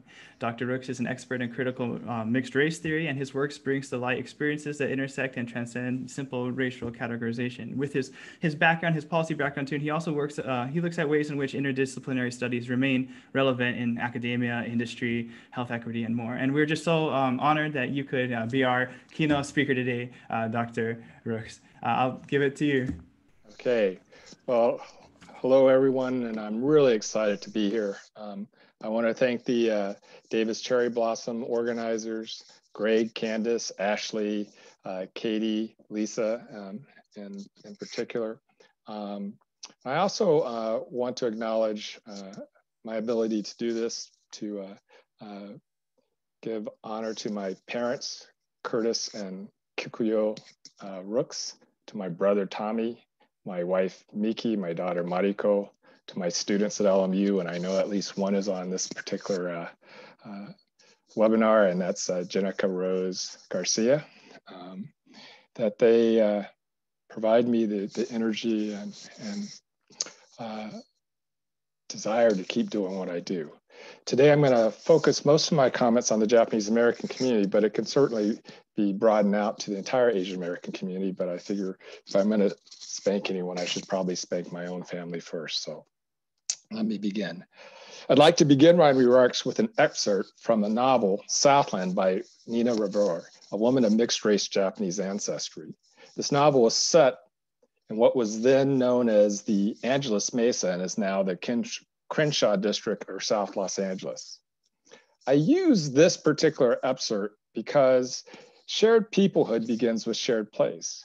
And to be sure, the Angeles Mesa, Crenshaw, Culver City, Venice corridor that runs along Adams, Jefferson, Rodeo, now Obama Boulevard, to Culver City, Washington, and Venice Boulevards was and is a special place. For those of you who are on this webinar who may be from LA or from this neighborhood, you know that this is a special corridor. And for those of us whose memories are peppered with stories, I want to ask you to all close your eyes for a moment and see the scene unfold. A few of them, after living someplace else for a year or several, after starting out in Little Tokyo or South Central or following the crops around the state, bought a plot of land in Angeles Mesa. The price was good, and what you got for it? Rich land nestled by wild hills. And if their neighbors spoke a different language, wore different color skin, here and only here, it didn't matter. Whatever feelings or apprehensions people had when they came, they learned to put them aside because their children played together, sat beside each other at the 52nd Street School, and because it was impossible to walk through the neighborhood without seeing someone different than you. Now, if a visitor had come through in 1958, he or she might have closed their eyes and listened to the voices around them, thought they'd taken a wrong turn and ended up in Texas. They might have walked into Harry's noodle shop and mistaken the town for Little Tokyo. They might see a group of men just released from the Goodyear plant, crowded around a radio and listening to a ball game. They'd be sitting on milk crates in front of a market owned by a young Japanese man, a veteran who'd worked there since he was a teenager, who hired local boys of all backgrounds, who heard so many of his customers' stories he could almost forget his own. The people who lived there, the people who laughed and drank and listened to the Dodgers, they didn't know they were unusual. They didn't know that their disregard for the rules observed outside the mesa made them exceptions. And yet, their experiment did not stand.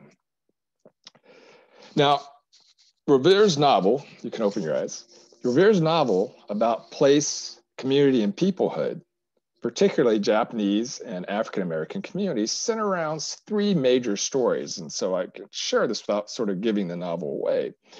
One, it is a love story between a Japanese-American young man and a young African-American woman. It is a murder mystery story. And it is a story of self-discovery by a sensei as she uncovers her grandfather's hidden past, her family's hidden past, and in doing so, her hidden past, forcing her to reimagine herself, to reconceptualize herself, and reconnect with whom she shares peoplehood. So what are the stories we tell ourselves? Now, as a professor, I start each class with a simple question. How do you know what you know? No, this gets met with a few puzzled looks and quick calculations by students attempting to figure out the right answer to this epistemological question, followed by furrowed foreheads wondering, what does the professor want me to say? And still others thinking, this has got to be a trick question. Well, after several moments of awkward silence, the discussion breathes life as students popcorn out responses that I dutifully record on the whiteboard. Friends, family, church or faith teachings, fairy tales, school, science, TV, movies, media, print, visual, and social media especially, experimentation, and experience. Well, as you can see, this simple question unlocks complex processes of knowing and the ways in which knowledge and its narratives are communicated. So I asked you, the audience, rhetorically, how do you know what you know? And what are your sources of knowing? Then as a critical race professor, it leads me to ask my students the next set of questions. What does it mean to be? And I ask them to fill in the blank with their racialized identity. I follow that with, how do you know that you are? Whatever you filled in the previous blank. Followed by a third question. How do you know that others are not? Whatever you filled in the previous blank. So, what are the stories we tell ourselves, and where do they come from? Stories are a powerful way in which we come to know what we know about ourselves and our relationships to the worlds around us, to those who inhabit those worlds. These stories often shape and frame, regulated as it were, those with whom we find kinship, what we value, what we find aesthetically pleasing, what we find sacred, as well as what we find less valuable, what we dislike, and what we find profane. Stories shape what we cheer, what we boo, what we ignore. For our purposes today, along with the many sessions of this festival, the passage from Southland that I led off with, stories tell us about our families, legends of our families' past accomplishments, along with cautionary tales of the shameful moments we are warned not to repeat, the mistakes we are warned not to make.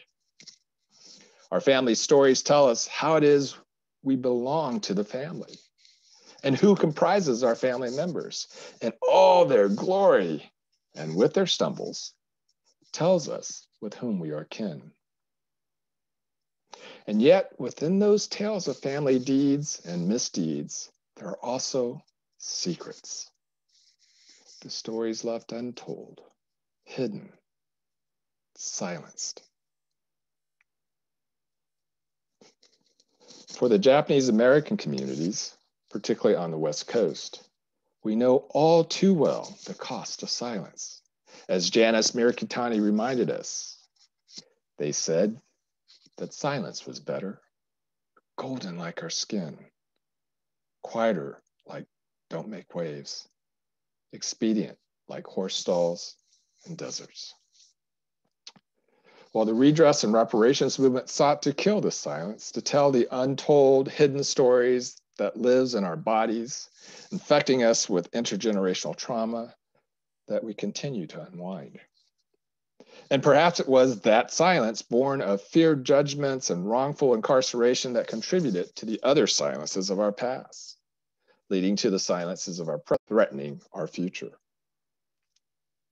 In 1966, Time magazine ran a story entitled "Success Story, the Japanese American Style," coining the term model minority, creating a mythical tale of Japanese American exceptionalism and white adjacency. And so I ask again, what does it mean to be Japanese American? And how do we know we are Japanese American? What have been the stories told about us? The stories we tell ourselves? And what's left out in that telling? In many households and among our Japanese American community leaders at that time in 1966, we became complicit in the telling of this model story about us. And in our self-telling, transformed this myth from a story about us into a story of us. And even as the activist youth of that generation tried to push back on that mythical narrative, unfortunately, it had already woven itself into the fabric of our family and community quilts. Perhaps having experienced the collective shame from the stories told about us during and in post-World War II, it pushed us to readily accept, to cling to this new story of praise and exceptionalist being that was being told about us. Perhaps it was the validation that the silence, shigataganai, had brought us, complexly intertwined with gaman, the notion of persistence, and gambaru, hard work, that allowed us to survive and resist the hegemony, bigotry, and incarceration of American white supremacy and nationalism. Perhaps it was the arrogance of inherited Japanese culture and its tale of superiority that craved recognition. Perhaps it was the anger of the Watts riot or rebellion and the lost property and disrupted sense of security and safety. To be sure, it was probably a complex combination of all of these at once and many more perhapses that allowed for the acceptance and embracing of this mythical story about us, the model, that was used to tell another falsehood, redeeming America and its systemic and structural racism, granting us white adjacency while driving, as scholar Ronald Takaki would say, wedges between us and our then neighbors. But at what cost? In what ways did silence the telling of our stories, of our neighborhoods, of our collaborations, our partnerships, our friendships, our peoplehood, and yes, even our kinship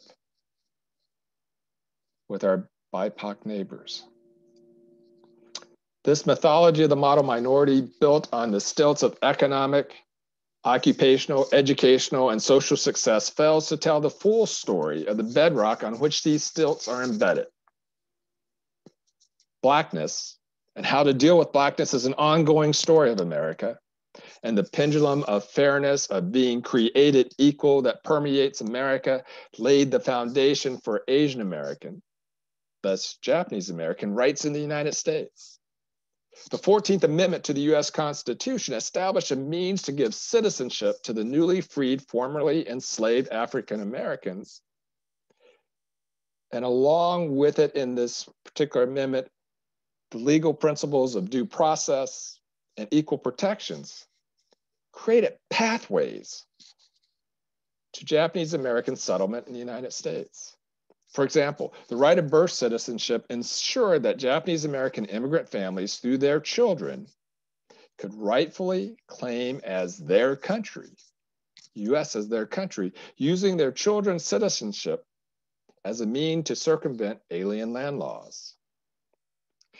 And though the incarceration stole most of the capital created by the Japanese American community before the war, it provided the template for recovery as we attempted to rebuild what had been lost. But what I want you to think about today is, had it not been for the 14th Amendment, how different the story would have been for these aliens ineligible for citizenship. Similarly, the civil rights movement, which is more than just protests, marches, and speeches, well, because it involved intense negotiations, not only on the 1964 Civil Rights Act, the 1965 Voting Rights Act, and the 1965 Immigration Act, but not only on that legislation, but it was also the intense negotiations on how to operationalize them, including but not limited to Bernard Rustin's advocacy on the part of labor and the establishment of affirmative action. Affirmative action to remedy past discrimination and ensuring diversity in the workplace became an important pathway for Japanese Americans because the model minority, as the model group along with other Asians, they were allowed into white systems to circumvent the spirit and intent, rectifying Black discrimination while meeting the letter of the law. Japanese Americans became the model and palatable new neighbors for diversity in white suburban housing developments.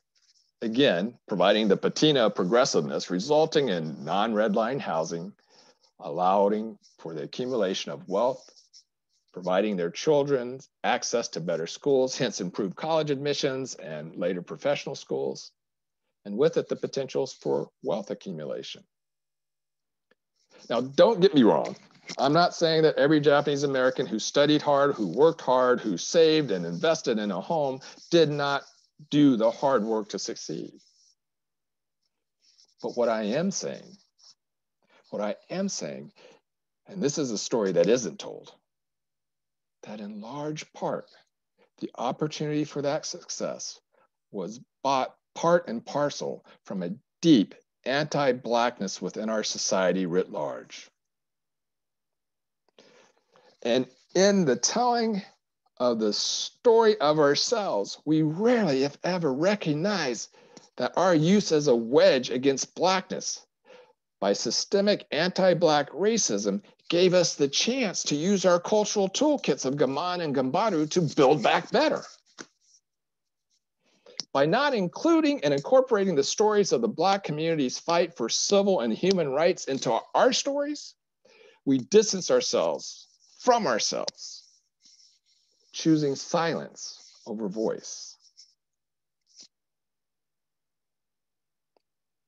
So, going forward, what will be the stories we tell ourselves? As scholar Gary Okihiro states, and I paraphrase here, we are a kindred people, African and Asian, Japanese American. We share a history of migration, cultural interaction, and trade. We share a history of colonization, or the threat of colonization, oppression and exploitation, and parallel and mutual struggles for freedom. We are a kindred people, forged in the fire of white supremacy and tempered in the water of resistance. Yet that kinship has been obscured from our range of vision, and that our stories of common cause silenced, turned into narratives of competition for access and resources. Going forward, what will be the stories we tell ourselves? Will we look back and acknowledge that within our very first immigrant communities, there were Japanese Black families that played central roles in the pioneer ethnic community and economy? For example, will we include a story, one not far from Davis, from Sacramento, of Masumizu Kuninosuke, who married in 1869, married an African-American woman and had 3 daughters and a son, operating a fish store in Sacramento for many years. Will we tell the story of the children of military Black and Japanese international families who migrated during and after US occupation of Japan, whose work in multiracial identity has provided the mixed ancestry Yonsei, Gosei, and others marginalized within the community, the theories and language to voice their identity? Will we loudly tell the stories of the Yuri Kuchiyamas and the Haseya Yamamotos and other activists who sought and found kinship in the Black and brown communities, playing instrumental roles in striving for equality and voice? Will we elevate the Ronald Dellums to the level of the Alan Simpsons when we tell the story of redress and reparations? What will be the stories we tell ourselves? We tell our children. This Cherry Blossom Festival today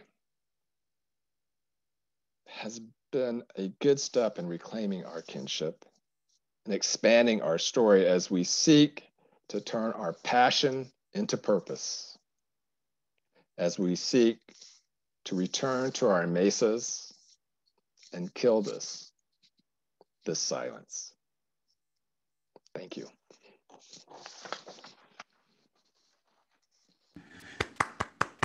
Thank you very much for that inspirational talk, Dr. Rooks. We have some time for some questions and answers from our audience, if anyone would like to post there now. Otherwise, just want to thank you again for being part of our festival and in sharing these stories and reclaiming our shared identities. Yeah. How have you been holding up, Dr. Rooks? Doing pretty well. It's tiring, you know, with the stay at home, the COVID, and teaching is actually harder on Zoom than it is face to face. But the other thing that I've been able to do is really spend time in various community venues talking about sort of this notion of shared kinship and shared peoplehood.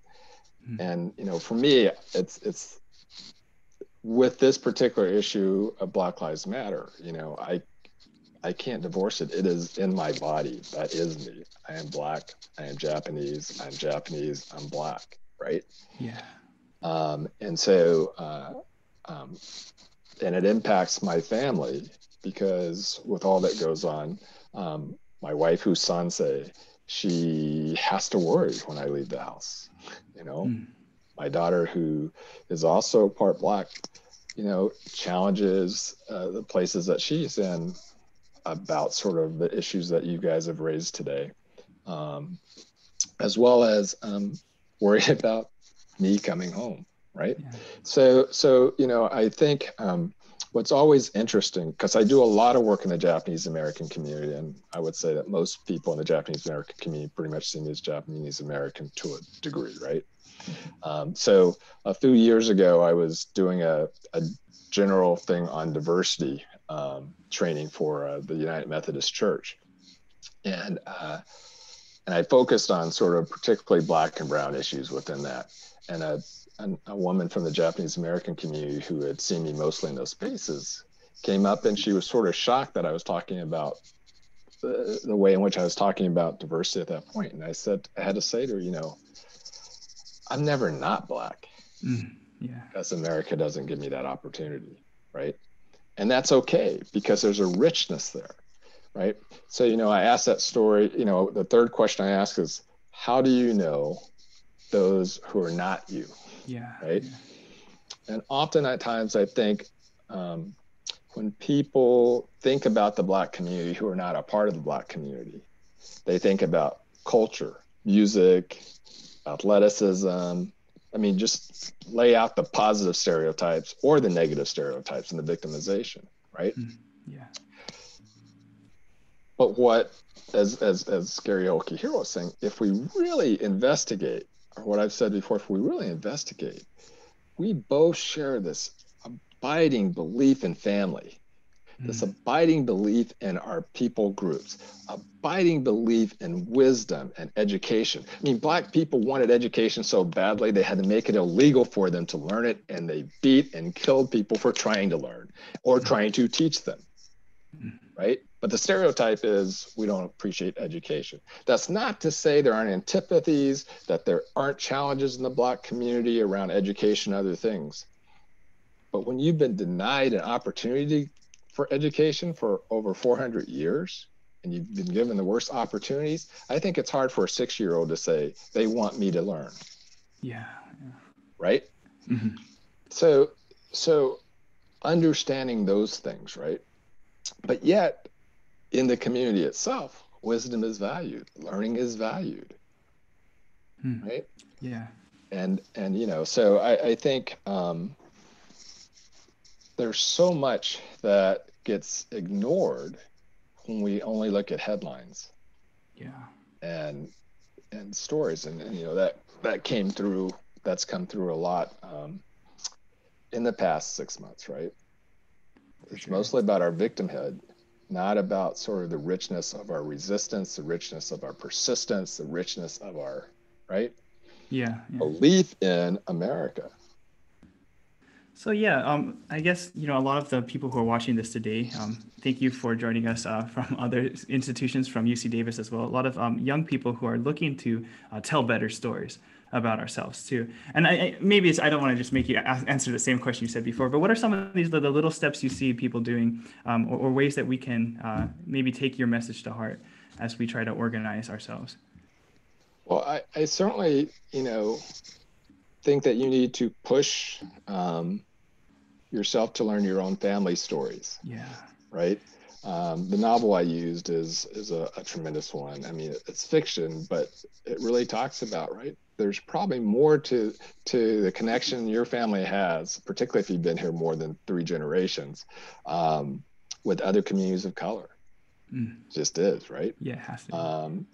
You know, it behooves us in teaching our new generations, the new immigrant communities that come in, that says, you know, like I said, the right that your children have a right of birth citizenship, right? Yeah, was built on giving Blacks the right to birth citizenship. It's how we brought them into the country, right? Now, we haven't always lived up to that as a country, but that basic right is there. The notion of due process, the notion of equal protections under the law, right? Those were all built around granting rights to Black people.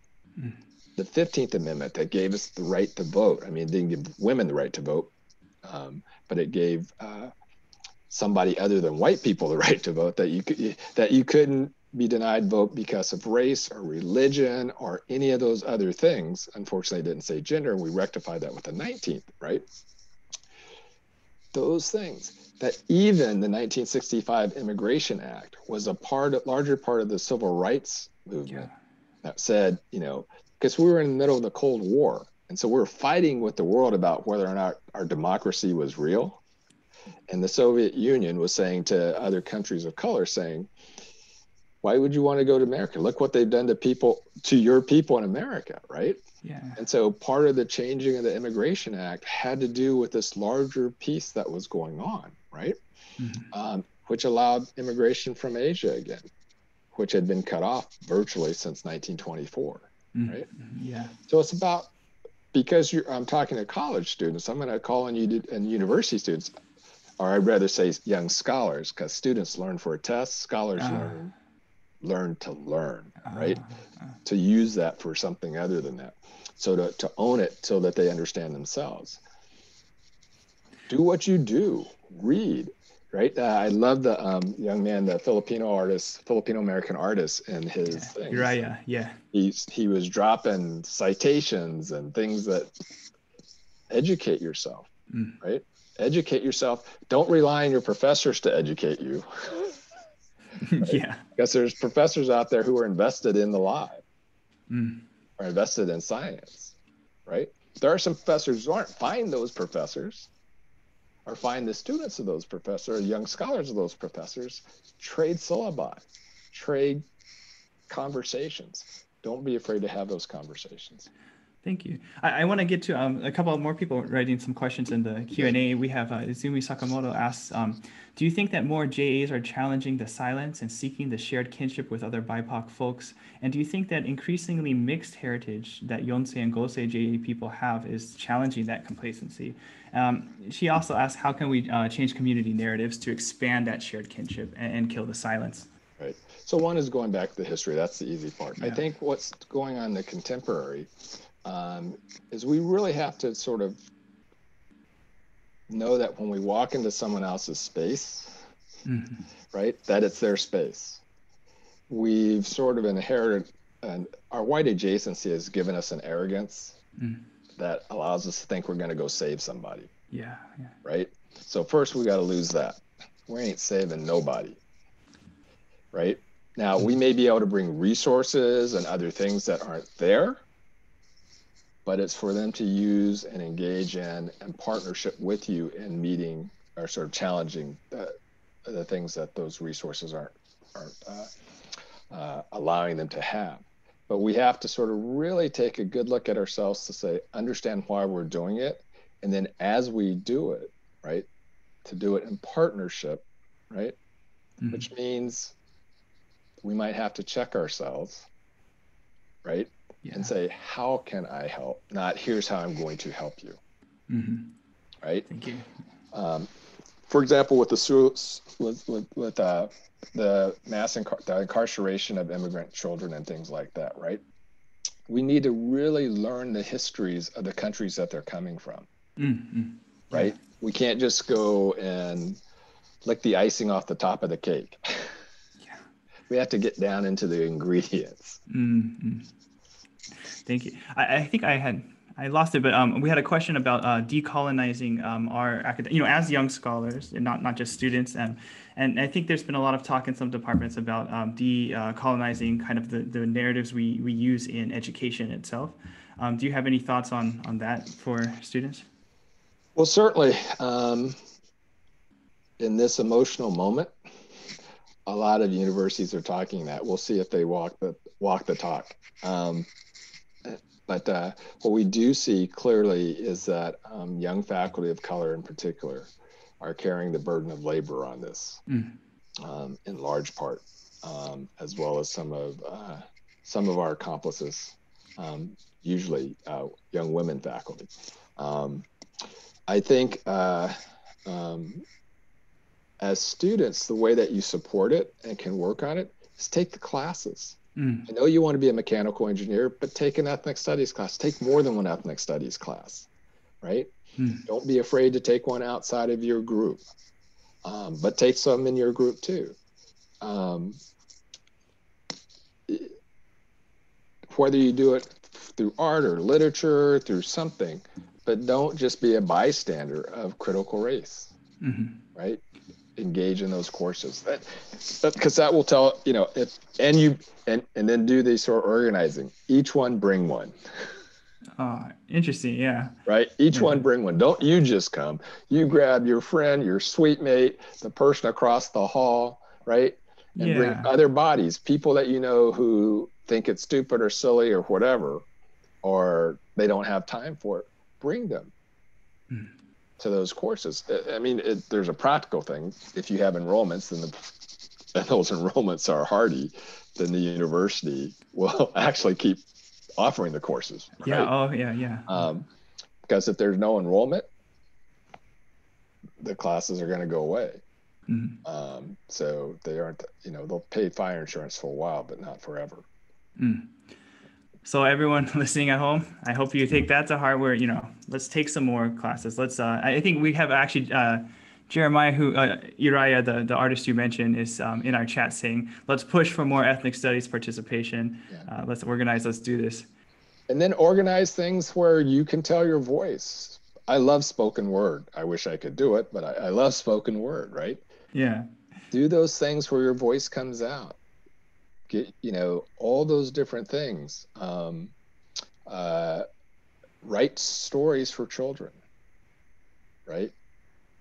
Figure out what your gift is and employ it. And employ it on your campuses. Yeah, it's a similar theme, actually, you know, tying back to our first panel on Taiko, our activist who joined us this morning, saying, you know, do what you love and make the world better with it. So I think that's a really nice way to end it on. We are so honored that you could join us for this keynote speak, Dr. Rooks.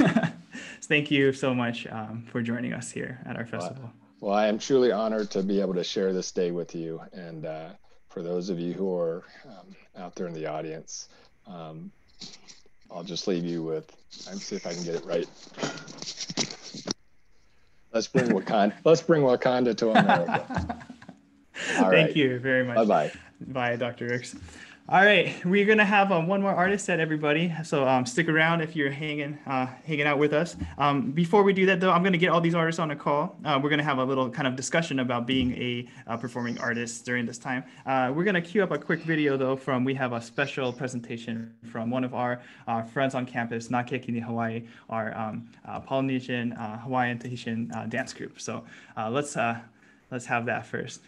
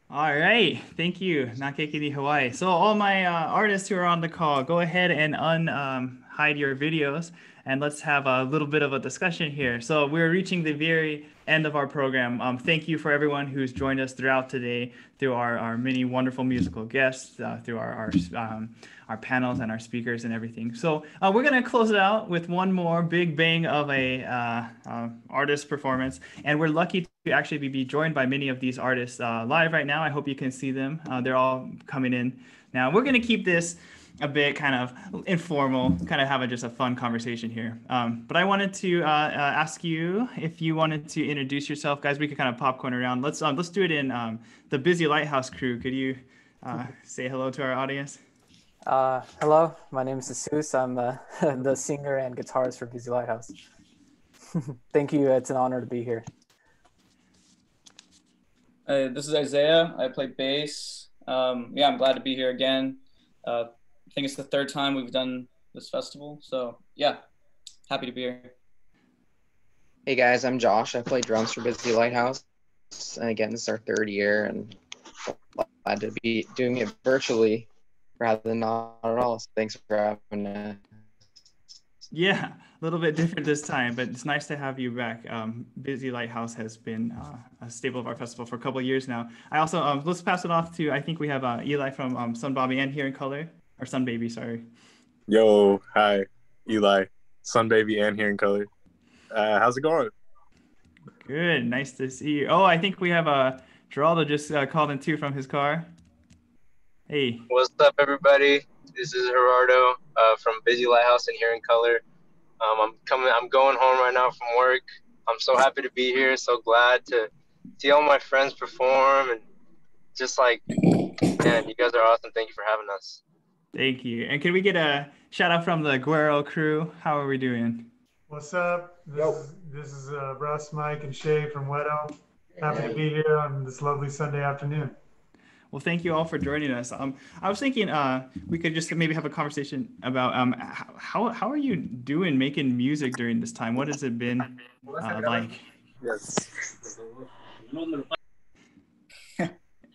Well, I can answer for at least from my. So I forgot to mention I'm also in Here in Color and Sun Baby, but it's tricky because we had all these shows lined up, all three bands. I think Busy Lighthouse is the only group I performed with this in 2020. I could be wrong, but I feel like we only had one show and then everything happened.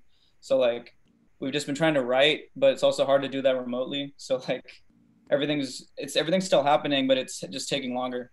So like we do like Zoom mixing and stuff with you know, for like Busy Lighthouse we do it over Zoom with Jonathan, our mixer, and then like with Here in Color we try and, you know, bring ideas to the table, and same with Sun Baby where we're just trying to like perform and see what happens. So yeah, we're making it work.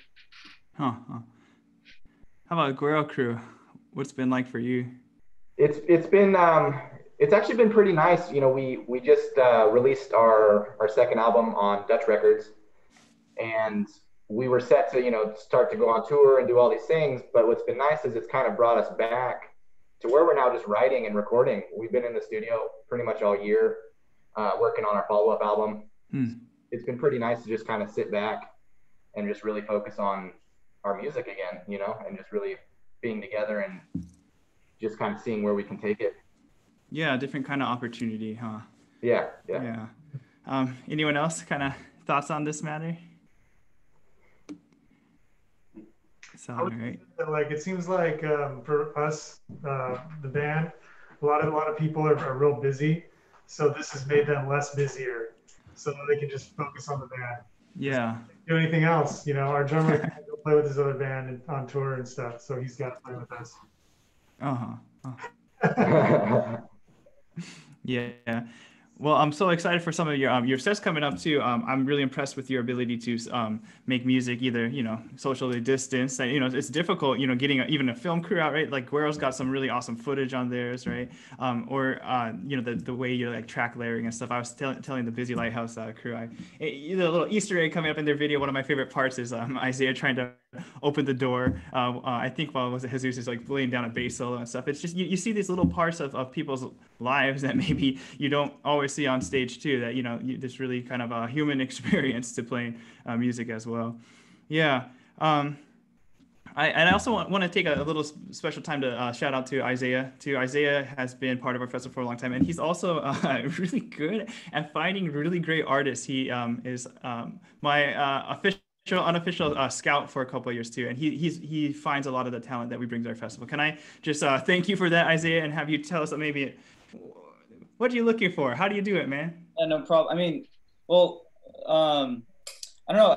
Usually, the first time I did it, I remember it was just because I was consulting with, I think it was, what was it? What year was it? I don't remember when, but I think at the time, I was taking some music classes and stuff. So I was like, I met a lot of people in school. So a lot of it's just like, you know, finding people that I think would be a good fit that like I know, who usually it's just people I know, like friends who play music that, you know, either I think just haven't had a chance to perform much or just, you know, people who are consistent. I mean, you know, just good music. But that's why my lists are always so long whenever, because I send like a huge list. But it's just like, usually just people that you just kind of tell just by like knowing the people like that they're a good fit or not. So. Well, thank you.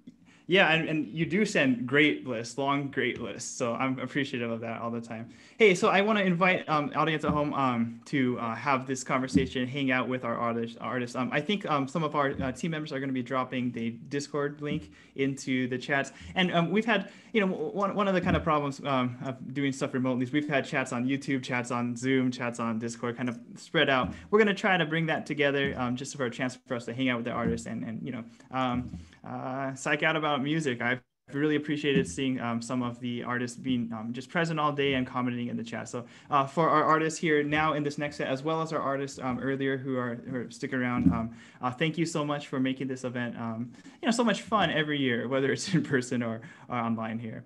So should we get to the music? Sorry, I also want to say that we will also post a link that full unabridged versions of all the sets today will be posted immediately after this event terminates on the Davis Cherry Blossom Festival YouTube.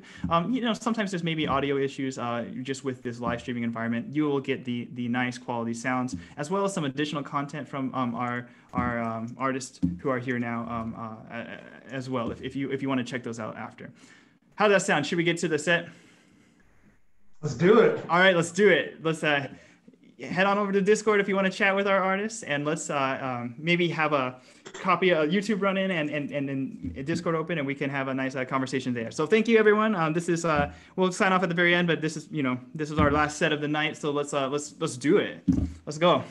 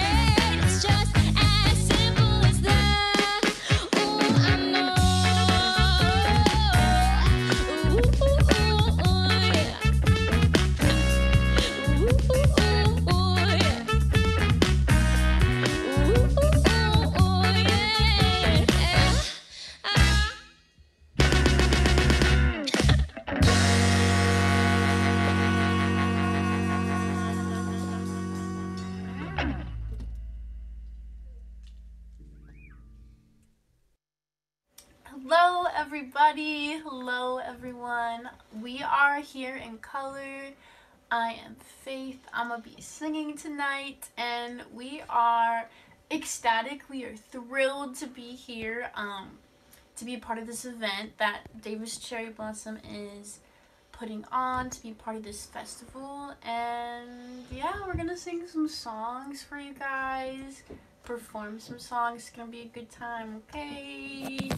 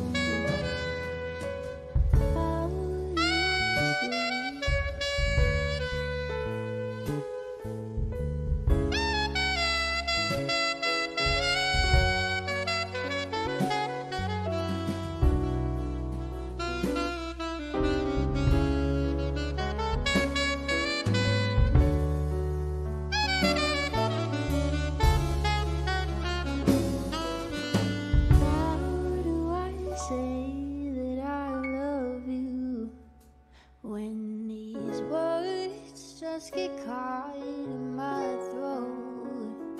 I've been waiting and hoping for the right moment, but it seems that it won't ever come.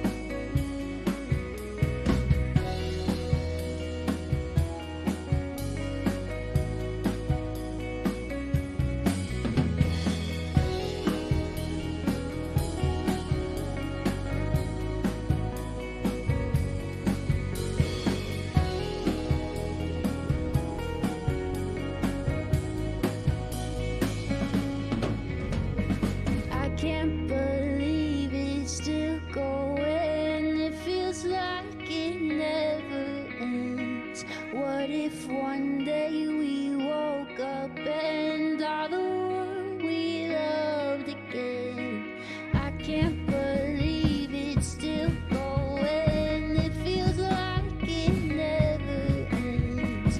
What if one day we woke up and all the world we loved again? Oh, can we do better? Can we do better? Can we do better? No, can we do better? Can we do better? Can we do better? No, can we do better? Can we do better? Can we do better? No, can we do better? Can we do better? Can we do better?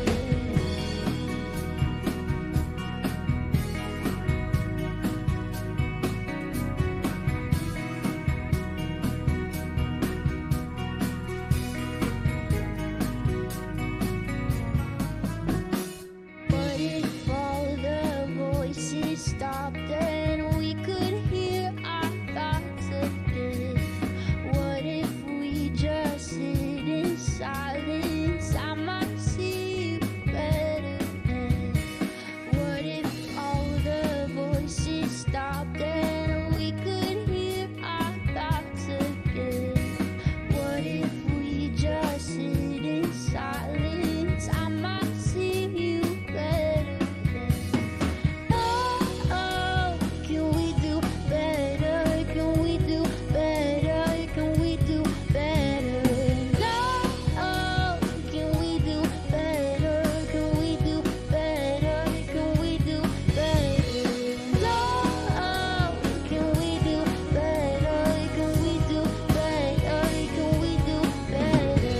No, can we do better? Can we do better? Can we do better? It feels like it never ends. It feels like it never ends. It feels like it never ends. It feels like it never ends.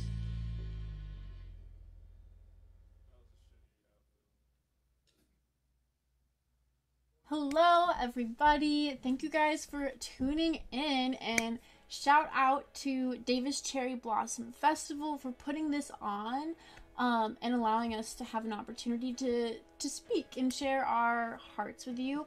I'm going to talk about a organization that I'm a part of called Global Genesis Movement, and we're based right now in Togo, West Africa. We rehabilitate women who have been human trafficked or are survivors of sexual violence, and we provide them with trades that they can use to become self-sufficient. And yeah, we should have the link to our GoFundMe right here. If you have the mobile app, you should be able to find a link to our GoFundMe on our Spotify page. You can get there through our Instagram. We've got a link to our link tree there at Here in Color. And please, if you can, any amount helps. We're all struggling right now due to COVID, and yeah, we really appreciate any support you can provide us with. Thank you, guys.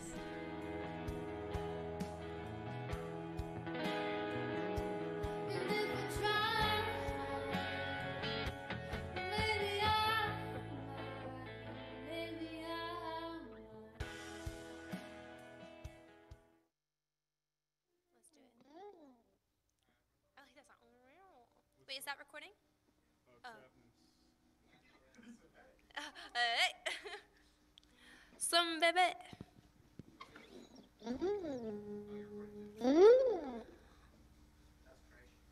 Oh, we are Some Baby, and this is Save Me.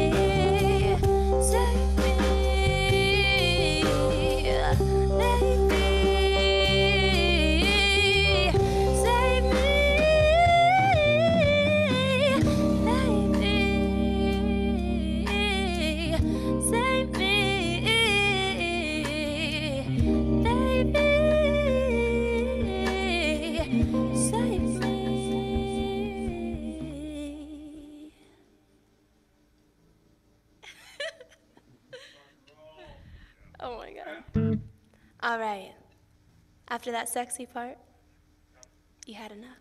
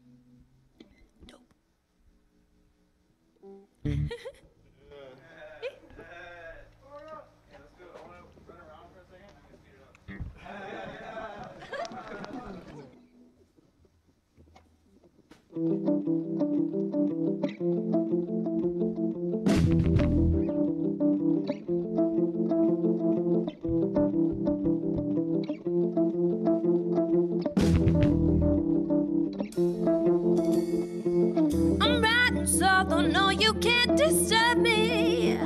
Feeling freer, free as can be. Nothing can touch me, cause I'm bullshit free. Don't kill my vibe, cause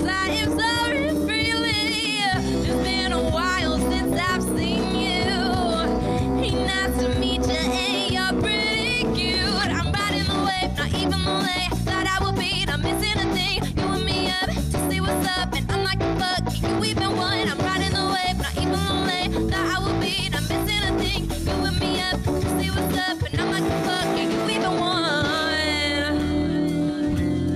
You even want?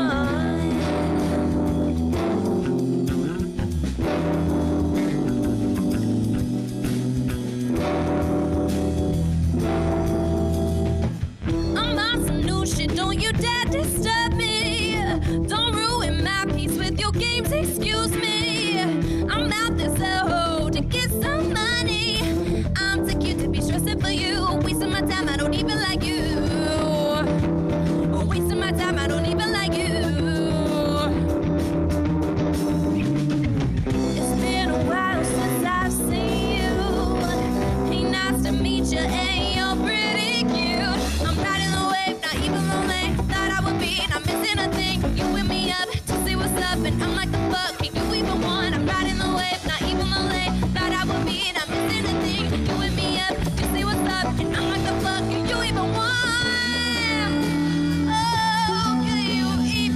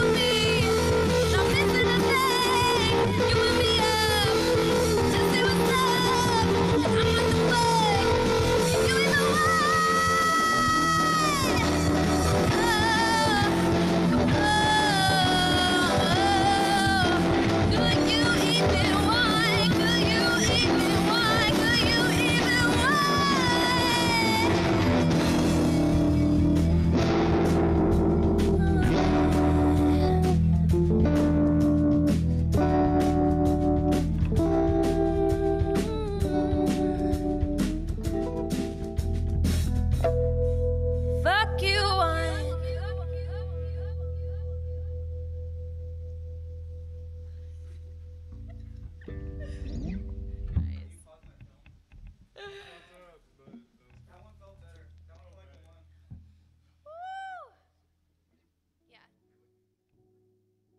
Hello, everyone. My name is Jesus. I'm the guitar player and singer for Busy Lighthouse. I hope you enjoy our show.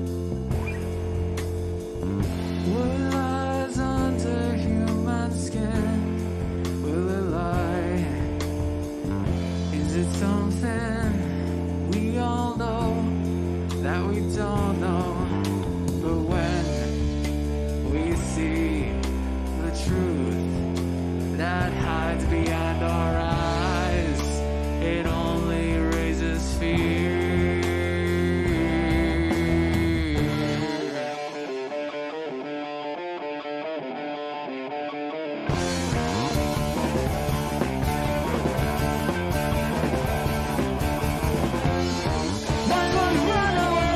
That's why we run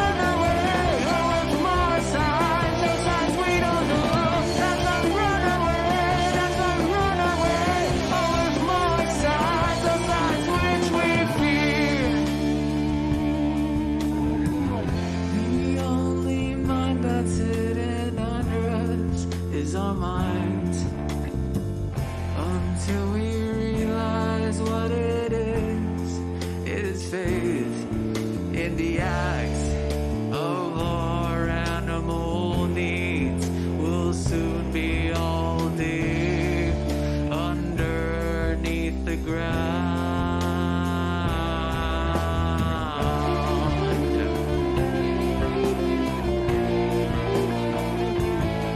That's why we run away. That's why we run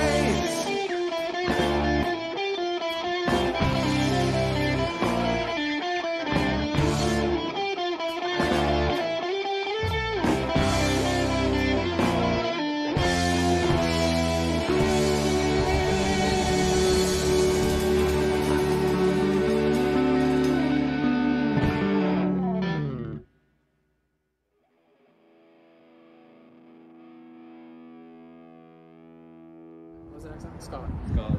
Scholar is a song that talks about questioning authority.